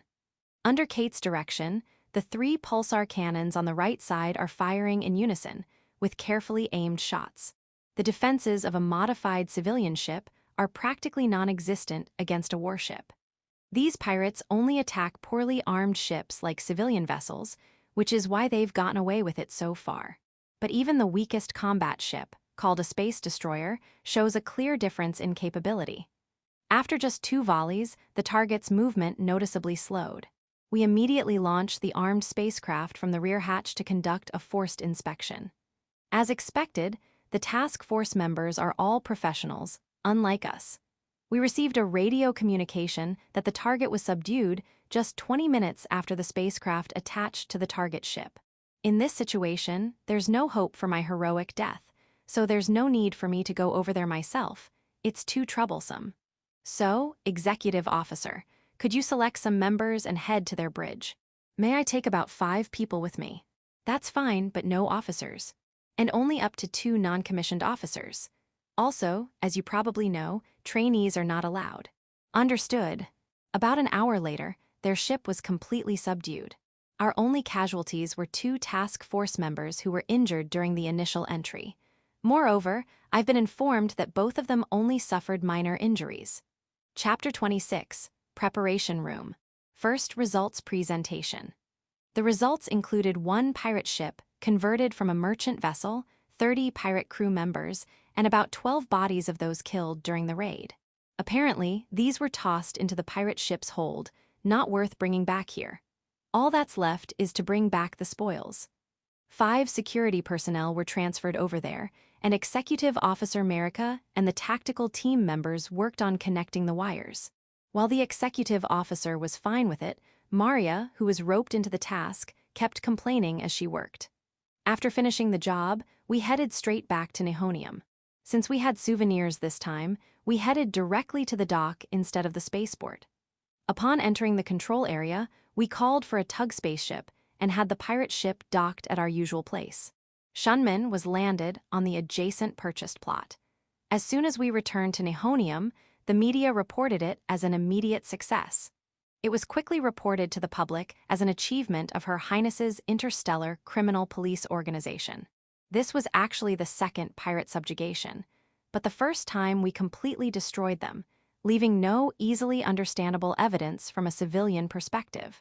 Honestly, that operation was classified as a failure, so we didn't bother announcing it.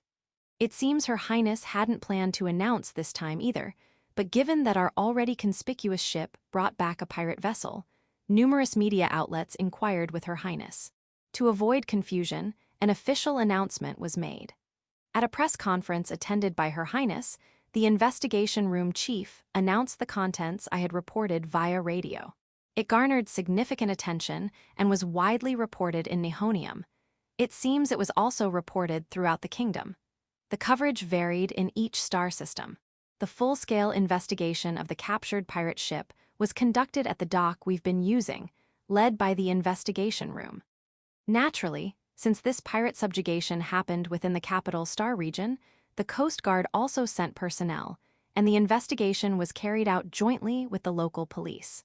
The captured pirates are also being jointly investigated and are in the process of being referred to the judicial authorities by the local police. Eventually, the Interstellar Criminal Police Organization might handle everything up to prosecution, but we're still just a preparation room. Honestly, there are some legally questionable aspects. Whether the investigation room chief understands this or simply isn't interested in the captured criminals, he seemed to have left the rest to the local police after gathering information about other pirates. As for us, unless we get other promising leads, we'll continue investigating this area for a while. The rumors about a secret route have started to seem more plausible. There's no way pirates would just be hanging around in the middle of nowhere. We've already encountered 2 pirate ships. We need to investigate why pirates were in that area, so after checking on the 2 injured members, we're set to head out for another investigation in a week. Happily, it seems the carrier-based aircraft have been officially approved and loaded onto Shunman, but the crucial pilots aren't ready yet. While there's a risk they might just become toys for Maria and the others if left like this, we can't not load them, so we used the free time to get them on board Shunman. We ended up with some awkward free time, but we started the investigation from where we had captured the previous space pirate ship. While this area is certainly suspicious, and we've already dealt with 2 pirate ships here, it's not so easy to grasp the full picture of our enemy. To begin with, it seems we couldn't get much information from the captured pirates. The investigation room chief apparently interrogated them thoroughly, but it turns out the ones we caught were just stray pirates aiming for smuggling ships that carelessly came to this area. This means there should be a route we're looking for around here, but we couldn't get any information about that route from the pirates. It seems the reason is that we only captured low-ranking pirates. The investigation room chief even complained to me that he had grumbled to the tactical team Captain Ice, saying, "Next time you capture someone, we don't need underlings. Catch someone higher up." I understand both Captain Ice's and Thompson's, the investigation room chief, feelings well. If you capture 30 people, you have to investigate all 30, but they're just underlings. No matter who you investigate, you won't get much valuable information. Yet it still takes the full effort of investigating 30 people. From Thompson's perspective, he probably wants to say don't bring back underlings that just create extra work. However, inside the enemy ship, it's truly a battlefield in every sense. People are dying right before your eyes. In such a situation, unless they surrender, it's different, but for those who see only death whether they're captured or not, they come at you fighting for their lives. And this tendency gets stronger the higher up you go. Naturally, the probability of dying in an exchange with the tactical team increases for those higher up. Before we departed this time, Thompson personally asked me about this matter. But whether we can find them or not is another question. We can't afford to be too patient, but we'll keep investigating. One voyage can last a maximum of 1 week. This figure comes from the endurance perspective of our crew members. The tactical team members, in particular, wear out quickly. Originally, the tactical team was meant to be deployed for raids on enemy bases discovered during investigations, so they were treated as guests up until that point. Therefore, tactical team members aren't given private rooms. They sleep on hard corridors with just a blanket, like people in an evacuation shelter. These tough tactical team members could probably endure such conditions for a month or 2 if necessary, but that's not sustainable for normal operations. It's odd to bring them along for this kind of investigation in the first place, but we were told it was for their training. And as soon as we brought them, they immediately produced results. It looks like we'll have a lot to think about going forward. "Captain, another boring job is starting, isn't it?" Maria says to me, looking like she might yawn at any moment. During this investigation, most departments are faced with tedious routines. There's more downtime. However, given that we were ambushed during the first investigation, we can't afford to let them rest and are investigating in a semi-battle-ready state. It must be hell for those who just have to wait on standby, but for the patrol team, who are the main investigators, it's hell in a different sense. They're desperately analyzing radar waves and adjusting image recognition software parameters, working in a way that doesn't allow for even the slightest oversight. After 2 or 3 days of such a lifestyle, their minds would be worn thin. This area also seems to have room for improvement. Just as we were about to reach the peak of discontent and fatigue within the ship on the afternoon of the 3rd day, we spotted another suspicious vessel. As we approached, it attacked us, so we engaged in combat similar to last time. However, unlike before, this was a smaller ship with enhanced weaponry, so we couldn't easily approach and had to engage from a distance. To cut to the chase, one shot from our main gun hit and the enemy ship exploded. In this case, we can't expect much in terms of results, but we end up having to recover debris.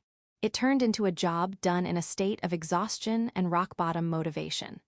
On my end, I treated it as outdoor training for the trainee crew members and carried out the same tasks as before. Perhaps because it was the second time, we managed to complete the work in 3 hours and finished this investigation. We returned to Nihonium, report to Her Highness, and that's the end of it. We conducted this kind of investigation 5 more times. We encountered pirate ships twice during these, but both times they were just strays, and we couldn't obtain any significant information before our investigation in Nihonium was called off. In the end, we only found traces of the rumored route, but couldn't discover the route itself. The investigation headquarters decided to end the investigation in Nihonium. The reasons for ending the investigation in Nihonium this time were that while we had achieved sufficient results in terms of pirate subjugation, the department responsible for pirate subjugation in this area is primarily the Coast Guard. Continuing pirate subjugation here any further could lead to various organizational frictions. Additionally, information provided by the information room was a trigger. We handed over the pirate subjugation mission data to the 2nd Patrol Fleet stationed here, and we're heading to Rhenium. The hidden route we're searching for is between the Capital Star region and the Rhenium Star region, and we'll be searching from the Rhenium side, which is opposite to the Capital Star region. Also, there was some information we couldn't ignore in what we had gathered earlier. We received information that a considerable number of children were being kidnapped in the slums of Rhenium, on the opposite side of the route we're looking for. It seems this route is being used for child trafficking from the slums. To investigate this truth, Investigation Room Chief Thompson had apparently sent investigators, but they started seeing shadows of somewhat organized pirates, so Her Highness decided to move our base from Nihonium to Rhenium to continue the investigation.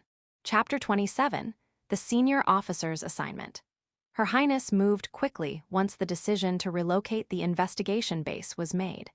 She headed to Rhenium with the investigation team, using her cruiser along with the riot police. As for me, I was to wait for the newly assigned carrier aircraft crew to arrive before departing. While the fireboat belongs to the riot police, it's currently being stored and managed on the Shunman, since the Criminal Police Organization Establishment Preparatory Office only has the Shunman as a vessel. The riot police have already left for the Rhenium star system, but the fireboat remains on the Shunman. I've been told I can freely use the fireboat when the riot police aren't using it, so I've been playing around with it for the 3 days until the carrier aircraft pilots arrive. Kasumi seems to be at the dock, which has become her daily routine since coming here, tinkering with that radio. This time, she went to the dock with Maria and Kaori, so it must be quite lively. 3 days after Her Highness and the others left, the scheduled carrier aircraft pilots and mechanics were due to arrive. I waited for their arrival outside the Shunman, which was docked at the site prepared by the preparatory office next to the dock. A Coast Guard official vehicle entered the premises and stopped in front of me. 6 new comrades got out of the car. Ah, could it be, Senior? I uttered a rather pathetic phrase. According to the crew information I had received, all the members joining this time were supposed to be people I knew.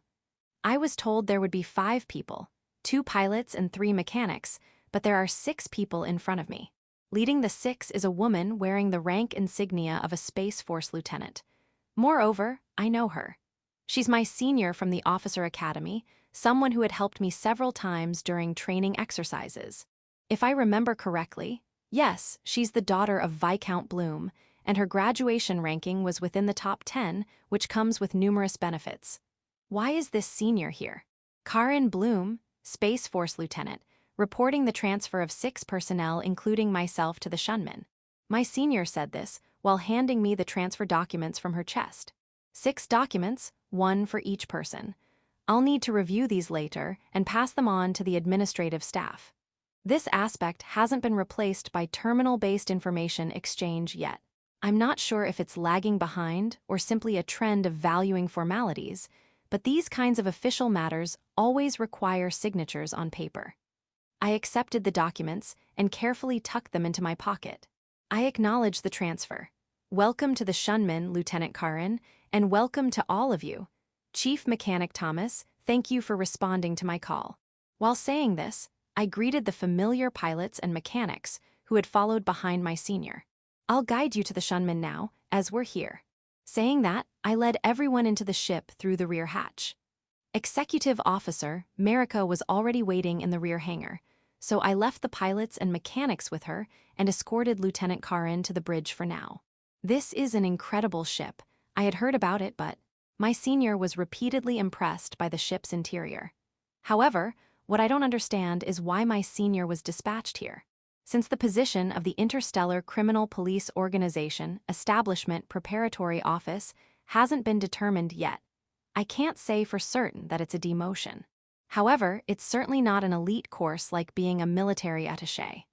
I thought that since I, who was part of the demotion group, was serving as the captain, this ship would be viewed as quite close to a demotion within the kingdom. I wonder how that perception stands. Even in the stories I heard at that noble party, there was a perception that this was Her Highness's hobby project. I don't understand why a senior who was on an elite track would come to serve under me, her junior, in such an organization. First, I explained her job on the bridge.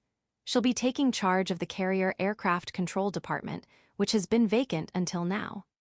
It seems my senior was already aware of this, and she had already met with the pilots and mechanics who would be under her command before joining us. My senior had first gone to the space frigate Akeshi, picked up the pilots, and then came here using a military liaison ship. On the Shunman, she'll be my subordinate and rank third in the ship's hierarchy, after the executive officer. This is a very delicate order. After all, Marika, who ranks second, is a Coast Guard second lieutenant. She's not a dispatch from the military, so she doesn't have a military rank, but if we were to assume she was a dispatch, she would be a warrant officer in the military, which is a rank below lieutenant, my senior's rank. However, in terms of field experience and age, although it's taboo to talk about a woman's age, if we dare to consider it, Marika would have the upper hand. Anyway, I wanted to avoid creating an awkward atmosphere on the bridge, which is my workplace. So after finishing the explanation on the bridge, I had one of the security officers borrowed from Her Highness guide her around the ship. After that, I headed to the rear hangar to meet up with Marika. Executive officer, how's it going? How's what going? Thomas and the others, do you think they'll fit in quickly? They'll be fine. More importantly, they immediately went to the carrier aircraft and didn't listen to any of our explanations. That's troublesome. Oh, the uniforms are supposed to arrive this afternoon. We can't depart until they arrive, so we'll leave tomorrow. When are you going to call Maria and the others back? Let's call them back in the evening. Since we have more officers now, I'd like to introduce them over dinner with just the officers first. Tomorrow morning, we'll have everyone gather outside for introductions before departing. Understood. I'll make the preparations. I gave up on talking with Thomas and the others and returned to the captain's quarters. From there, I reported to Her Highness about the embarkation of Lieutenant Karin and the others and expressed my gratitude. Her Highness asked me to take good care of Lieutenant Karin. It seems Her Highness has known Karin from before. Well, even though she's dealing with royalty, Karin is from a noble family. It's not strange that they might have known each other before, but Her Highness's tone seemed rather familiar.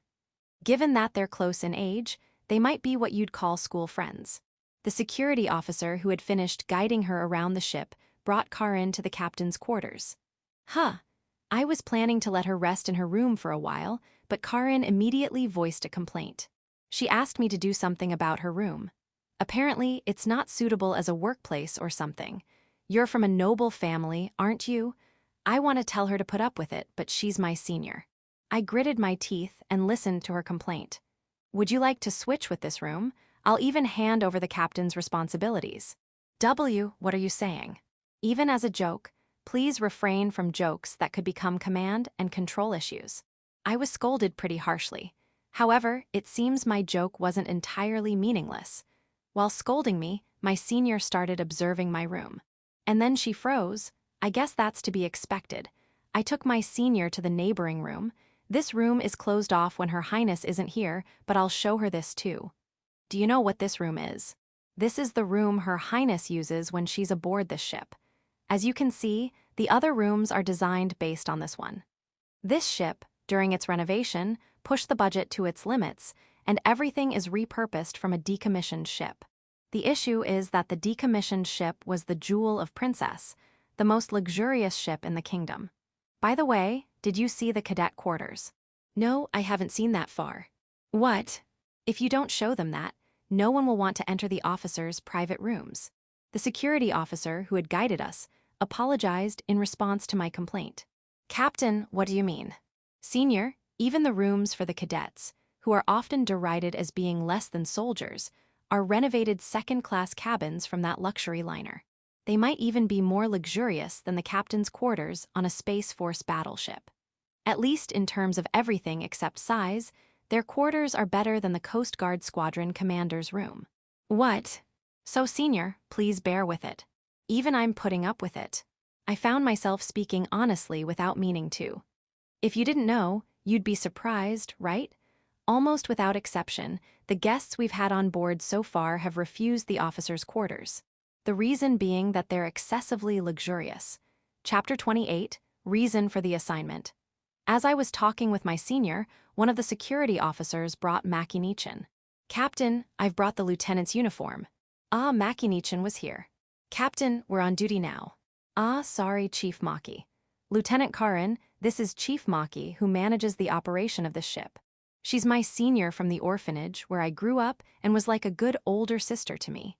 I can't help but slip into old habits when I let my guard down. I apologize for the unseemly display. No, Captain. Please treat me like a subordinate at all times if possible. Otherwise, it might affect morale. I think it'll be fine. This ship is the furthest from such concerns. Well, I'll keep it in mind. Or rather, I'll keep it in mind. Is that okay? Captain, you're ruining it. Just then, the security officer from earlier brought tea for the three of us, so we chatted a bit while drinking it. Both Mackie-Nichin and I were curious about why Senior Karin, who was on a fast track in the Space Force, had been transferred here. Of course, she noticed our curiosity and explained. From her explanation, we learned that firstly, she and Her Highness were quite close, being school friends. She told us that Her Highness had been very concerned about the future of this country for quite some time, since her high school days. One of the things they often discussed back then was the concept of an interstellar criminal police organization. She said he always thought about the need for a broad judicial organization that could deal with everything from noble corruption to pirate suppression. When Her Highness finally created this organization, she wanted to participate as a friend, so she volunteered to be seconded here. However, even if you wish for it, organizational barriers aren't easily overcome, especially since the senior wasn't a dropout or from a humble background. What she finally managed to tell us, seemingly with great difficulty, was that this interstellar criminal police organization was already becoming a source of political strife. Apparently, the nobility, various government agencies, and even the military were eager to bring this new organization under their control. Of course, Her Highness understood these movements and was trying to exclude them as much as possible, but it was uncertain how long he could keep doing so. One of these influences came from the military. It seems the Space Force wanted to place it under their control like the Coast Guard, but they haven't been able to do so yet. Her Highness has succeeded in excluding them for now, using the power of the royal family. However, some persistent military factions had blood relations with the senior. The senior was the daughter of a Viscount family, and her father was also an official in the military central command. She told us that she readily agreed to participate in this scheme at her father's suggestion. I thought she didn't need to tell us such sensitive information, but she smiled and said she had also told Her Highness, who was her friend, which left an impression on me. From the senior's story, I could see the problems Her Highness was facing. The organization, which had been seen as Her Highness's hobby, was attracting more interference from outsiders the more it proved its usefulness. We have to leave the complex issues to Her Highness and others. I can only do my job. The next day, I gathered everyone to introduce the new members before departing from Nihonium. It was the first time I saw the senior at work, and as expected of the top performer among her peers, her work ethic was extraordinary. She would find every opportunity to launch carrier-based aircraft for training. She would also ride in the back of the aircraft herself, giving direct instructions to check and improve the pilot's skills. That alone was impressive, but she also participated in aircraft maintenance with the mechanics in the hangar, never neglecting to check the time required for maintenance. Even I wouldn't impose such brutal training, but the senior showed no compromise. And yet, from an outsider's perspective, there was no waste or unreasonableness. This could only be described as a godlike skill. It seems she had various thoughts about the carrier-based aircraft mobile unit's air operations staff in the Second Fleet, where she was assigned before coming here. They probably couldn't fully utilize her abilities. It might have been unavoidable for a newly appointed officer, but perhaps she wanted to do various things according to her own ideas once she became free. Anyway, the senior continued training until we reached the vicinity of the asteroid belt. As usual, we raised the ship's alert level to semi-combat just before the asteroid belt, so the training ends here. We proceed towards the Rhenium star system through the asteroid belt while maintaining vigilance. Indeed, since it's in the asteroid belt, it's not easy to find a place where we can proceed on a straight route to the Rhenium star system. The routes we know now are only those used as regular routes for scheduled services. However, the existence of pirates' hidden routes is no longer just a rumor, but has become a reality. There must be places that can be used as routes other than the regular ones. We had been searching since we came to Nihonium, and considering our encounters with pirates, it seems we're not far off the mark where we are now. We navigate the ship while avoiding asteroids and meteorites that approach our main ship. Although the ship's alert level is at semi-combat, for safety reasons in the asteroid belt where meteorites fly about, we use carrier-based aircraft and internal boats for forward surveillance, clearing the way ahead. Since carrier-based aircraft put a strain on the pilots, we mainly use internal boats, with veteran non-commissioned officers from the former inspection team leading a few subordinates for exploration. The carrier-based aircraft are deployed for surveillance when the internal boat crew returns to Shunmin for rotation. Originally, the internal boats were under the mobile unit, but now that there are no mobile unit members, I've entrusted their management to Senior Karin along with the carrier-based aircraft. The first thing Senior Karin discovered was problematic. Senior Karin was monitoring real-time data from various sensors mounted on carrier-based aircraft and internal boats using the console panel for carrier-based aircraft control command. The carrier-based aircraft command seat on Shunmin's bridge has a system that allows monitoring of radar, infrared, ultraviolet sensors, and optical camera footage mounted on carrier-based aircraft and internal boats, synchronized with the pilots. The carrier-based aircraft commander can discover things that the patrol pilots might miss by monitoring from Shunmin's bridge. If anything suspicious is found, they order the pilots to reinvestigate via radio. During one such reinvestigation, we found a spacecraft drifting in space. To be precise, at this stage, we found an artificial object that could potentially be a spacecraft. Yes, it was drifting. I ordered Kasumi to use Shunmin's sensors for reinvestigation, but the results were the same as what the senior had found. To be honest, it's unclear at this point. Executive Officer. Yes, we need to investigate since we've found it. Kiori. Any distress signals? No, nothing is coming from that ship. Executive Officer, bring Shunmin closer to that ship. Carrier-based aircraft control officer, sorry, but please recall the internal boats. We're going to board that ship. I have a responsibility to handle shipwrecks according to the law, but more than that, I'm curious about that ship. Normally, a shipwreck in such an area would be almost hopeless, and one could predict a tragic state inside the ship, but somehow I can't shake the feeling that there's more to it. Executive Officer, I'm sorry, but we're going to board together. That's right. It's an unthinkable order. In this case, if I let the executive officer lead the inspection team, I, as the captain, would stay on the ship. If I were to lead the inspection team, the executive officer would typically take charge of the ship. But the order I gave was neither of these. I might have considered this during our first encounter with pirates, but fortunately, we now have a reliable senior on Shunmin. What I ordered next was precisely this. I'm entrusting the command of this ship to Lieutenant Karin while I'm on inspection. Executive Officer, please organize an inspection team with experienced members. Wear power suits and assemble in the rear hangar.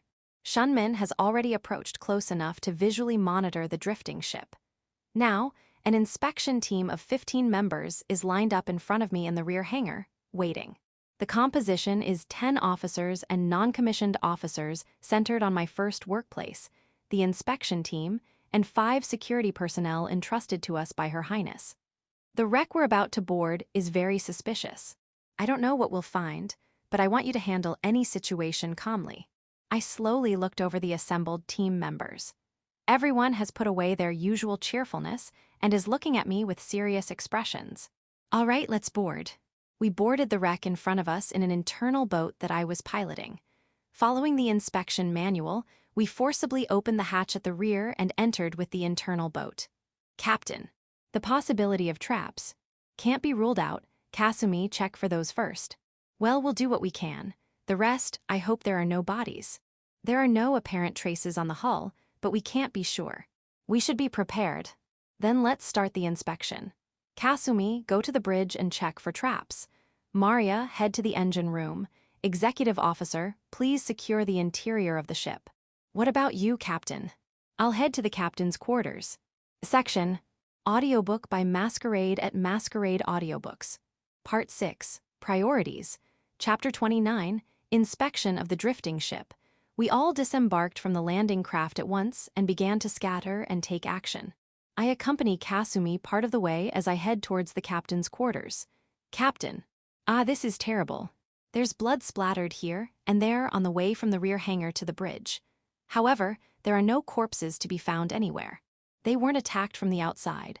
There were no signs of attack on the exterior, right? I wonder if there was some kind of mutiny inside. Whether it was a mutiny or not is unclear, but something definitely went wild in here. The question is who did what to whom. Well, this is a ship that was sailing in these parts. One thing's for sure, they weren't decent folks. As we talk, Maria, who arrived at the scene ahead of us, radios in. Captain, I'm in the engine room, but it's no good. We can't expect any power. Is that you, Maria? What happened? The area around the engine has been thoroughly destroyed. Rather than the engine itself, it's the control systems and energy transmission components that have been precisely destroyed. Repairs in space seem impossible. I see. If that's the case, we can't expect much from the bridge either. Well, it can't be helped. Maria, now that we know the engine situation, rendezvous with Kasumi. Head to the bridge. Captain understood. Kasumi, you heard that. Meet up with Maria and try to gather some information on the bridge. Understood. I've just arrived at the captain's quarters. I'll search inside. Radio me if anything comes up. Saying that, I entered the captain's quarters with one security officer. Of course, all power to the ship has been cut off. With no lighting, we use our own flashlights to search the captain's quarters. There's nothing much of note. However, I found a terminal in the desk drawer. This is typically used in civilian ships to record the ship's log and other information. It automatically records information via the ship's internal communications. Of course, it won't turn on. No, wait, the internal battery is still alive, and it powers on. This terminal doubles as a ship's log and voyage recorder, so there's no security lock. I'm not sure if we're dealing with pirates or smugglers, but I doubt they've been keeping records in accordance with the law. Still, even just looking at the voyage recorder might tell us something. I started operating the terminal to investigate the information. While ship captains are required to keep a log, this one, as expected, isn't properly written. However, there are incomprehensible numbers and what seem to be monetary figures recorded here and there. It seems the captain of this ship was using the log as a memo pad. If we could understand what these numbers mean, things might become a bit clearer. I continued my investigation. Then I found a voice memo dated yesterday. Just as I was about to check the voice memo, Maria and Kasumi entered the captain's quarters. Captain, without power, it's no good. We can't figure out anything. Kasumi, is it as Maria says? Yes, Captain. None of the equipment on the bridge is functioning at all. It's no use expecting backup power either. In any case, it's been efficiently destroyed, so repairs here are impossible. We can't do any further checks unless we get power from outside. Sister America probably can't move around much either without artificial gravity, let alone the air issue. I radioed the executive officer. XO, I guess the ship's investigation isn't progressing well in zero gravity. Yes, it's quite tough. We haven't even finished one block yet. Then let's change the plan. We'll borrow minimal power from Shunman. Are we doing that again? Yeah, there's no other choice. XO, you heard that. Change of plans, we're going to connect Shunman with wires. Understood. I called Shunman and had Shunman dock with this ship. almost the entire crew worked to connect wires between this drifting ship and Shunman, and we ran cables to supply power to this ship from Shunman. With this, we managed to provide minimal artificial gravity, internal air circulation, and power to the bridge. As for internal lighting, we kept it to an absolute minimum, only activating emergency lights.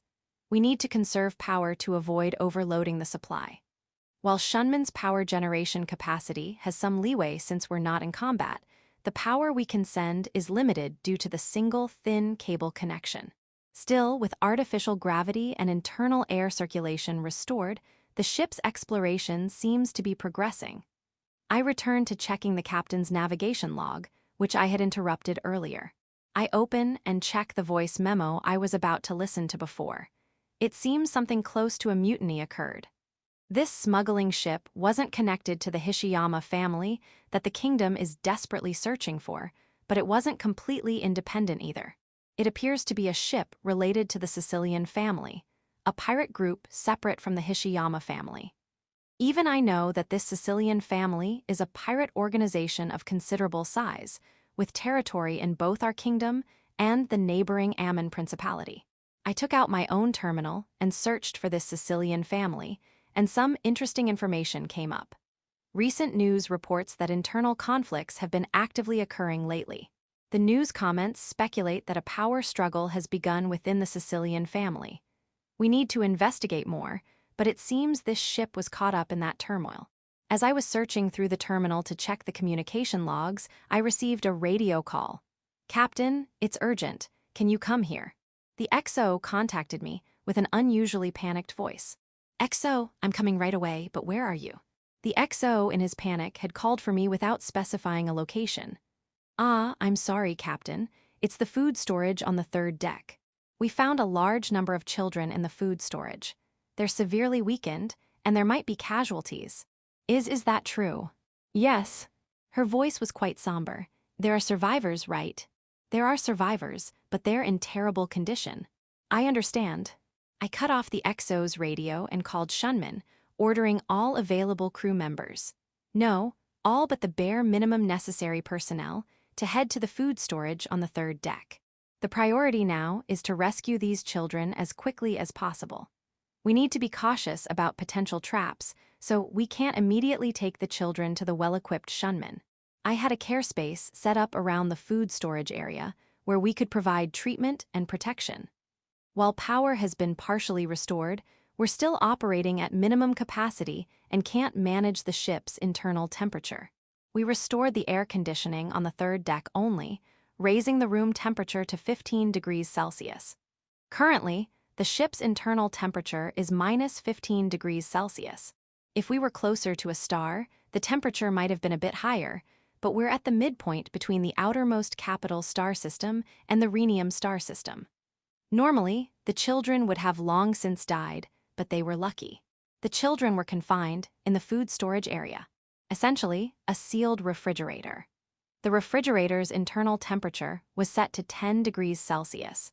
It seems the ship's original occupants didn't intend to use this for food storage, but for keeping the children, which fortunately meant we found them in an internal temperature of 3 degrees Celsius. Moreover, there were nearly 50 children, so they likely huddled together to endure the cold, which helped them survive. Even so, it's clear that if we had been half a day late in discovering them, they all would have perished. The air wasn't circulating, so they were nearing their limit. As the children's rescue seemed to be progressing smoothly, I suddenly started shaking. I became scared. If my decision had been delayed, all these children would have died right before my eyes. I could accept it if I were to die, but I absolutely cannot accept being responsible for the deaths of innocent children. Our options here are limited. The dangerous situation would continue if my decisions were delayed. After all, we're currently unarmed, and we've confirmed that this area has become enemy territory. We should escape immediately. I returned to Shunman and set out to rendezvous with Her Highness as soon as possible.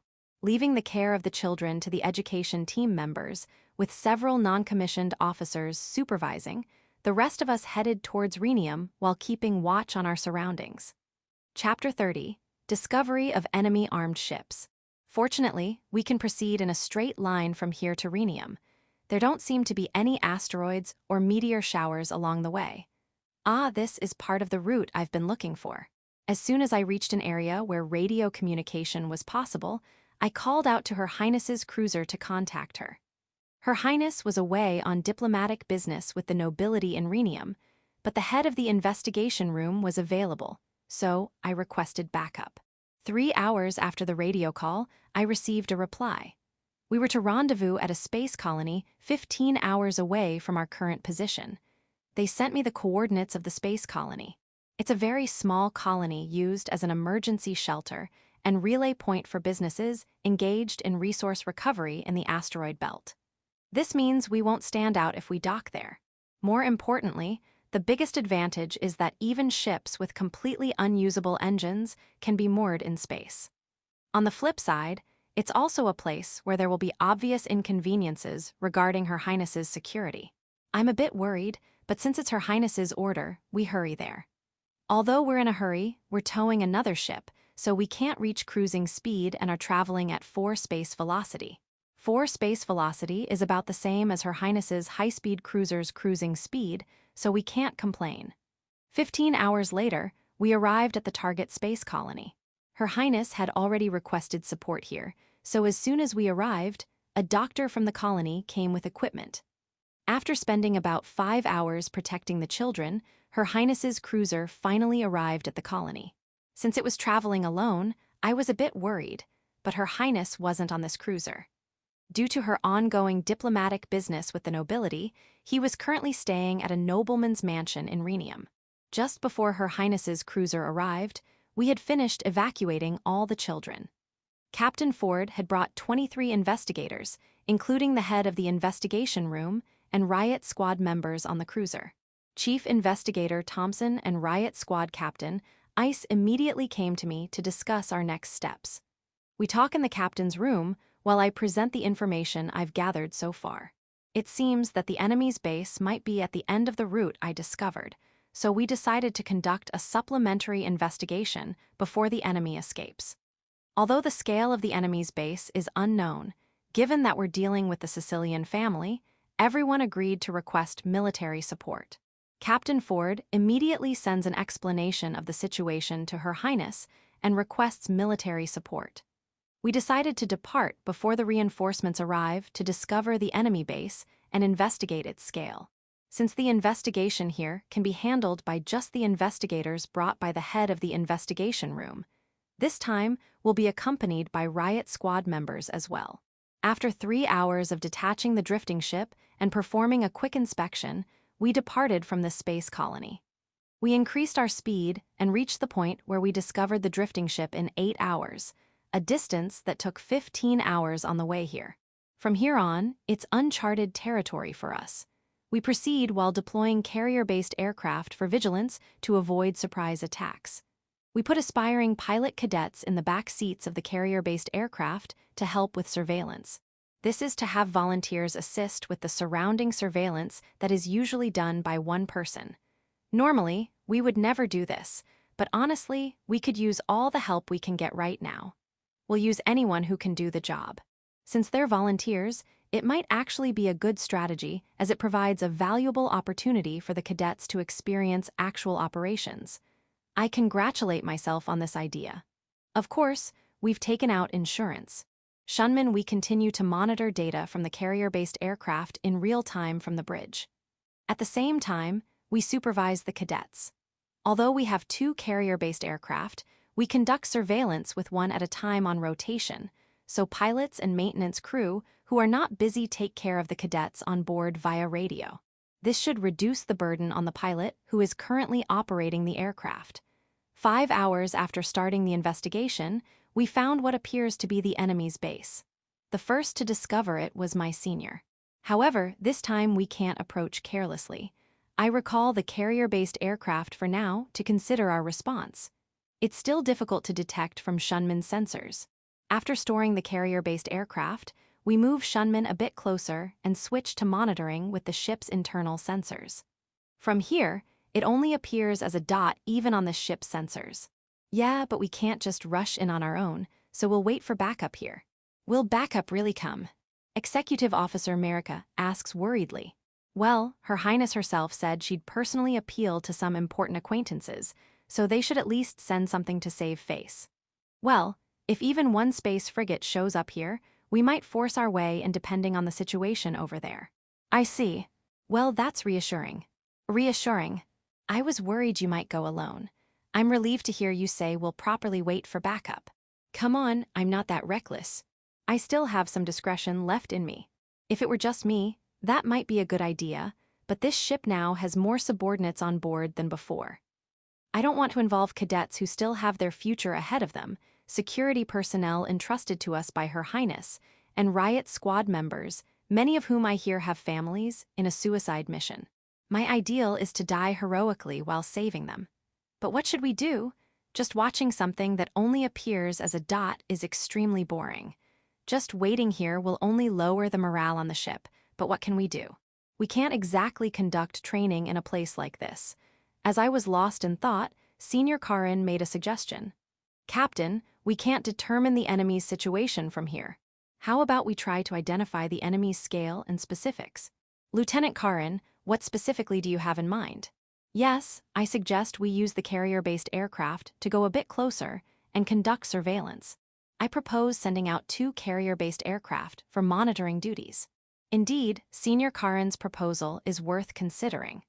If we don't know the enemy's strength, we won't be able to act immediately even when backup arrives.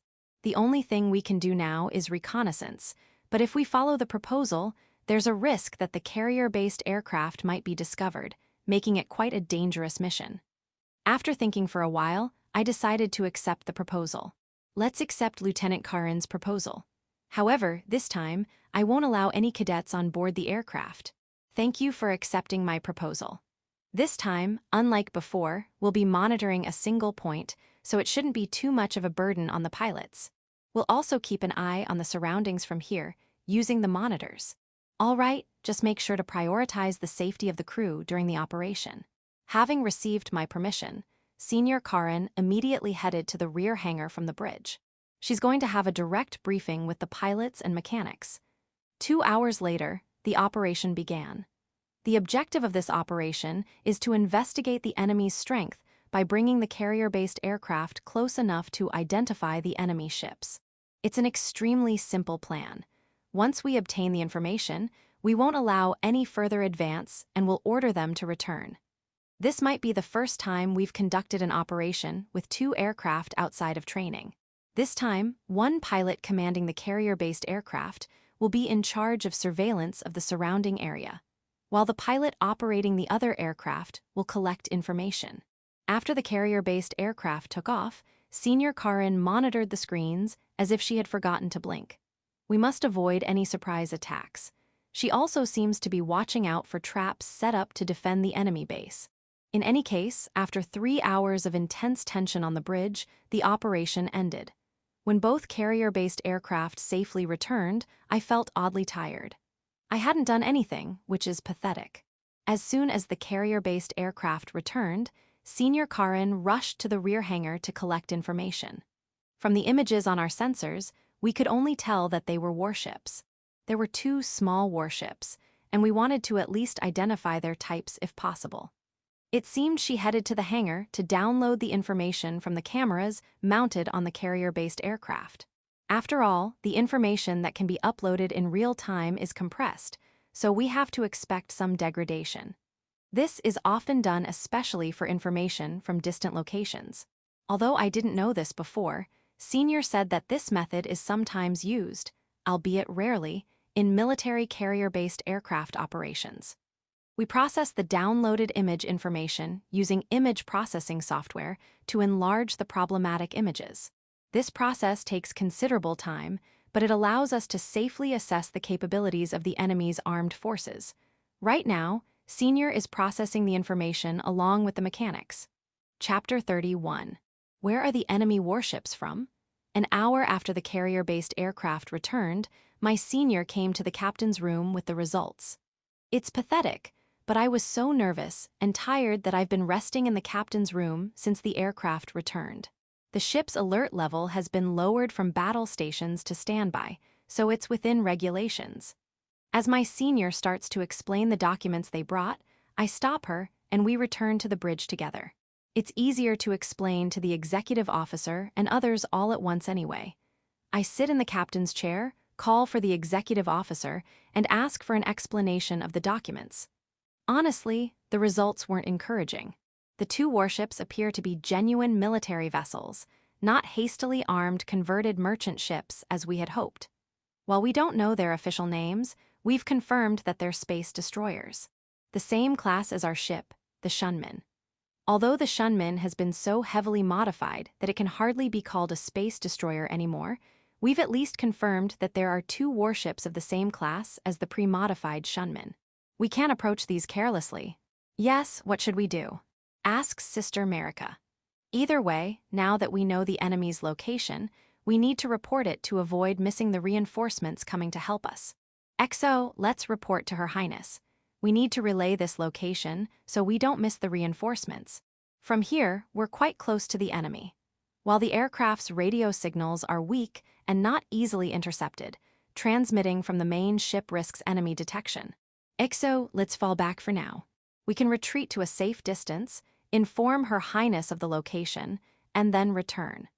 If we explain that we're only receiving communications to avoid enemy detection, Her Highness will understand if anything happens. Understood. We decided to fall back, since we've pinpointed the enemy's likely base. This decision carries the risk of losing track of enemy reinforcements or their escape, but it's a calculated risk. Safety comes first. It's ironic that someone with a death wish like me is planning a safety-first strategy. It might seem paradoxical, but it can't be helped. We retreated to a safe distance and reported the enemy base location and what we know of their forces to Her Highness. Her Highness informed us that she'd secured a squadron of reinforcements from the military. They should arrive at the scene within 3 days at the latest. 3 days is plenty of time for us to remain in this location. I told Her Highness we'd continue surveillance and then returned to our original position. Now we're entering a potentially boring surveillance operation that could last up to 3 days until reinforcements arrive. Given our crew's level of training, we can't return to normal operations. For the next 3 days, everyone will sleep and eat near their workstations. This is the same treatment as the mobile unit members on board, so there can be no complaints, but I'm a bit worried if they can endure it. However, we can't allow them to return to their individual rooms. With the enemy in sight, it's clear that if we let them return, we wouldn't be combat ready for an hour. Even from our current standby status, I'm worried it would take 20 minutes to be ready. The last time, it took 15 minutes to reach battle stations, but there's no guarantee we can achieve that time again. Well, this has been communicated to everyone through their team leaders, so there shouldn't be any problems. The issue is how to deal with this boring time. For now, we're launching carrier-based aircraft periodically for surveillance. We can maintain tension on the first day, but our crew is young after all. By the second day, boredom sets in.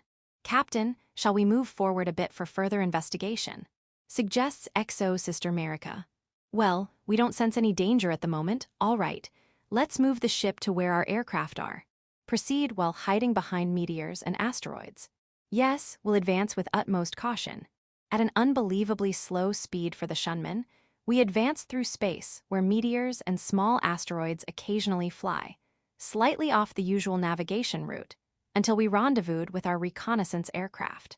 At this point, there's no need to keep the aircraft out.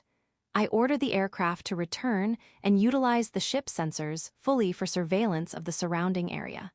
No artificial objects detected within attack range, Kasumi reported, allowing me to breathe a sigh of relief. Keep up the surveillance, I ordered. While sipping the coffee prepared for me, I spoke to XO Sister Merica. The reinforcements should be arriving soon at the earliest, right? Yes, we were told no later than 3 days, so by our calculations, it wouldn't be strange if they arrived now. As for what to do next, I guess we have no choice but to wait for reinforcements. In response to this comment, which could be considered my muttering to myself, Senior Karin offered a suggestion. Captain, I have a proposal. A proposal? Do you have a good idea? Yes, since our ship has come this far, why don't we send out the carrier-based aircraft a bit further? What's the reason? Firstly, aircraft are harder to detect on radar. And secondly, we can confirm the exact type of the enemy space destroyers. Confirming the type, Yes, if we can get a clearer view of their exterior, we can determine the type. Moreover, we can identify their armament from the exterior, which would significantly increase our safety during an attack. What Senior Karin says makes sense. If we can just determine the number of main guns, we can decide on our countermeasures in advance. Well, since we know they're space destroyers, there shouldn't be much difference, but knowing whether they have torpedo tubes or not would make a difference. All right, I understand. I approve Lieutenant Karin's proposal. Thank you, Captain. As I've said many times, please act with safety as the top priority. The military will likely be the main force in the upcoming attack. I want you to fully understand that our primary mission is to stay here and gather information until the military arrives. Having received my permission, Senior Karin rushed to the rear hangar to relay the mission to the pilots. An hour after my approval, the carrier-based aircraft took off from the Shunman, approaching the enemy while maintaining utmost vigilance of their surroundings. 3 hours later, we received video footage that finally revealed the type of enemy space destroyers. They are 2 Bulldog-class space destroyers. The Bulldog-class space destroyer was the last destroyer type produced by the Kingdom and was evaluated as the masterpiece of destroyers. According to the information at hand, 30 ships of this class were produced, and this Shunman was also produced as the 22nd ship of this class, originally named the Hounddog. Although the Shunman has become a completely different ship, thanks to that president, only resembling its original appearance, we still understand the performance of the Bulldog-class space destroyers since we carried out the modifications ourselves. If it's that Bulldog class, it's no match for the current Shunman. We could handle 2 of them with just this ship. Maria says nonchalantly. Sister Marika seems to share the same opinion and is even optimistic. Well, we had pretty much figured this out when we learned the enemy had space destroyers, but identifying the specific class has led to a sense of relief. Come to think of it, it's obvious. The Bulldog class was said to be a masterpiece, and there are no space destroyers in the Kingdom superior to it. I've heard that other countries might have newer ships, which could have been potentially dangerous, but that's just a rumor, so there was no need to consider it. Just as a somewhat relaxed atmosphere was spreading on the bridge, Kasumi, our warship otaku, said something strange. Captain, isn't this odd? Odd? What do you mean, Kasumi? They're warships, you know. The enemy ships are warships. Like this ship was, warships are supposed to be properly disposed of even when decommissioned, so why are they there? At first, I didn't understand Kasumi's question, but her following words made me realize the gravity of the situation. Either warships were handed over to pirates without being properly disposed of, or there might be someone among the officials secretly aiding the pirates. That's right, pirates shouldn't be able to possess warships in the first place. We know that the space frigate we captured earlier was seized by pirates due to an operational mistake by our neighbors, so its history is clear. However, the history of the 2 space destroyers before us, including this Shunman, is suspicious. All 30 Bulldog-class space destroyers produced have been retired from military service, with some being transferred to the Coast Guard, but those have long since been retired as well. Records show that some were also transferred to the private armies of nobles in various star systems. And currently, these noble armies are about the only ones still operating space destroyers. If we consider a more cynical view, there's even a possibility that the space destroyers before us belong to the private army operated by one of these nobles. If that's the case, we're facing a very troublesome problem. Chapter 32, Battle with the Enemy Destroyer. Well, the Kingdom has produced 30 ships, but this doesn't include the ones exported. It could be like that captured space frigate earlier, which was seized after being exported. No need to overthink it. I get what you're saying, Kasumi. But the Kingdom likely isn't monitoring the exported ships. Either way, once reinforcements arrive, we'll catch them, and we'll find out the ship's name. That should clear things up. So don't stress about it for now. Yes, that is, if we don't blow them to bits like in the first battle. Exactly, you heard that, Kate. Huh, what was that? Kate's clueless reaction made everyone on the bridge chuckle softly. It seems like incidents often occur when everyone is a bit too relaxed like this. Suddenly, We received an emergency transmission from one of our carrier-based planes. It had been spotted and was under attack by enemy aircraft. Karin-senpai quickly asked for permission to counterattack, prioritizing the lives of my crew. I immediately gave the go-ahead and started planning with my sister Marika for our next steps. I had completely overlooked something. If it's difficult for us to spot enemy aircraft, the same applies to them. If they happen to spot us by chance, our current advantage would be lost. Luckily for us, the enemy aircraft were clearly old models, likely the type initially deployed on Bulldog-class space destroyers. In contrast, our aircraft were the latest of the latest. They hadn't even been officially adopted yet, though for some reason. Their adoption had been delayed, but in terms of performance, the difference was night and day. Shortly after, we received a report that 3 enemy aircraft had been shot down, but there was no time to relax. Naturally, the enemy destroyer that had lost its aircraft was now aware of our presence. Soon after, Kasumi reported in. "We've picked up enemy radar waves, we've been spotted." At this stage, we could still escape, but reinforcements were expected to arrive soon. Letting the enemy destroyer get away wasn't an option this time. As Kasumi had said earlier, we had to investigate the history of the enemy's space destroyer. Incidentally, the Shunman, before its modifications, was named Hound Dog, a ship that had been recorded as lost 13 years ago during a battle. We assumed it had been captured by the enemy after being immobilized during combat with the enemy nation. We're about to engage the enemy destroyer. Communications officer, send a radio message to Her Highness. Inform her of our current position and urge her to expedite the reinforcements. Captain, I'm ordering the aircraft to engage the enemy destroyer. Captain, let us assist as well. Ice, the commander of the mobile unit, spoke up. Facing 2 destroyers was a tall order, even for us. While there are ways to completely destroy them, we would still have to consider the damage we might take in the process. Though the plan was risky, I shared an idea with Ice. We would use the speed of the Shunman to separate the 2 enemy ships, then use our aircraft to assault the one further away. The enemy crew likely numbered around 130. Since they were in the middle of combat, the number of people who could respond to a boarding attack would be limited. At least half of the crew would be occupied with operating and fighting the ship, so Ice and his team would face no more than 60 people in battle.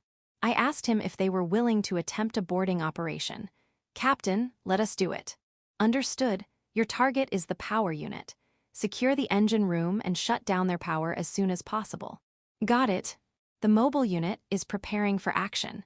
The assault boat will follow the carrier crew's lead. Second Lieutenant Karin, you're in charge of the assault boat. Understood. Commander Ice, I'll immediately instruct the mobile unit to board the assault boat. First Officer, prepare for combat. Once the assault boat is launched, we'll pull back. Make a flashy exit. Captain, I've received word from Captain Ford. They'll arrive in 6 hours. 6 hours, huh? Well, it's better than the worst-case scenario. Either way, we have no choice but to proceed with the plan. Once we're ready for battle, we'll begin the engagement. Battle readiness confirmed in 14 minutes. The assault boat has launched. First Officer, it's up to you now. Make it flashy. Shunman, launching. Speed, 12 units. Skimming 0.2 points ahead of the enemy destroyer, passing to the right. Repositioning to face the enemy and initiating the attack. Roger that. First Officer, fire the pulsar cannon as we pass the enemy. What? Even against a destroyer, that won't be very effective. But it'll definitely piss them off. Weapons Officer, you heard him. Fire the right pulsar cannon. Understood. It took some time before the real battle began. The distance between us and the enemy was significant. From the moment we gave the order to fire the pulsar cannon, an hour had passed since the initial command. Reinforcements were still 5 hours away. If things continued at this pace, the battle would be over by the time reinforcements arrived. We could have the military launch a full assault on the enemy's small space colony, which they were likely using as a base. We've detected enemy destroyer fire. The estimated course doesn't hit us. Good, stay on course. We're about to enter pulsar cannon range. As soon as we're in range, fire at your discretion. Kate gave calm and clear orders. She had grown so much since the first battle. If everything went smoothly, the enemy would fall right into our trap. Our aircraft are preparing to attack the destroyer on the left. Begin the attack, focusing on the main guns. Karin-senpai was expertly handling the aircraft. Our goal wasn't to sink the enemy ships this time.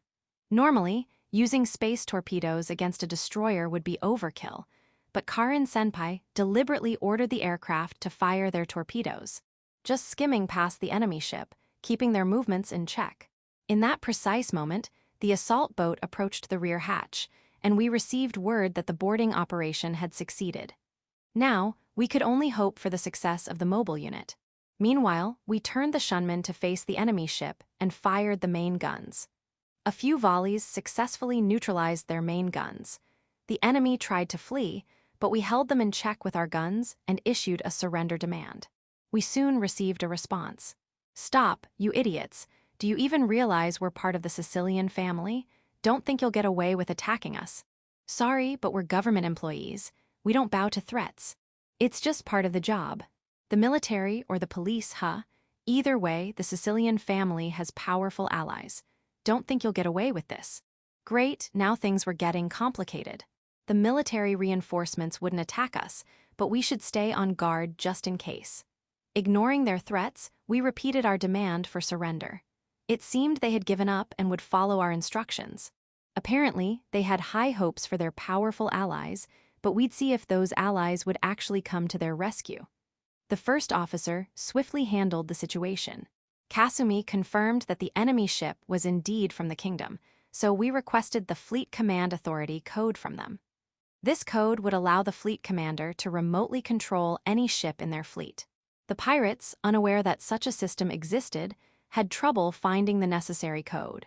But Kasumi carefully explained, and they finally retrieved it from the emergency box by the captain's seat and sent it over. With the command code in hand, Kasumi used the Shunman systems to take remote control of the enemy space destroyer. The first thing she did was seize command of the ship, locking them out and securing complete control. Then she asked for my next orders. "Turn off their artificial gravity. We'll leave life support running, but without gravity, it'll be harder for them to move around." Understood. As soon as Kasumi cut the gravity, the enemy began cursing us over the radio.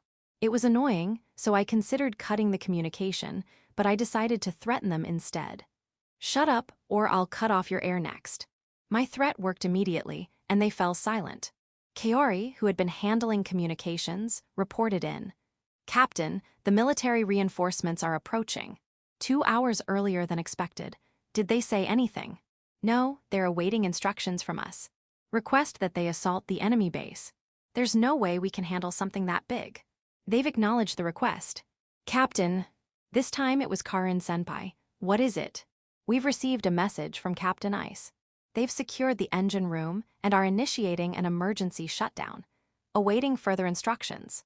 Let's go support them now that we're done here. First officer, issue a surrender demand to the other ship." "Captain." Things were getting busy. The battle was practically over, but for some reason, everything was becoming more hectic as it ended. A message from Her Highness. Expected arrival in 3 hours. Currently rushing there under escort of 3 warships. 1 warship has been sent ahead, and they're asking you to take command of it. The radio message from Her Highness was out of order because the reinforcements arrived earlier than Her Highness's instructions, but it seems the matter of command has been settled with the military. However, what does it mean for a mere lieutenant to command officers who are at least colonels? It's impossible, isn't it? Well, I suppose in this situation, I'll be treated as Her Highness's proxy, but my stomach can't handle it. Honestly, I'm glad we don't have to face the enemy together. Let's leave all their strongholds to the military.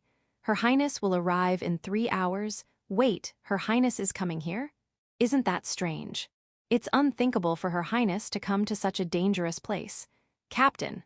Executive Officer Marika's call brought me back to reality. Let's focus on the job at hand. They've accepted our surrender terms. Bring Shunman alongside and take Maria to the engine room. We need to restart the emergency stopped engine. Huh, is it safe to start it? Kasumi, that ship is under our control now, right? Yes, the process was completed earlier. Then it's the same.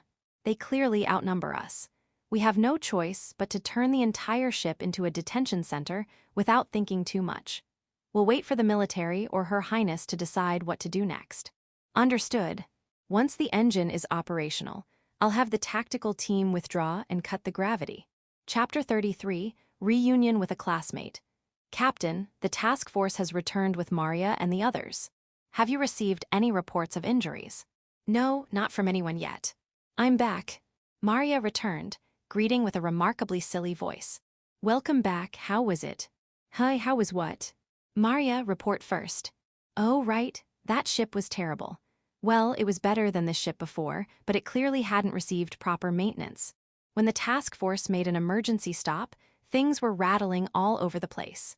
We managed to get it moving, but it wouldn't be surprising if it broke down at any moment. From Maria's report, it seems that the space destroyer was not in a condition that suggested it belonged to any active military force.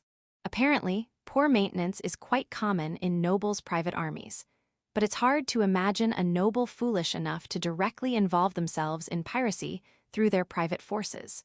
I'm not well versed in noble society, but if it were a noble's army, they would at least attempt some form of camouflage. For now, with Maria having started the engine, we can remotely move it anywhere. I see.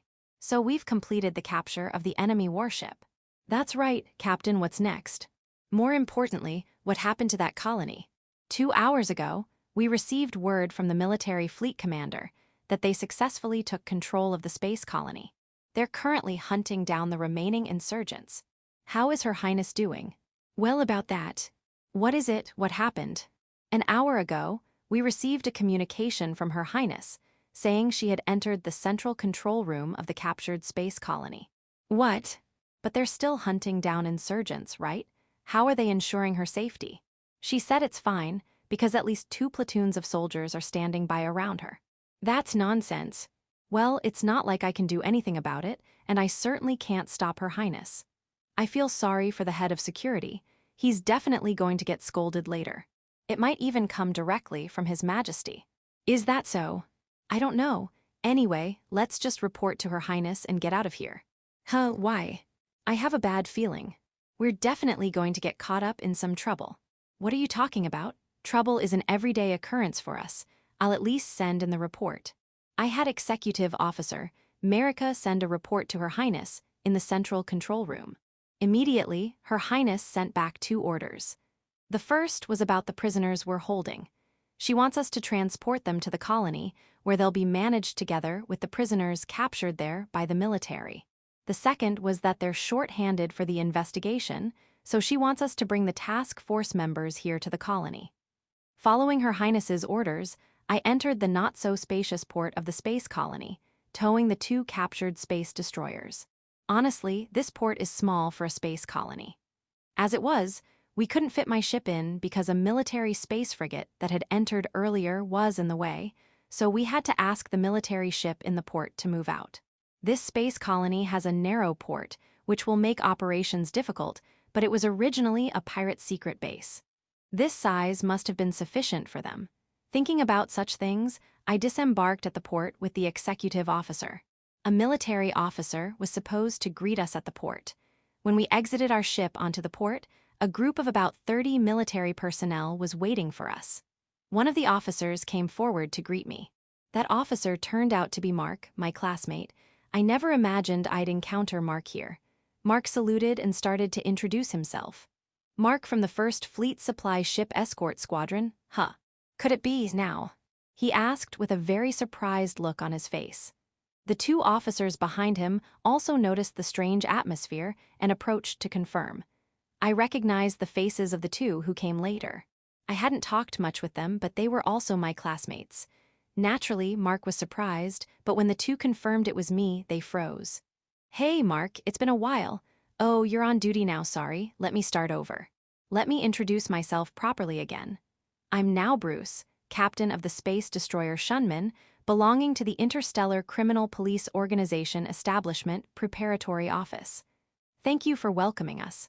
Also, thank you for accepting our request for assistance. As per Her Highness's instructions, please handle the transfer of prisoners to the military.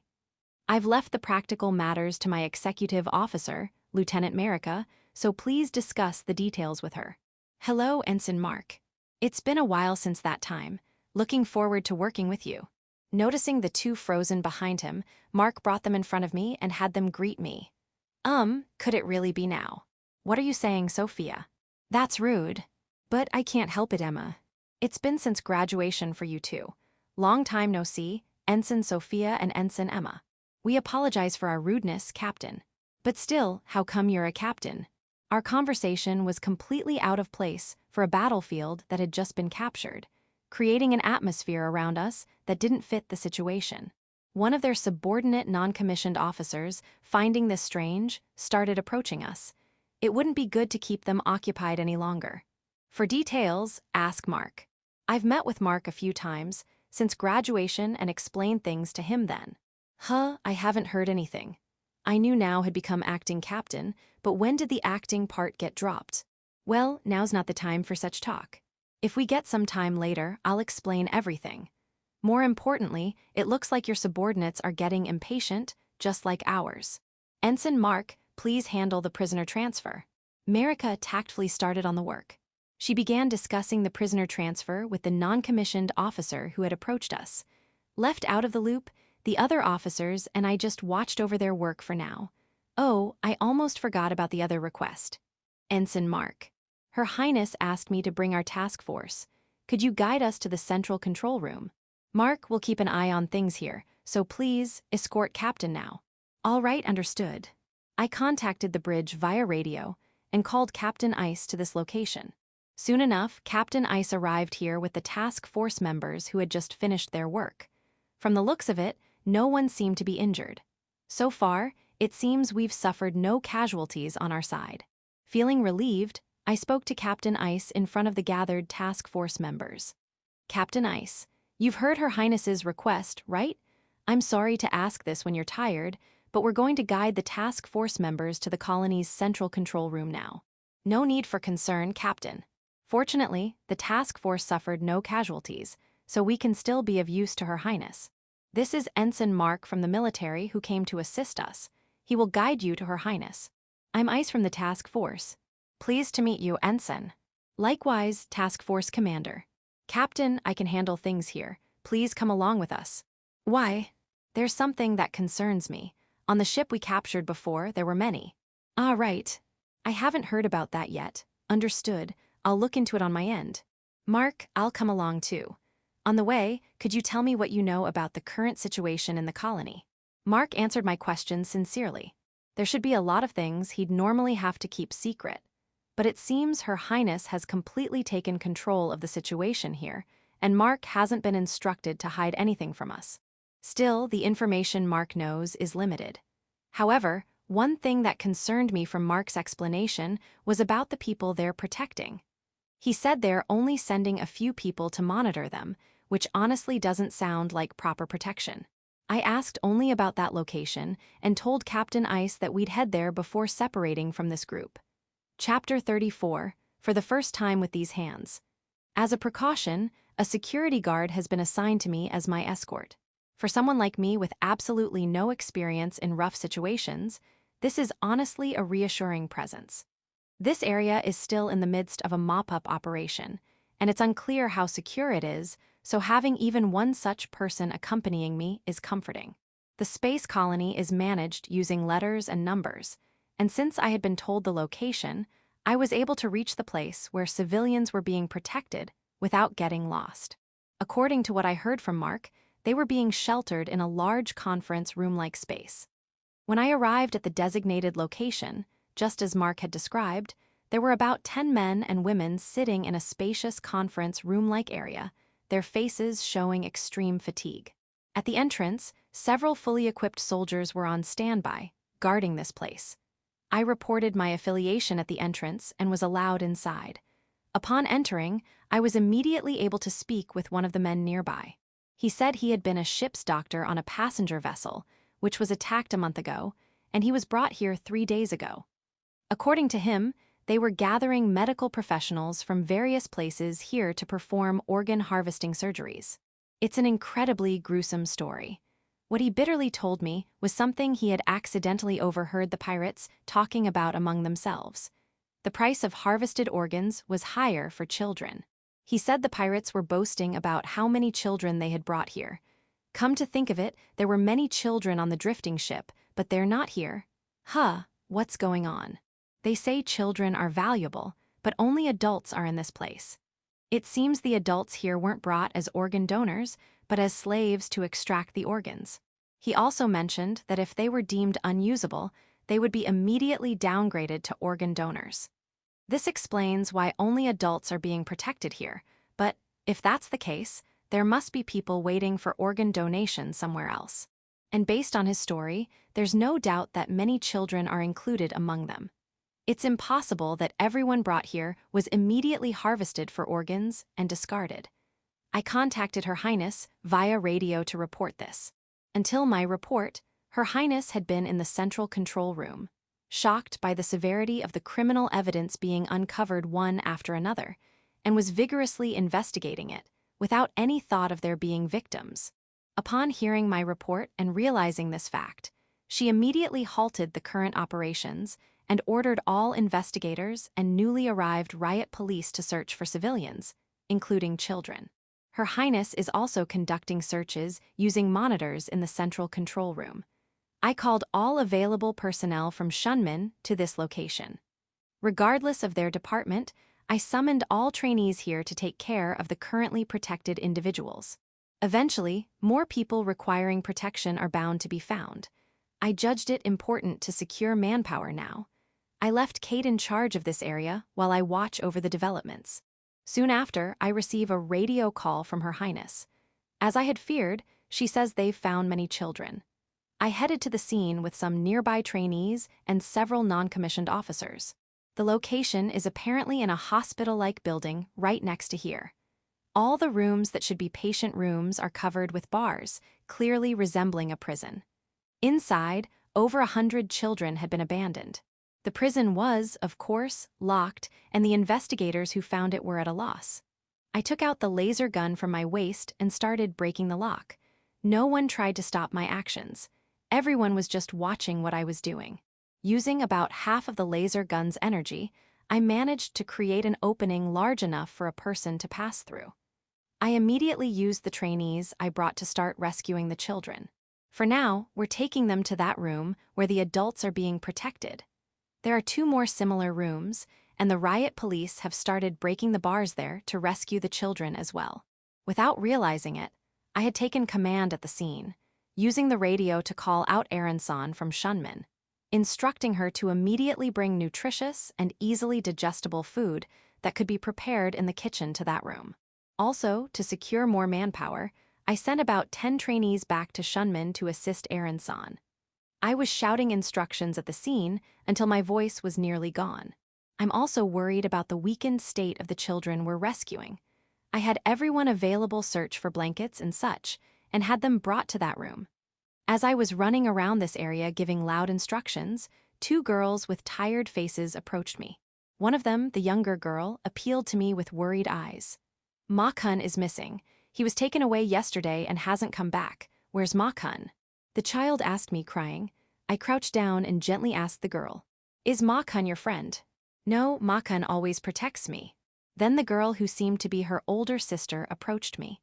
"I'm sorry about my sister, but Ma-kun is a very important boy to my sister, no, to me as well." "I see, then we need to search for him. Uncle will go look for him. You 2 wait here with everyone else, okay?"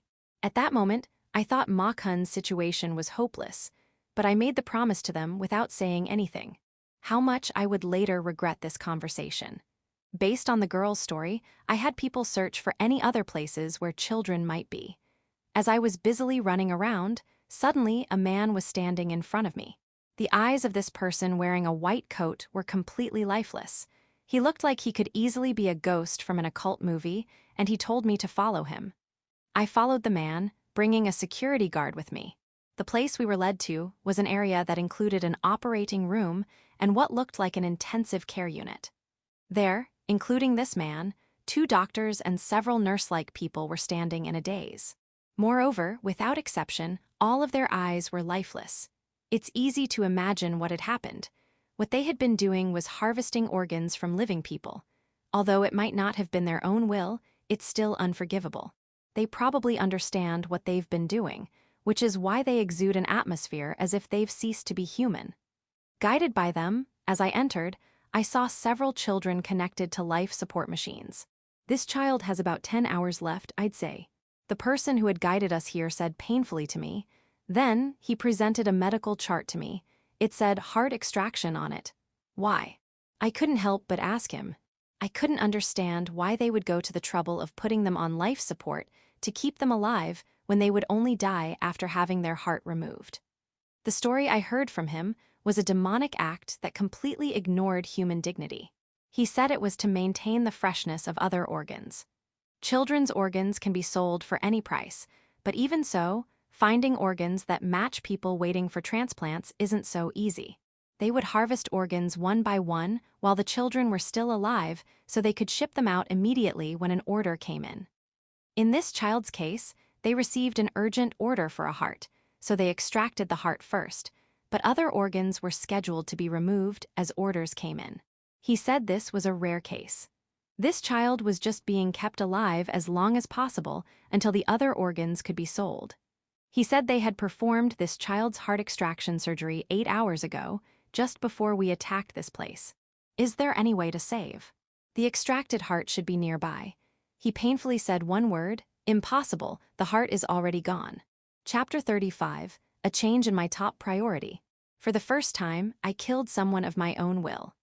I, who had taken the lives of many pirates before, for the first time killed someone in front of me, with my own will and intent to kill. Without realizing it, I was quietly shedding tears.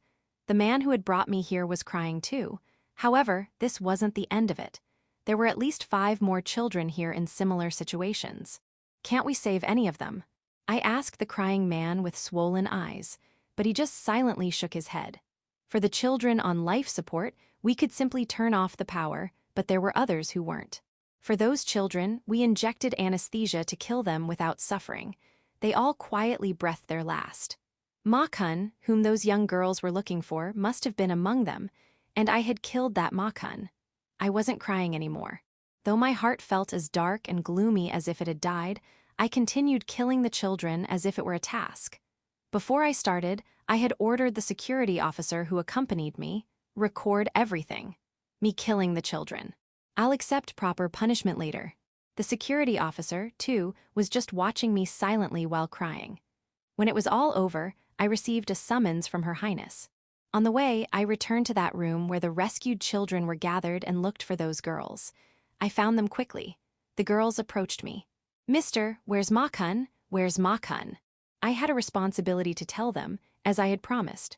I crouched down in front of the girls, met the young one's eyes, and quietly said, "I'm sorry, I couldn't save Ma-kun. He had been killed." The girls must have understood. They didn't start crying immediately upon hearing my words, but gradually tears began to overflow from their eyes. I had simply conveyed the result to the girls matter-of-factly. Moreover, I had told them a lie. For them, it didn't change the fact that Ma-kun had been killed, but I, who was telling them, was different. He wasn't killed by pirates. I had killed him. This lie was a filthy act to protect my weak heart. I understood this myself. One of the older sisters said in a small voice, "Thank you for looking for Ma-kun." However, even hearing that, nothing resonated in my heart. Perhaps my heart had already died. My heart must have become like a dry desert. I bowed my head to her and headed towards Her Highness. In front of Her Highness in the central control room of the space colony, I reported everything I had just done without hiding anything. Her Highness listened to my report quietly. Finally, I said, "Everything was done based on my judgment. I'm prepared to accept any punishment. All responsibility lies with me alone." Saying this, I bowed my head before Her Highness. Then Her Highness approached me and quietly said, "I support your actions. All the actions you took were under my orders, and I acknowledge them all. Therefore, there will be no punishment from me. Belatedly, I will order the captain to protect civilians. All actions regarding this will be left entirely to the captain's judgment. I'll say it again, I will not punish you for your actions." Saying this, Her Highness gently embraced my lowered head to her chest and whispered in my ear, "It's not your responsibility. It's all my responsibility. I'm sorry for putting you through this. This karma isn't yours alone, I'll bear it with you. I'll bear this karma with you. No, please let me bear it with you." When I heard these words in Her Highness's gentle voice, a change occurred in my completely broken heart. Although I thought I couldn't feel anything anymore, I felt as if something warm was enveloping my heart, like rain falling in a desert. Before I knew it, I was crying out loud. Tears fell uncontrollably onto the floor. The security officer who had been by my side all along started crying too. Her Highness must have cried as well. I could feel Her Highness's tears falling on my head. At this moment, something happened in my heart. Yes, a change occurred in my priorities. Until now, dying heroically in the line of duty had been my top priority. But at this moment, that order changed, and a new feeling of never letting such misfortune happen again grew stronger, and exterminating pirates who do such things became my top priority for the first time. I wonder if my life perspective changes every time I cry hard. In a corner of my mind, I even thought about such trivial things. Her Highness quietly moved away from me after waiting for me to stop crying. After confirming that life had returned to my eyes, Her Highness gave another order.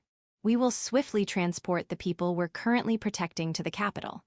As soon as the Royal Audit Department, which we've requested, arrives here, we'll return to the capital. Until then, please have all the people under protection boarded on the Shunman." Her Highness ordered me with red eyes from crying. I immediately took a salute position and accepted the order. Later, I heard from the head of security that this incident had left quite a significant mark on Her Highness's heart. There was clear evidence that this wasn't just a problem with pirates. Her Highness felt great anxiety about the future of the kingdom and was vigorously dealing with the response when she ended up bearing the burden of my actions as well. Yet, without letting her heart break, she was energetically carrying out her own work. Perhaps I became devoted to Her Highness at this time. From now on, I strongly vowed to devote all my efforts to cracking down on these filthy pirates for Her Highness and for the kingdom. I returned to where the girls had been earlier and gave instructions at the scene until my voice was hoarse, protecting as many children as possible. Among the children brought to this place, some were physically in danger, but I searched for those who needed treatment and handled them as carefully as possible. I sought cooperation from the medical professionals I had met earlier near the life support equipment and those under protection, providing treatment to children who needed it while taking them to the Shunman. The people we brought were housed in 3 multi-purpose halls, separated by their conditions. In any case, for children who needed treatment, we took measures to prevent any more deaths, such as letting them sleep in available cabin beds while waiting for Her Highness's instructions.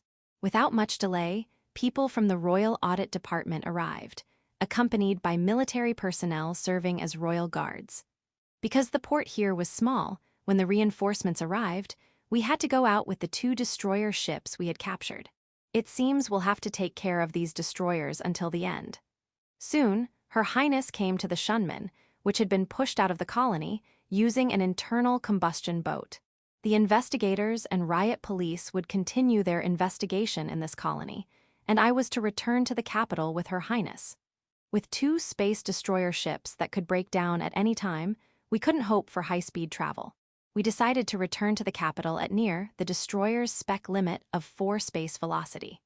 Fortunately, during the investigation of the space colony, we found the route we had been looking for. So this time we could move along that route without the waste of having to return to a commercial route first. Come to think of it, I had promised to explain to Mark and the others afterward, but I couldn't even meet them. I'll explain properly when I see them next time. However, I don't know what to explain. I suddenly remembered such trivial things on the way to the capital Star Diamond. After all, I have nothing to do now. When just returning to the capital, I really have nothing to do. Because Executive Officer Sister Marika and Senior Karen are so capable, everything runs without even needing instructions. Even for the protection of children, Kate is taking the initiative. Come to think of it, most of the crew members here are from orphanages and are used to this kind of handling. Kate must have been a caring older sister from an orphanage too.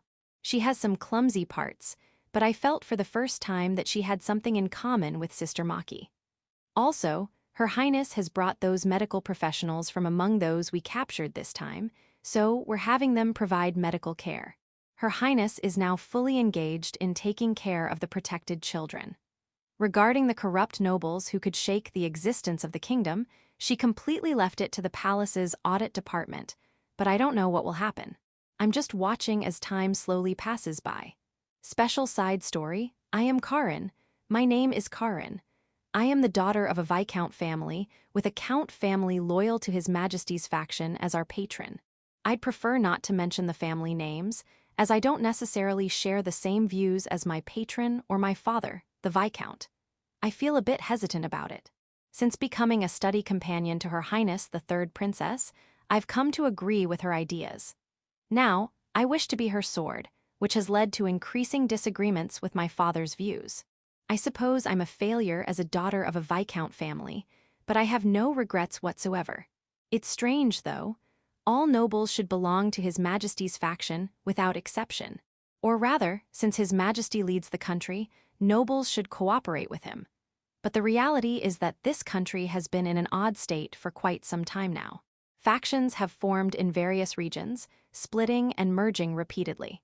Currently, there are 2 major factions and several smaller ones. Regrettably, His Majesty's faction has become one of these smaller factions.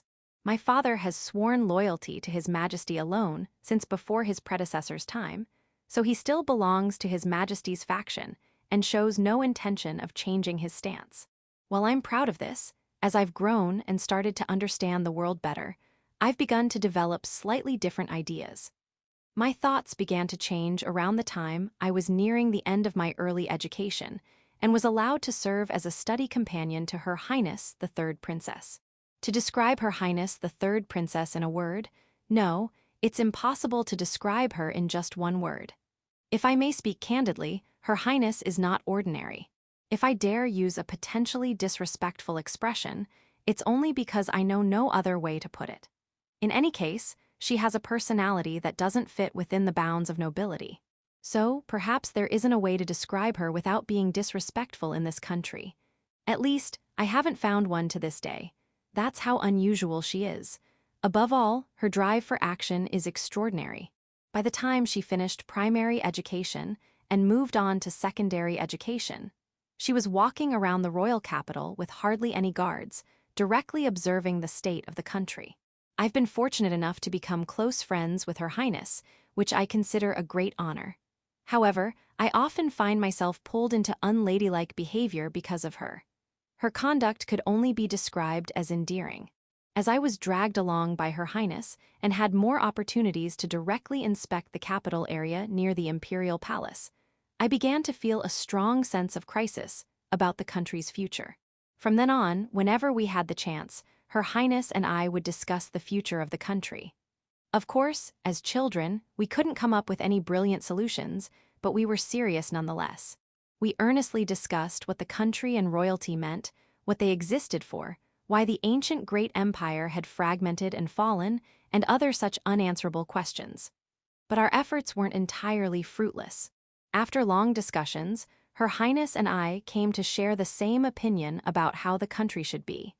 We concluded that the purpose of a country should be condensed to one point: protecting the smiles of its citizens. We believed that a country exists to protect the smiles of as many citizens as possible, not just nobles, but even the common people living in slums. Looking at the current state of our country, how does it measure up? When we consider this, even as children, we could see that it was moving in the opposite direction.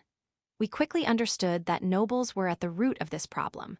However, neither Her Highness nor I believed that nobles were unnecessary or harmful. I share the same view as Her Highness on this matter. I've heard from Her Highness that His Majesty, her father, thinks similarly. However, there seems to be a slight difference in opinion between Her Highness and His Majesty regarding the solution. By the time she was finishing her secondary education, Her Highness decided to pursue her own path. From what I've heard from Her Highness, His Majesty's idea is to expand his own faction and use that power to control the nobles. But that approach won't bring relief to the common people anytime soon. That's what Her Highness seems to think. In any case, we continued to have many discussions and considered what should be done. When it came time to decide our future paths, Her Highness resolved to address the country's security issues first. Looking back now, I believe she came to this decision after learning about the reality of pirate attacks in the country's frontier regions and understanding the urgency of the situation. I've heard that the security in our country's frontier regions is indescribably terrible. The safety of officials dispatched to particularly inconvenient colonies on the frontier is constantly threatened. I've heard that in places where people of non-noble, lowly origins are sent, one must be prepared to die in the line of duty to serve there. I also think her choice was influenced by her determination to carry on the will of Admiral Bruce, whom she deeply respects. During Admiral Bruce's lifetime, the police were responsible for planetary and colony security, while the space forces handled everything else in space. Of course, nobles had their private armies in their territories and were responsible for dealing with pirates roaming space. But in reality, this wasn't happening. Her Highness the Third Princess finds it very regrettable that this situation remains unchanged even now. In any case, with the space forces prioritizing national defense due to skirmishes with hostile neighboring countries, internal security tends to be neglected. Before retiring from the military, Admiral Bruce created the capital Space Guard, commonly known as the Coast Guard, putting himself at the forefront to at least protect the area around the capital. I've heard that Admiral Bruce's idea was to accumulate know-how based on the experience gained in the Coast Guard he founded. And by spreading this to the noble armies in various regions, he thought it would have a tremendous effect on maintaining domestic security, especially in cracking down on pirates, without relying on the military. Thanks to the established Coast Guard, we have succeeded in maintaining security around the capital to an extent incomparable to before. However, looking elsewhere, the situation seems to have become even worse. I won't dwell on what Admiral Bruce failed to consider, but in discussions with the princess, we exchanged opinions on this matter many times. The nobles are not doing their job. I think this sums it up in one sentence. So, the princess was working on a concept for a new organization to at least eradicate pirates. One day, as I was nearing the end of my higher education, I had my first argument with the princess. It was because, for the first time, we disagreed about our respective future paths. The princess seemed to think that I would study the same subjects as her at university and continue to serve as her attendant, but I told her that I wanted to become her sword and protect her. My family has produced military personnel for generations. My father holds the rank of general in the Space Force, and I occasionally hear rumors that my brother, who graduated from an elite officer training school with excellent grades, is now assigned to the First Fleet and is considered promising for the future. I wanted to follow in the footsteps of my father and brother. I don't know about the distant past, but in this day and age, there are many excellent female soldiers, and more than 1 or 2 women have been appointed as generals. So, it's not particularly unusual for me to aspire to be a soldier, or so I'd like to say. But for someone like me, a child of nobility, not just a knight baronet sometimes considered a lower noble, but a viscount ranked higher among the lower nobility, with my father's achievements and my brother potentially elevating us to the upper noble rank of count with just one more accomplishment. It seems to be quite rare. Children of nobility like myself would normally learn etiquette and live within noble society, but I deliberately chose to become a soldier. It seems the princess felt this as something akin to betrayal. Karen, I thought you would always help me. Yes, my feelings haven't changed. I want to be of use to you, Your Highness. Then why become a soldier? If you aim to be an official, I would understand. Indeed, competent officials in high positions will be necessary in the future. However, what Your Highness is trying to do requires power. I feel the need to advance in the military and command at least a squadron. Will the country last until then? Certainly, that worry will always be there, but military power is absolutely necessary. What Your Highness needs requires military power, but where else do you think you can get that power from besides me? I understand. I comprehend your feelings, Karen. From now on, it's a race. Whether my organization can be established before the country falls, or whether you can bring me a squadron from the military. Yes, Your Highness, I will definitely bring military power to you. Don't worry, I won't keep you waiting long. Let's say 10 years. In 10 years, I'll come running to your side. 10 years, it seems long, but I'm sure the time will pass quickly. I remember having such a conversation in the past. The princess, much faster than I predicted, established her own organization in just a few years, not 10, and with achievements that no one could complain about. Right before my eyes, Her Highness received the imperial command from His Majesty. Although it's still a preparatory office, she received the imperial command as the director of an organization called the Interstellar Criminal Police Organization. Today, I've managed to get leave from the military, somewhat forcefully, and am participating in this ceremony at the princess's invitation. I too wish to hasten to Her Highness's side soon. Afterward, hello, this is Norishiro. I am grateful that you have read this arc. The first arc had strong introductory elements. Here the protagonists finally show their true abilities, or rather, their absurdity accelerates in their activities. In the first arc, the protagonist now was involved in battles with pirates. But in this volume, with a change in affiliation, they finally start actively searching for and subjugating pirates on their own. This arc also includes space battles, which were hardly written about in the first volume, and I pride myself on including elements that can truly be called space opera. Although it was unavoidable in the story, there are some unpleasant scenes, but I would be fulfilled as a writer if you could enjoy the scenes where the protagonists grow with the help of those around them, even in such tragic situations. The series will still continue. Please immerse yourself in the world of space opera and enjoy a moment of happiness. The world is deepening into autumn, and though it would usually be early winter by now, perhaps due to the warm winter, there are still many places in the city where the autumn colors are beautiful. Amidst this, the ginkgo trees at Jingu Shrine has already changed to its winter appearance, and I took a stroll through it.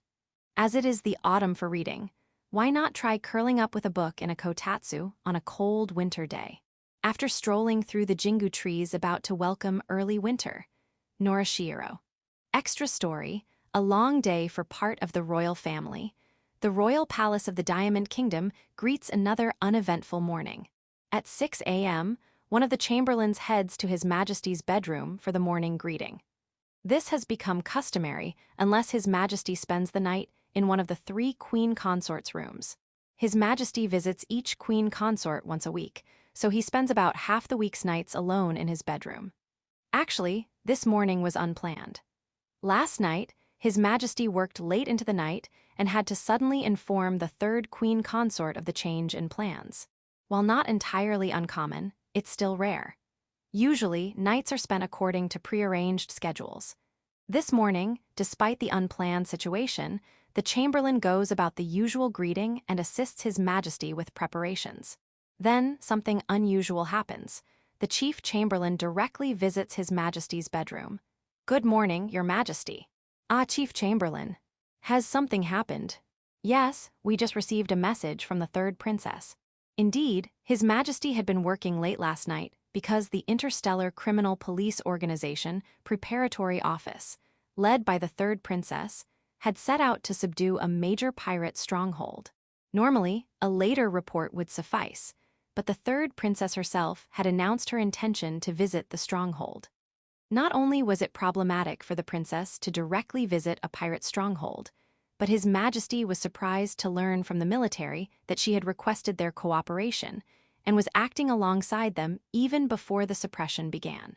Upon hearing the report, His Majesty reportedly muttered, "That troublemaker," in front of the chamberlains. However, His Majesty is also a parent and had been working late out of concern for the 3rd princess. Now, the chief chamberlain reports that the 3rd princess has contacted them to inform that the pirate stronghold has been successfully subdued. Yet, the subsequent report is somewhat concerning.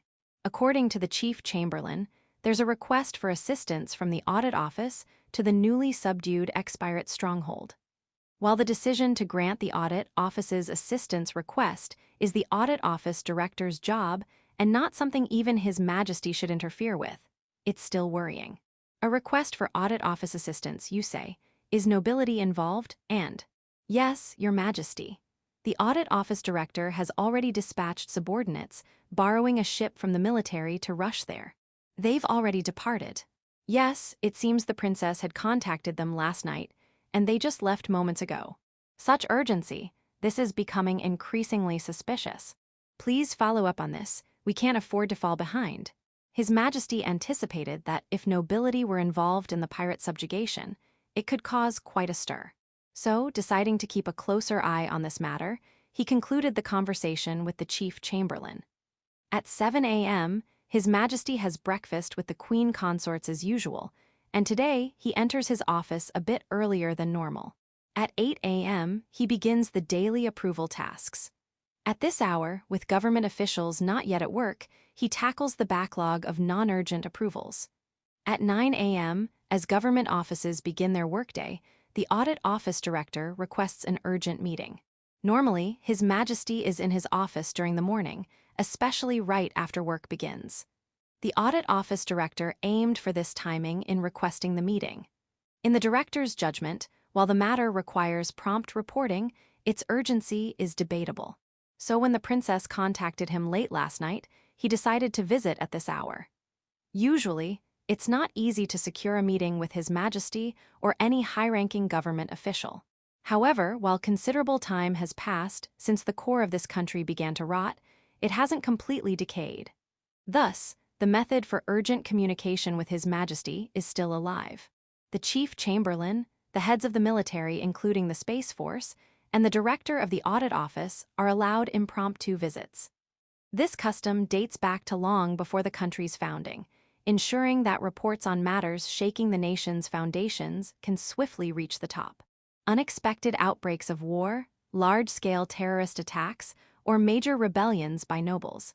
If those responsible for such nation-shaking events had to wait their turn to report to His Majesty, the country would surely perish.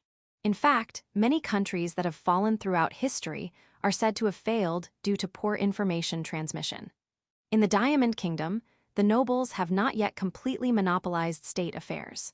Returning to the matter at hand, upon meeting His Majesty, the Audit Office Director immediately requests everyone else to leave.